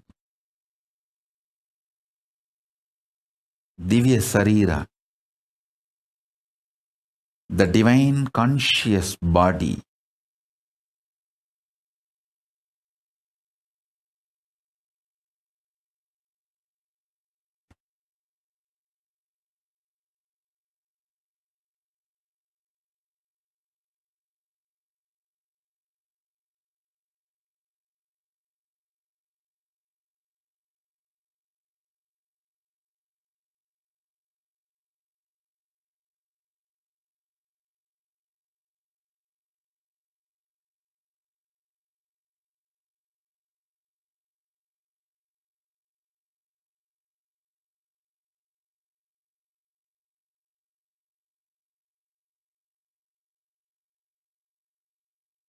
understand these few principles.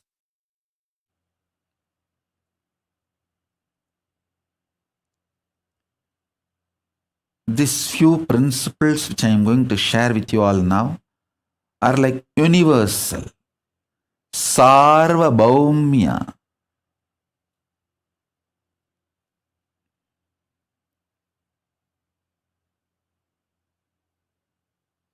Vrataha.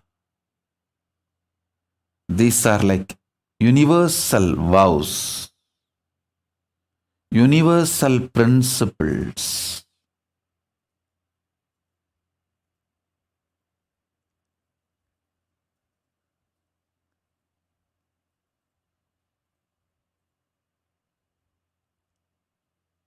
Sattvic means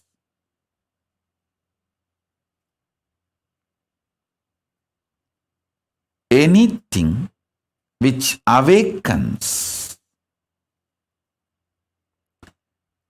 the qualities of consciousness in you, like extreme love, fulfillment. I tell you, when I manifest from Samadhi, the kind of the love and joy, excitement, intensity I feel, actually this withdrawing from the society, I am enjoying like anything. I am basically a loner. Enjoys is aloneness. I don't feel intimidated or disturbed by the crowd. Thousands coming. No, I don't feel disturbed. It's not that I hate people, no. But I enjoy my space, just being with me in Samadhi.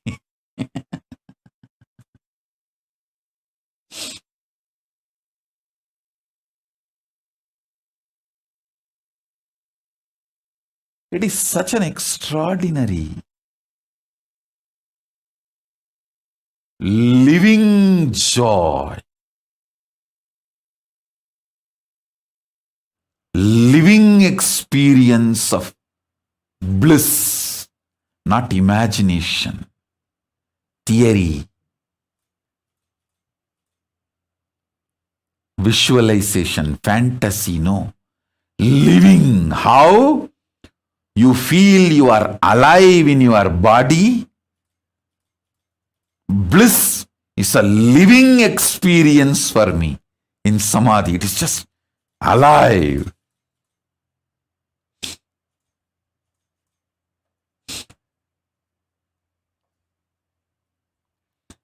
anything infuses that bliss, alive, as living experience in you is sattva.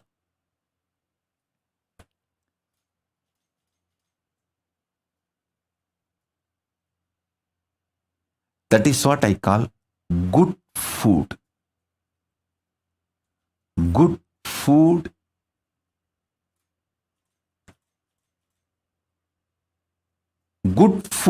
is sattva. Sattva is the good food.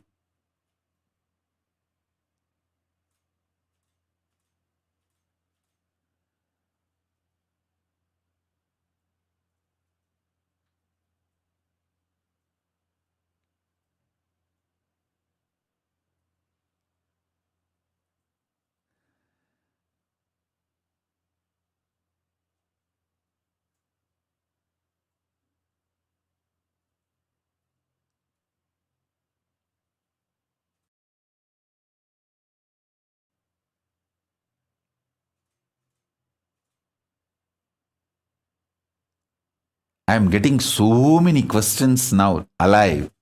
The live questions. Bhushanananda is asking, dear Swamiji, what more can I do to keep the boat afloat? Bhushanananda, first drop all your fears, delusion. Go back to Adi Kailash. Decide your life is to keep the collective integrity.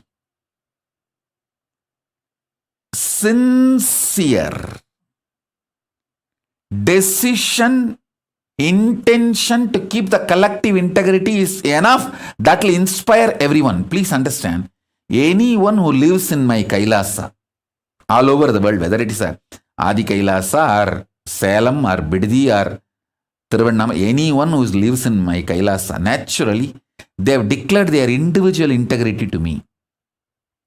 They don't need to be inspired. They need to see others are also working for collective integrity. So let me also work for collective integrity. That's all. We just need few examples who are sincerely working for collective integrity. Then everyone will simply decide, yes, collective integrity is my life. Collective integrity is my life. Collective integrity keeps the boat afloat. Keeps the ship afloat.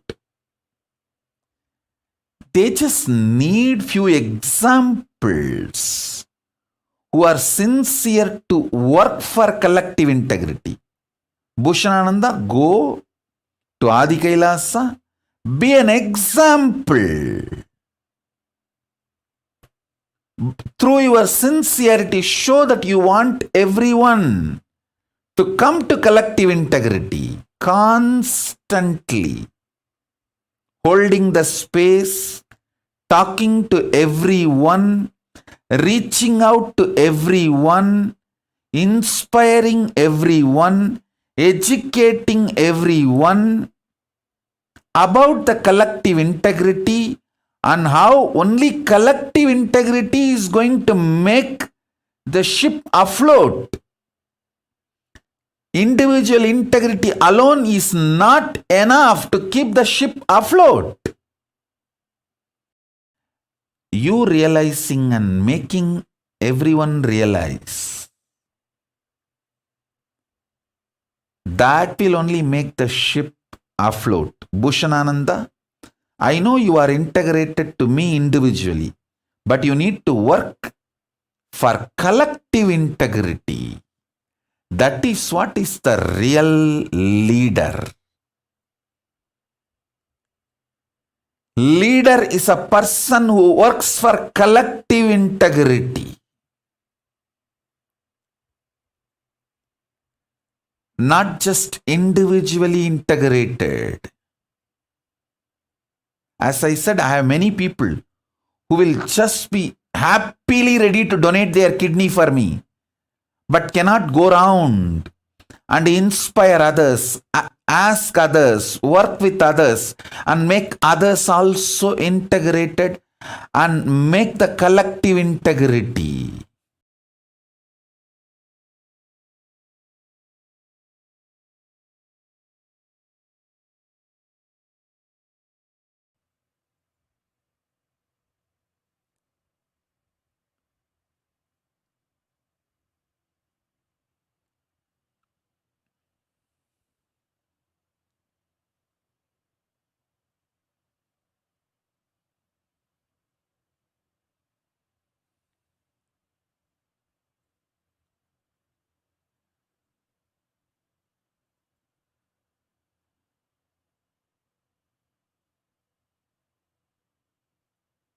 I'm just seeing all the questions, live questions. Everyone is asking, how can we make the collective integrity happen? Actually, there is no manual for it. You need to start working with people. You need to start listening to people. You need to start bringing completion with yourself and with people. You need to start building team. We have a clear process. Manifesting everyone's reality. That used to be the syllabus for Inner Awakening 4th level. We had Inner Awakening level 1, level 2, level 3, level 4, where everyone's vision, ambition is shared and everyone tries to help to make everyone's vision into reality. So that should become the ecosystem, the collective integrity should become the ecosystem of every Kailasa.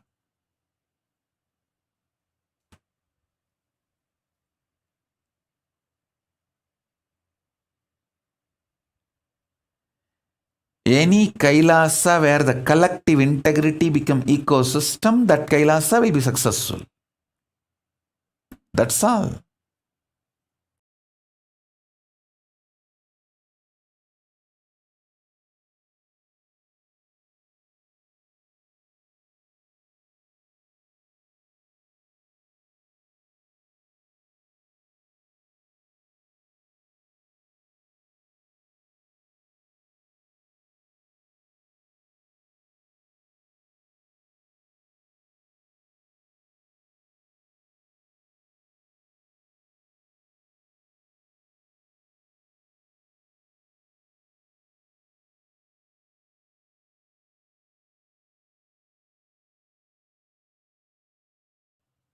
Maybe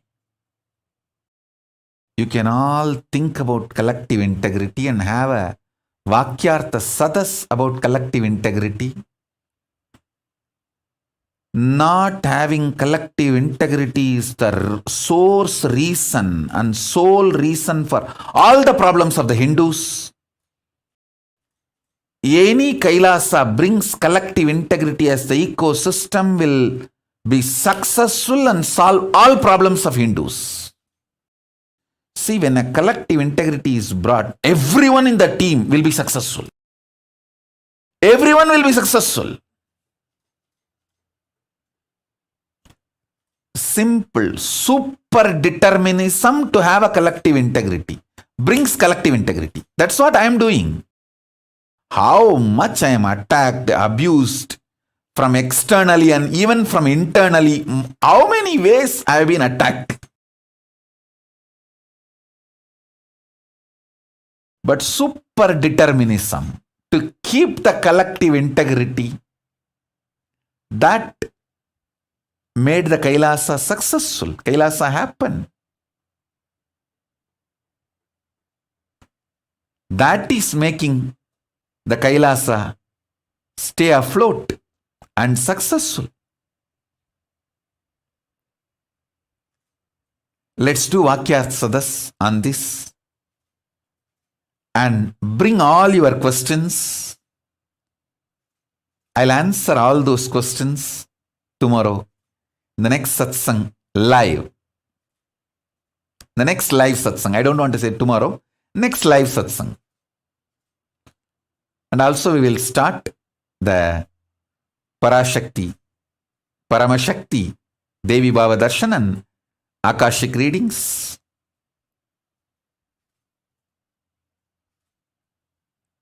Soon. So with this, I bless you all. Let's all work on this collective integrity.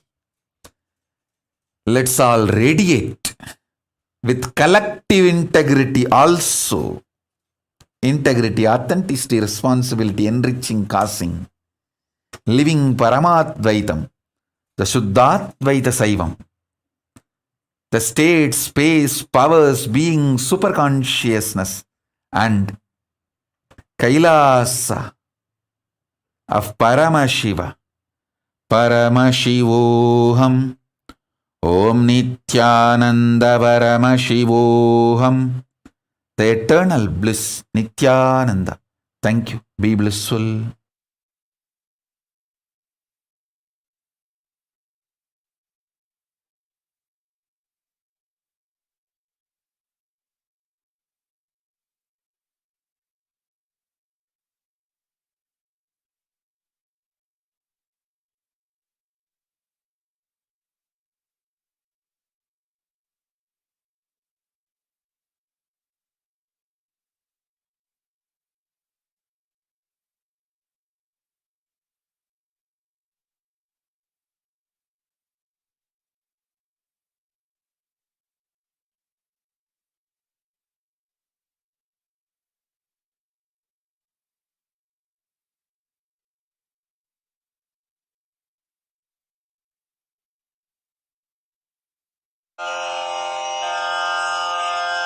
श्रीकैलासोन्नतद्वादशान्तश्यामलापीठारूढ श्रीमीनाक्षिसुन्दरेश्वरा भिन्नस्वरूप परशिवपुत्ररत्न Kumar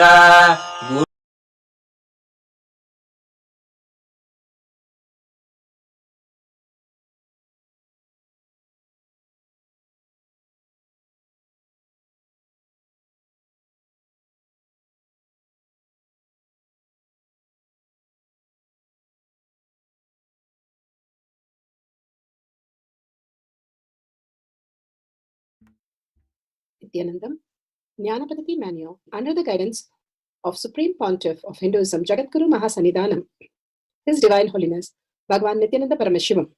Let's start with the Sadguru Vandanam. Nithyanandam Paramasukhanam Kevalam Jnanamurtim Dvandvatitam Gaganasadushnam Tattvamasya Lakshmam Ekam Nityam Vimalamachalam Sarvadi Sakshi Bhutam Bhavatitam Trigunarahitam Sadgurum Tam Namami. Let's go through the disclaimers. Security measures.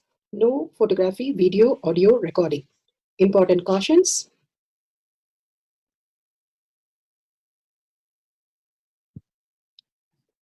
Please be aware of the important cautions.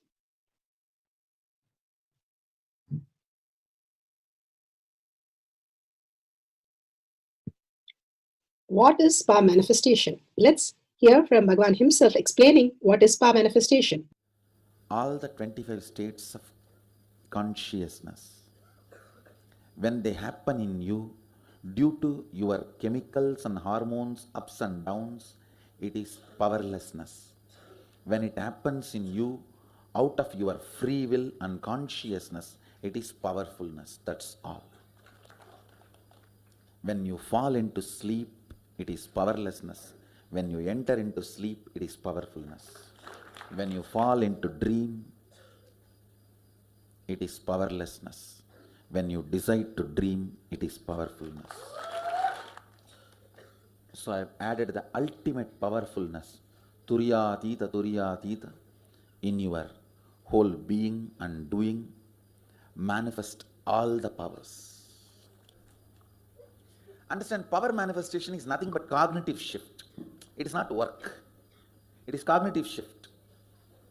Understand? It is just cognitive shift. It's not work. Work is a 4-letter word. Power manifestation is cognitive shift. Playing life. Playing with being alive. Static matter, dynamic activity, strategic existence, all these three has no boundary. You are one with it. You are alive in everything. Everything listens to you. Everything decides as you want.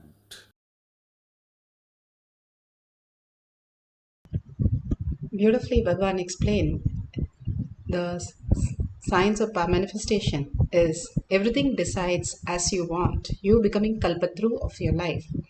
The science of power manifestation is a science because millions have experienced the superconscious breakthrough living as new species, and each one of us in our daily life can live with all the auspiciousness, abundance, and bliss, whatever our desire in the outer world, and living in such a peace and such a blissful space in the inner world. The Pramanas gives us the cognitive shift from what we understand as the logical mind to the conscious space, how we can experience the Nirvikalpa Samadhi just by listening to all these great truths.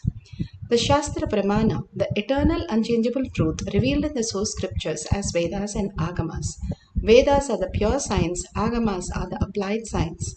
Apta Pramana, the experience and the results of Aptas, the authority of Hinduism, the Vedic rishis who are the saintest and scientists who have manifested all the powers of Paramashiva, which is authentic, time-tested, scientific and foolproof. Atma Pramana, account of His Divine Holiness Bhagavan Nithyananda Paramashivam, this millennium's avatars, personal experience of power manifestation.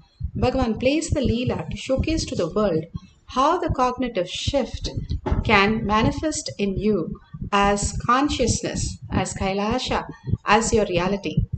Shakshi Pramana, the experience of the millions of disciple, devotees, followers, initiated by Bhagavan into the science of power manifestation. Bhagavan beautifully says in Kailash Courtyard, he is more present than us, initiating us into the higher powers of Paramashiva. Initiation is nothing but Bhagavan taking the 100% responsibility to make you experience the Nirvikalpa Samadhi inside and make you manifest all the powers of Paramashiva and fulfilling all your desires and all the powerful space in the outer world when you are in the oneness with Paramashiva. Pratyaksha Pramana, the scientific study measuring the effect of being in the enlightened state. Clearly in the Avatar Shastra, it is documented how each of these power manifestation, you manifest healing, you manifest the materialization, any of that, your prefrontal cortex becomes so vivid and so bright. And what does it say? It is the command center which is responsible for discoveries, inventions, and great breakthrough in life. Beyond what you understand, there exists a space where you can manifest all this great science as your reality. Let's go to the Shastra Pramana for the power of consciousness over matter. Consciousness over matter is from Vijnana, the source scriptures is from the Vijnana Bhairava Tantra. Vijnana, consciousness, Bhairava, one who experienced the consciousness beyond the mind. The person is called Bhairava, and Tantra is the method, how you have methods. When you follow these great methods, you experience the ultimate. For the power of consciousness over matter is taken from Vijnana Bhairava Tantra, Dharana 95, Sutra 120. For being in tremendous Shastra Pramana. The Shastra Pramana for the power of consciousness over matter, silicon, is taken from the Vijnana Bhairava Tantra, Sutra 120, Dharana 95. Kvachid vastuni vinyasya shanair-drishtim nivartayet tajnanam chitta sahitam devi shunyalayo bhavet. Kvachid vastuni vinyasya shanair-drishtim nivartayet tajnanam chitta sahitam devi shunyalayo bhavet. The Shastra Pramana, the scriptural reference for understanding the deeper science behind the powers. Having fixed one's eyes on a particular object, Vastu, one should slowly withdraw the sight from the object as well as slowly eliminate the knowledge of the object along with the thoughts and impression of it. Then, O Devi, one abides in Sunya, the state where there is nothing other than this exists, which is a state of all-inclusiveness or infinity. Bhagavan beautifully said about collective integrity. All-inclusiveness, Bhagavan says, even my even my enemy has added a great depth of courage in me, great depth of breakthrough in me. He says nothing should be excluded. Everything adds up to who you are. As collective consciousness, there is nothing wrong in life, bad in life. Everything happening in life to make us more and more understand consciousness is real. Paramashiva is real. Bhagavan beautifully says the shadow is seen in us, is not negative, is not bad, is seen because there is a light. If there is no light, how can the shadow exist? It is the light which brings the shadow. The moon has a dent, Bhagavan says, is because you can see it because of the reflection from the sun on the moon. And the clouds are seen only in the daytime when there is sunlight. All these are not something negative. It is bringing about what it exists. All the things happening in our life to regenerate us is not negative. When we start listening to it, we start understanding the higher reality. Like Bhagavan says, all your part of the body, each one is an independently identity running in different direction.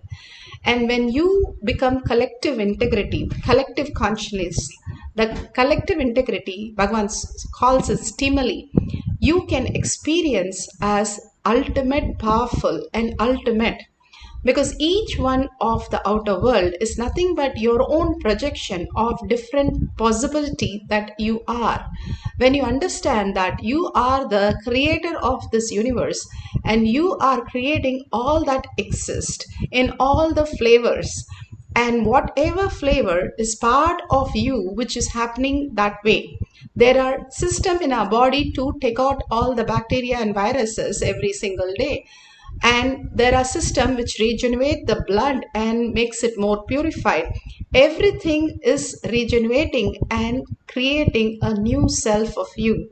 When you have the completion with others, and Bhagavan says completion with others is others anyakara for you. If somebody feels, Bhagavan says, if somebody has an anyakara about me as something which I cannot do or I'm not allowed to do, I take the responsibility to make them understand that why I should not do or why I can't do, but I don't say that is not part of me. Even to the extreme, he says, the others, whatever they have, the vision about you, and fulfilling even that becomes the collective integrity. Not just what you think of others, but what others think of you and how much you can stretch yourself to complete into that living space.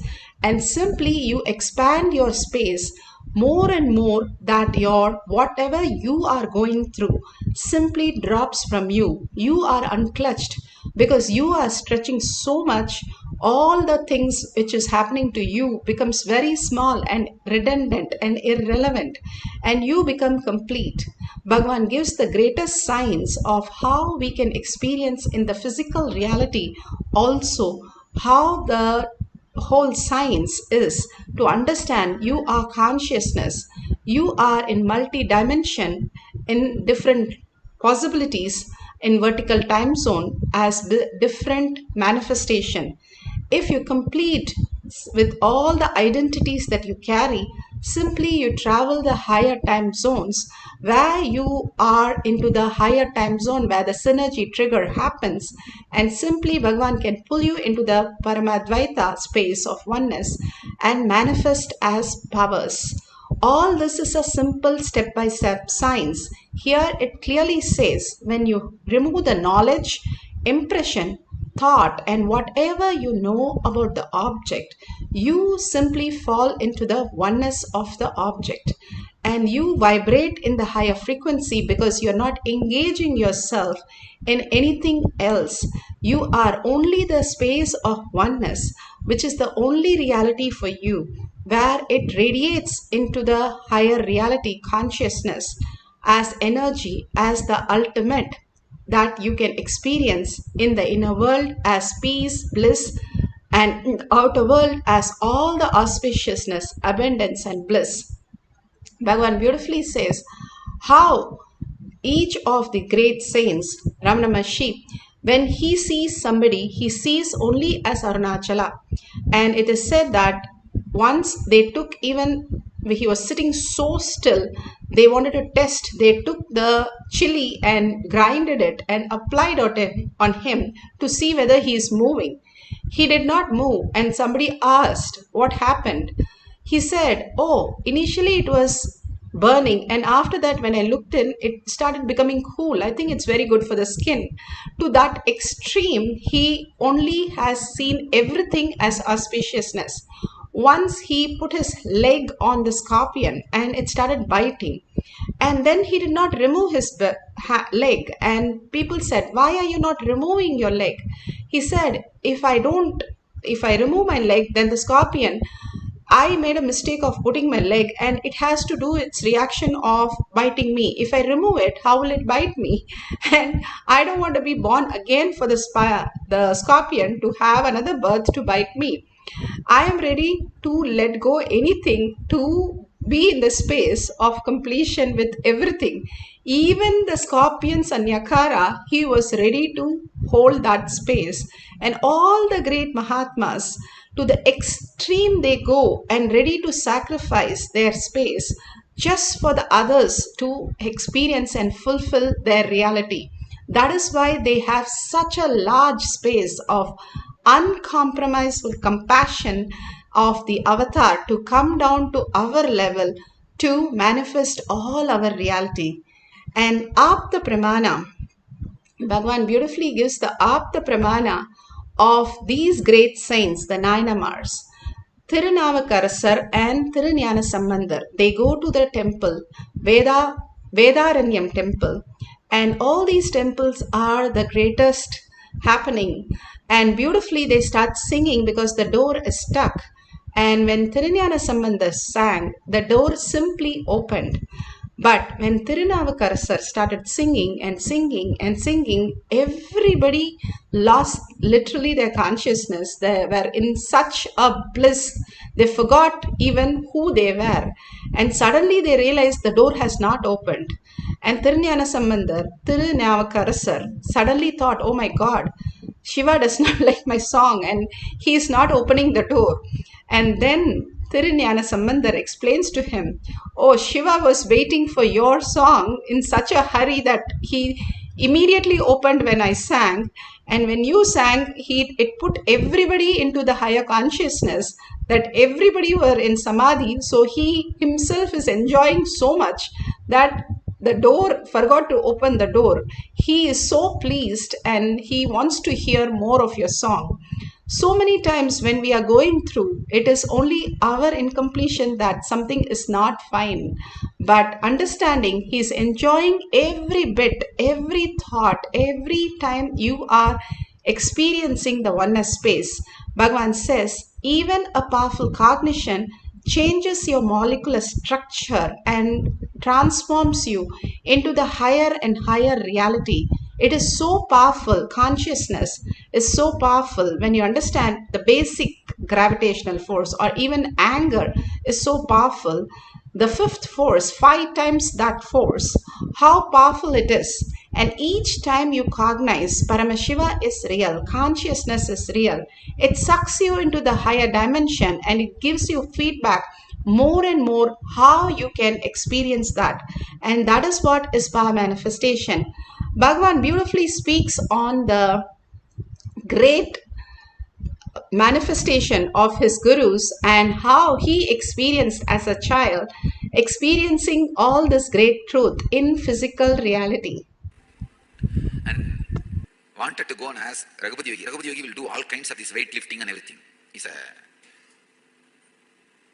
amazing yogic body. He will show visibly the power of yogic body. He will tie the iron rope in his chest and break it, blast it just by breathing. And lift any size rock, just like that he will lift, or he will roll. There's one huge rock in Arunachala hill, which has rolled and at least some 200 feet it has rolled and stopped. Nobody knows how it happened, I know. It's Raghupati Yogi's work. One day we both were sitting and talking, and he was explaining on Yoga Sutra, when you feel one with nature, nature listens to you. I said, how can that be? He asked me to feel one with the rock. I just contemplated, meditated, and I was feeling one with that rock. Huge boulder. When I was in that ecstasy, it just moved my hand. Suddenly, without telling me, he moved my hand. I literally saw the whole boulder rolling. I did not touch, there is no physical contact with that rock, boulder. Just that feeling one with that rock, when he moved my hand and the boulder started rolling. I started shouting, oh, what happened, what happened, what happened, what is happening? Stop, stop, stop. Then he stopped my hand and the boulder stopped. I think from that time only I started shaking people.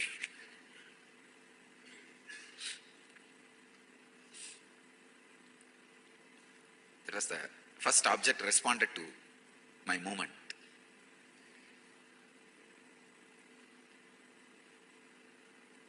I actually wanted to ask him, can you lift this house and bring it and give it to Arunagiri Yogeshwara? He was laughing. He asked me, where did you put a mark? I said, I should take only my parents' portion, not anybody else's. Anyhow,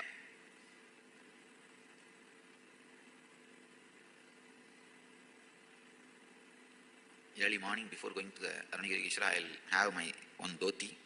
Whatever I can look around and get, take it. I'll put everything and pack it. And it'll all be very silly. It will not be directly useful for him at all. But whatever I feel as useful in my life, all these wooden box, cardboard box, I make small temples with that only. I'll take all that. And he will laugh at me.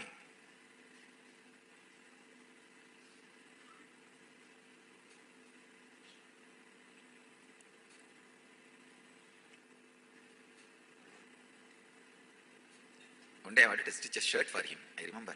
I took a measurement with a rope to stitch a shirt. He was laughing.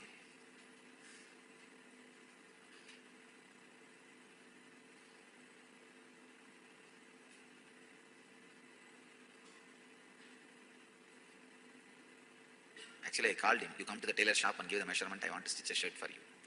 He said, no, I will not come to tailor shop and all. You yourself take a measurement and give it to tailor. We had one family friend, tailor. He's a very good person. I said, no, he's a very good person. He will stitch and give you the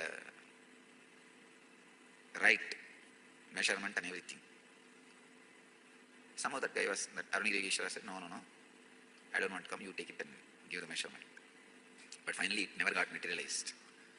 Never, because this tailor will ask, no, I want this measurement, get it. Next day I'll bring that measurement. Then he will tell, no, I want this measurement, also bring it. Finally, till the end, we were not able to take all the measurements at all. I was never able to give all the measurements, so it never got materialized. But I used to feel, whole day I'll feel, what can I take it to him? What I can get? You just do not know what to do. What way you can please him. What pleases him. What satisfies him. What fulfills him. You just do not know.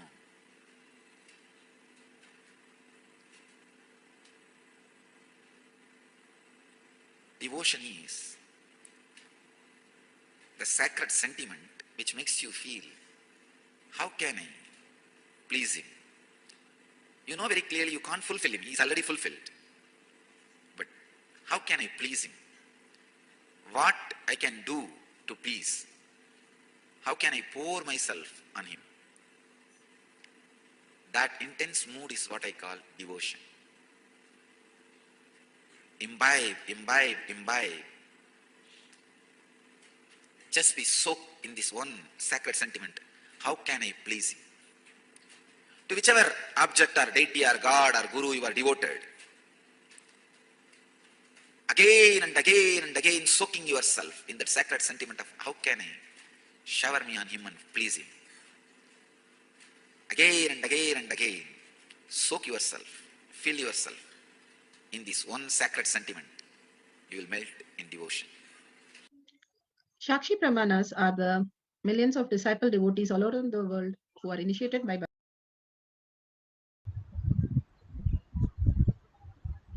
Now you can see how the coconut is cracking on in the hand. Even you can hear the sound of the coconut cracking if you listen carefully.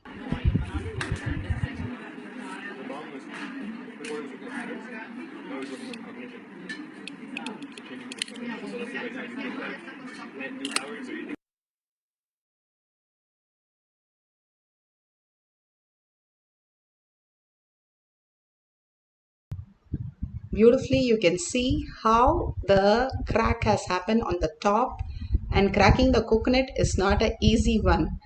You can't just even hit it ordinarily and it breaks. You have to really hit it hard with something very strong, and only then it breaks. If you have the Jnananjan, you can apply in your third eye, your temple, and on the coconut how they have marked it.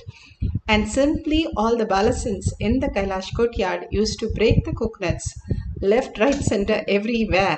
Any coconut they see, they'll start chanting the Mahavakya and break it. It used to be such a powerful space.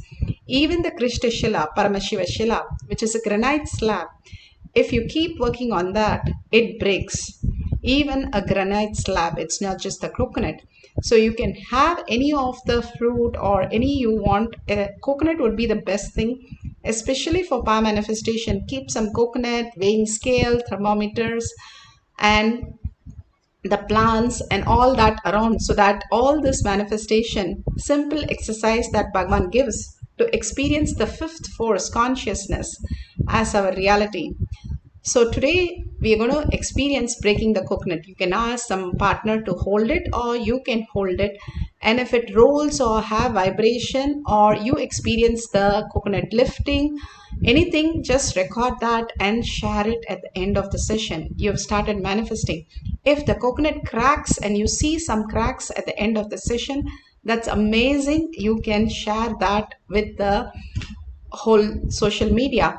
And not only cracking the coconut, balasins were able to seal the coconut, and it looks as though there's a suture on the coconut when it gets sealed.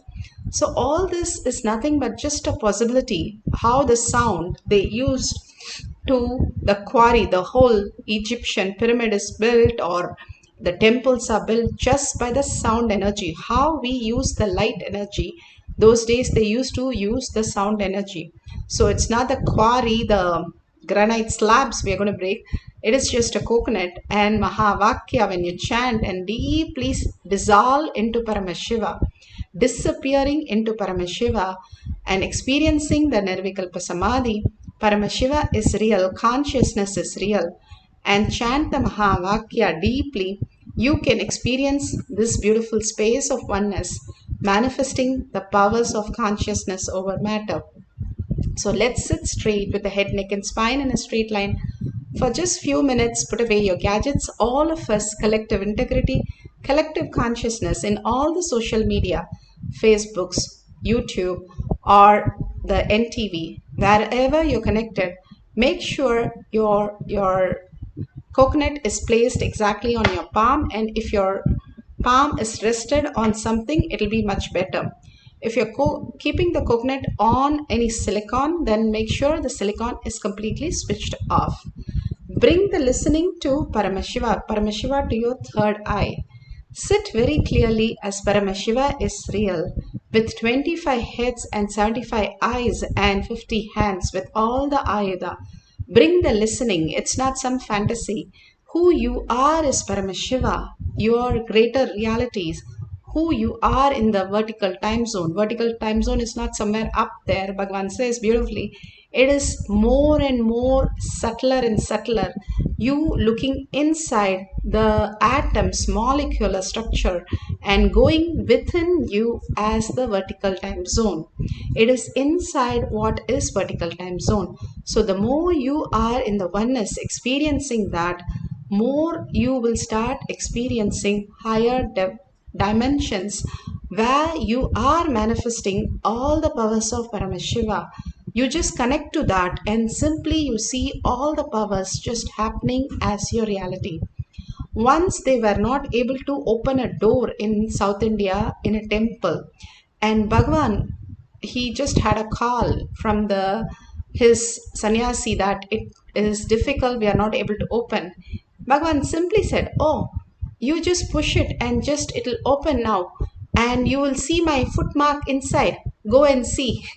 And simply to the greatest surprise in front of all of us, that sannyasi called back and said, oh wow, we found and the door is opening and we found the footprint and they took the picture and sent. Many of the happening just like that, manifesting through each one of us, the greater science is possible when we are ready to just dissolve our identities at Bhagavan's lotus feet. All we need to do is, with the deep listening, chant the Mahavakya and entangle with Bhagavan, holding Paramashiva as your reality. And Paramashiva is real, consciousness is real. Again and again, getting sucked into that space. How in the sleep, you just don't do anything. You just put away everything and you're just thinking of something and you get sucked into the deep sleep. You can't go into deep sleep by thinking, oh, today I want to sleep. I want to have a deep sleep. You can't think into it. You have to think out of it. The same thing Bhagavan says, all you need to do is just deep listening and deep gratitude and deep love for Paramashiva is real.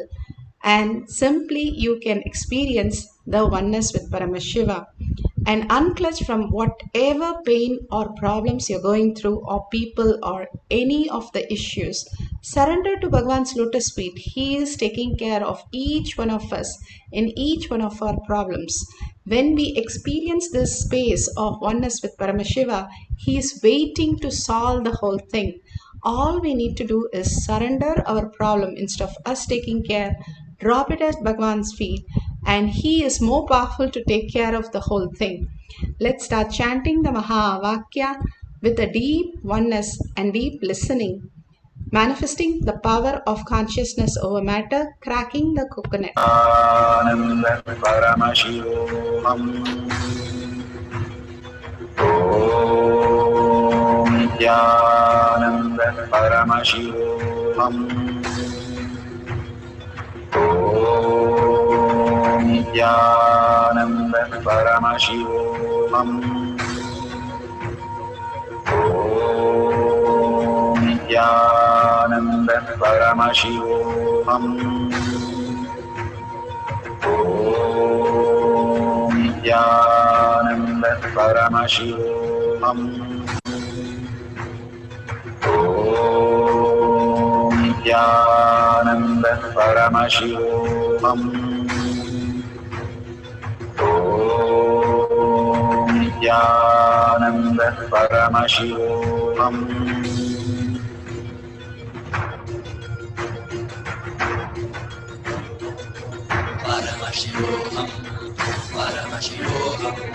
Let Paramashiva's third eye manifest in all our third eyes. Let the Amrita pour, let the Varni open up, manifest in all of us.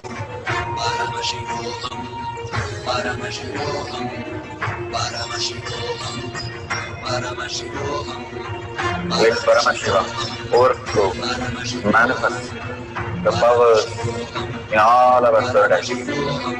Om Nithyananda Paramashivoham. Om Nithyananda Paramashivoham. Om Nithyananda Paramashivoham. Om Nithyananda Paramashivoham. Om Nithyananda Paramashivoham. Om Nithyananda Paramashivoham. Om Nithyananda Paramashivoham. Om Nithyananda Paramashivoham. Om Nithyananda Paramashivoham. Om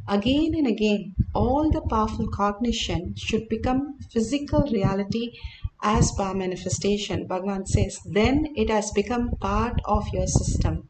That is why Bhagavan says, every powerful cognition manifest as powers. Your powerful cognition is attested, like how you get the accreditation, you pass an exam and get a certificate. When you manifest powers, even as little, it's not that you have to completely get the powers like in a quantity wise, but the quality of the power manifestation beyond your thoughts. When you have the completion or powerful cognition, it should manifest as powers, as healing, as some form that where you experience the physical reality, the space where it has shifted in your life.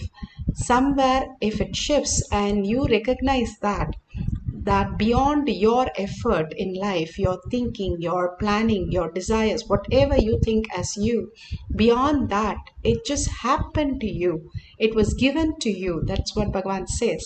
Manifestation is given to you, and Kailash Kotiyar, Bhagavan himself gives it to us. It's an initiation for us to be here and manifest the powers. That is why Bhagavan says, Brahmanya Bahuputratam, you are the favorite inheritance of the cosmos. He is ready, making you, preparing you, and making you ready to make you receive that beautiful space of manifestation.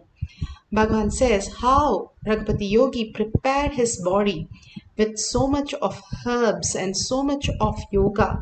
Literally every single day he has to go around the Arunachala 14 kilometers or 7 miles, and he has to do the Surya Namaskar in many days from morning to the sunset, sunrise to sunset. He has to take the Aushadas, which are so not good, tasty, and all that he was prepared, even as an avatar, if he has to be prepared to manifest all the greatest powers. All of us, all we need to do is detox and prepare ourselves, whatever life is giving us. Being very clear, it's a preparation to just download the superconscious space in us.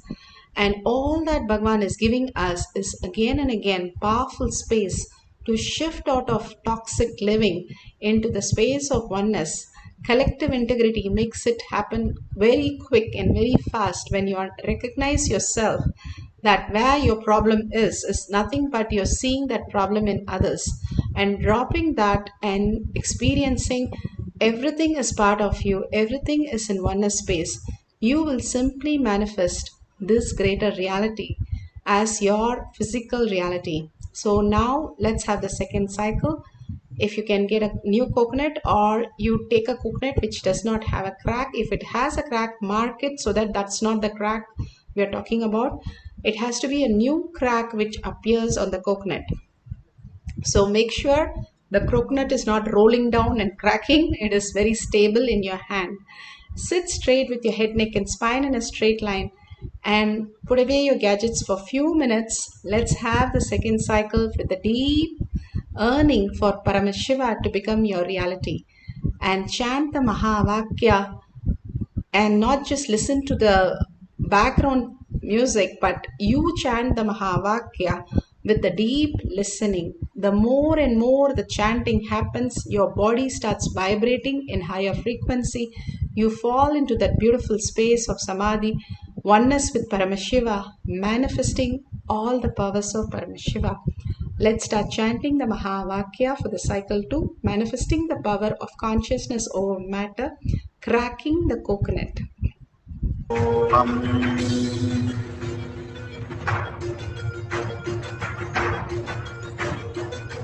Paramashivoham, Paramashivoham. Let Paramashiva's third eye manifest in all our third eyes. Let the Amrita pour, let the Varni open up, manifest in all of us. Paramashivoham, Paramashivoham, Paramashivoham, Paramashivoham. Let Paramashiva overflow, manifest the powers in all our third eyes. Om Nithyananda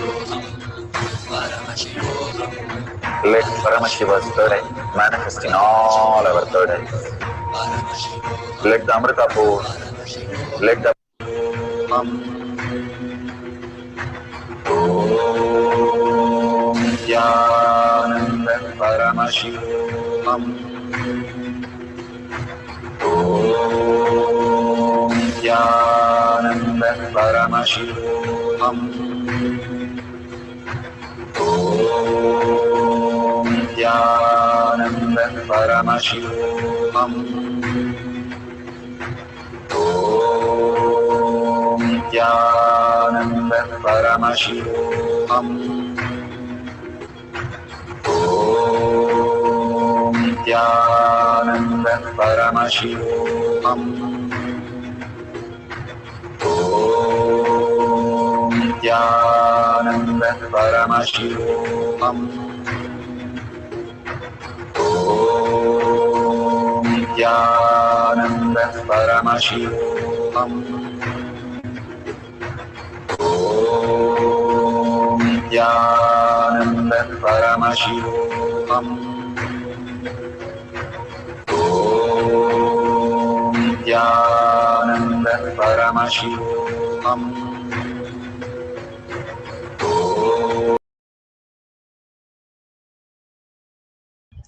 Beautiful. Whatever Paramashiva has given, please go ahead and share. Enriching and causing is part of power manifestation. Sharing with the world again and again, inspiring others, collective integrity, taking responsibility for others, experiencing consciousness as reality, Paramashiva as real. That is the ultimate science Bhagavan has given us as powerful cognition. Sharing all this great truth, whatever you experienced as powerful cognition, power manifestation, experiences, and in your physical reality, whatever is you are experiencing, the breakthroughs, again and again, you understand Paramashiva is real, consciousness is real. Simply you will be pulled into that space beyond what your thinking mind is. And by sharing and causing others, Bhagavan says, extreme power manifestation is extreme causing. Go on manifesting and sharing all this in your social media or in tinyurl.com/powermanifestation. You can go there, like it, share it, and comment on it. And all that you're doing, enriching and causing, is for your expansion. And if you see the $sign at the end of the chat in YouTube, you can offer your gratitude, your donation to KAILASA. All that you are donating to KAILASA only manifest KAILASA in your inner space. This is the only place where you donate something, you don't get an object back, but you get a space back.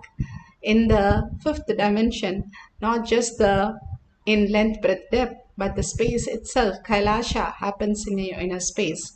Again and again, enriching is causing, and donating is a powerful experience for us to experience KAILASA as our reality. Let's surrender all this powerful cognition, power manifestation at Bhagwan's lotus feet in deep gratitude, thanking Bhagwan and thanking all of you in all the social media, manifesting the powers of Paramashiva with a deep gratitude and earning.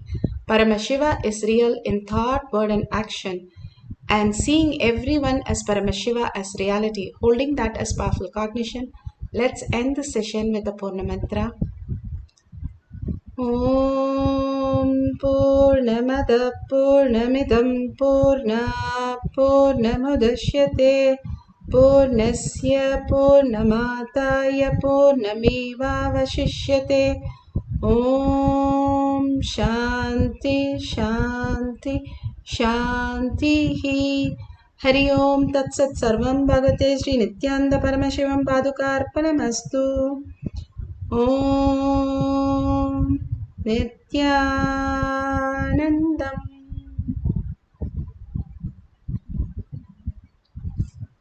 Thank you so much. The next session will be at 6 p.m. IST. You can join in the Zoom session and you can log in through eKailasha.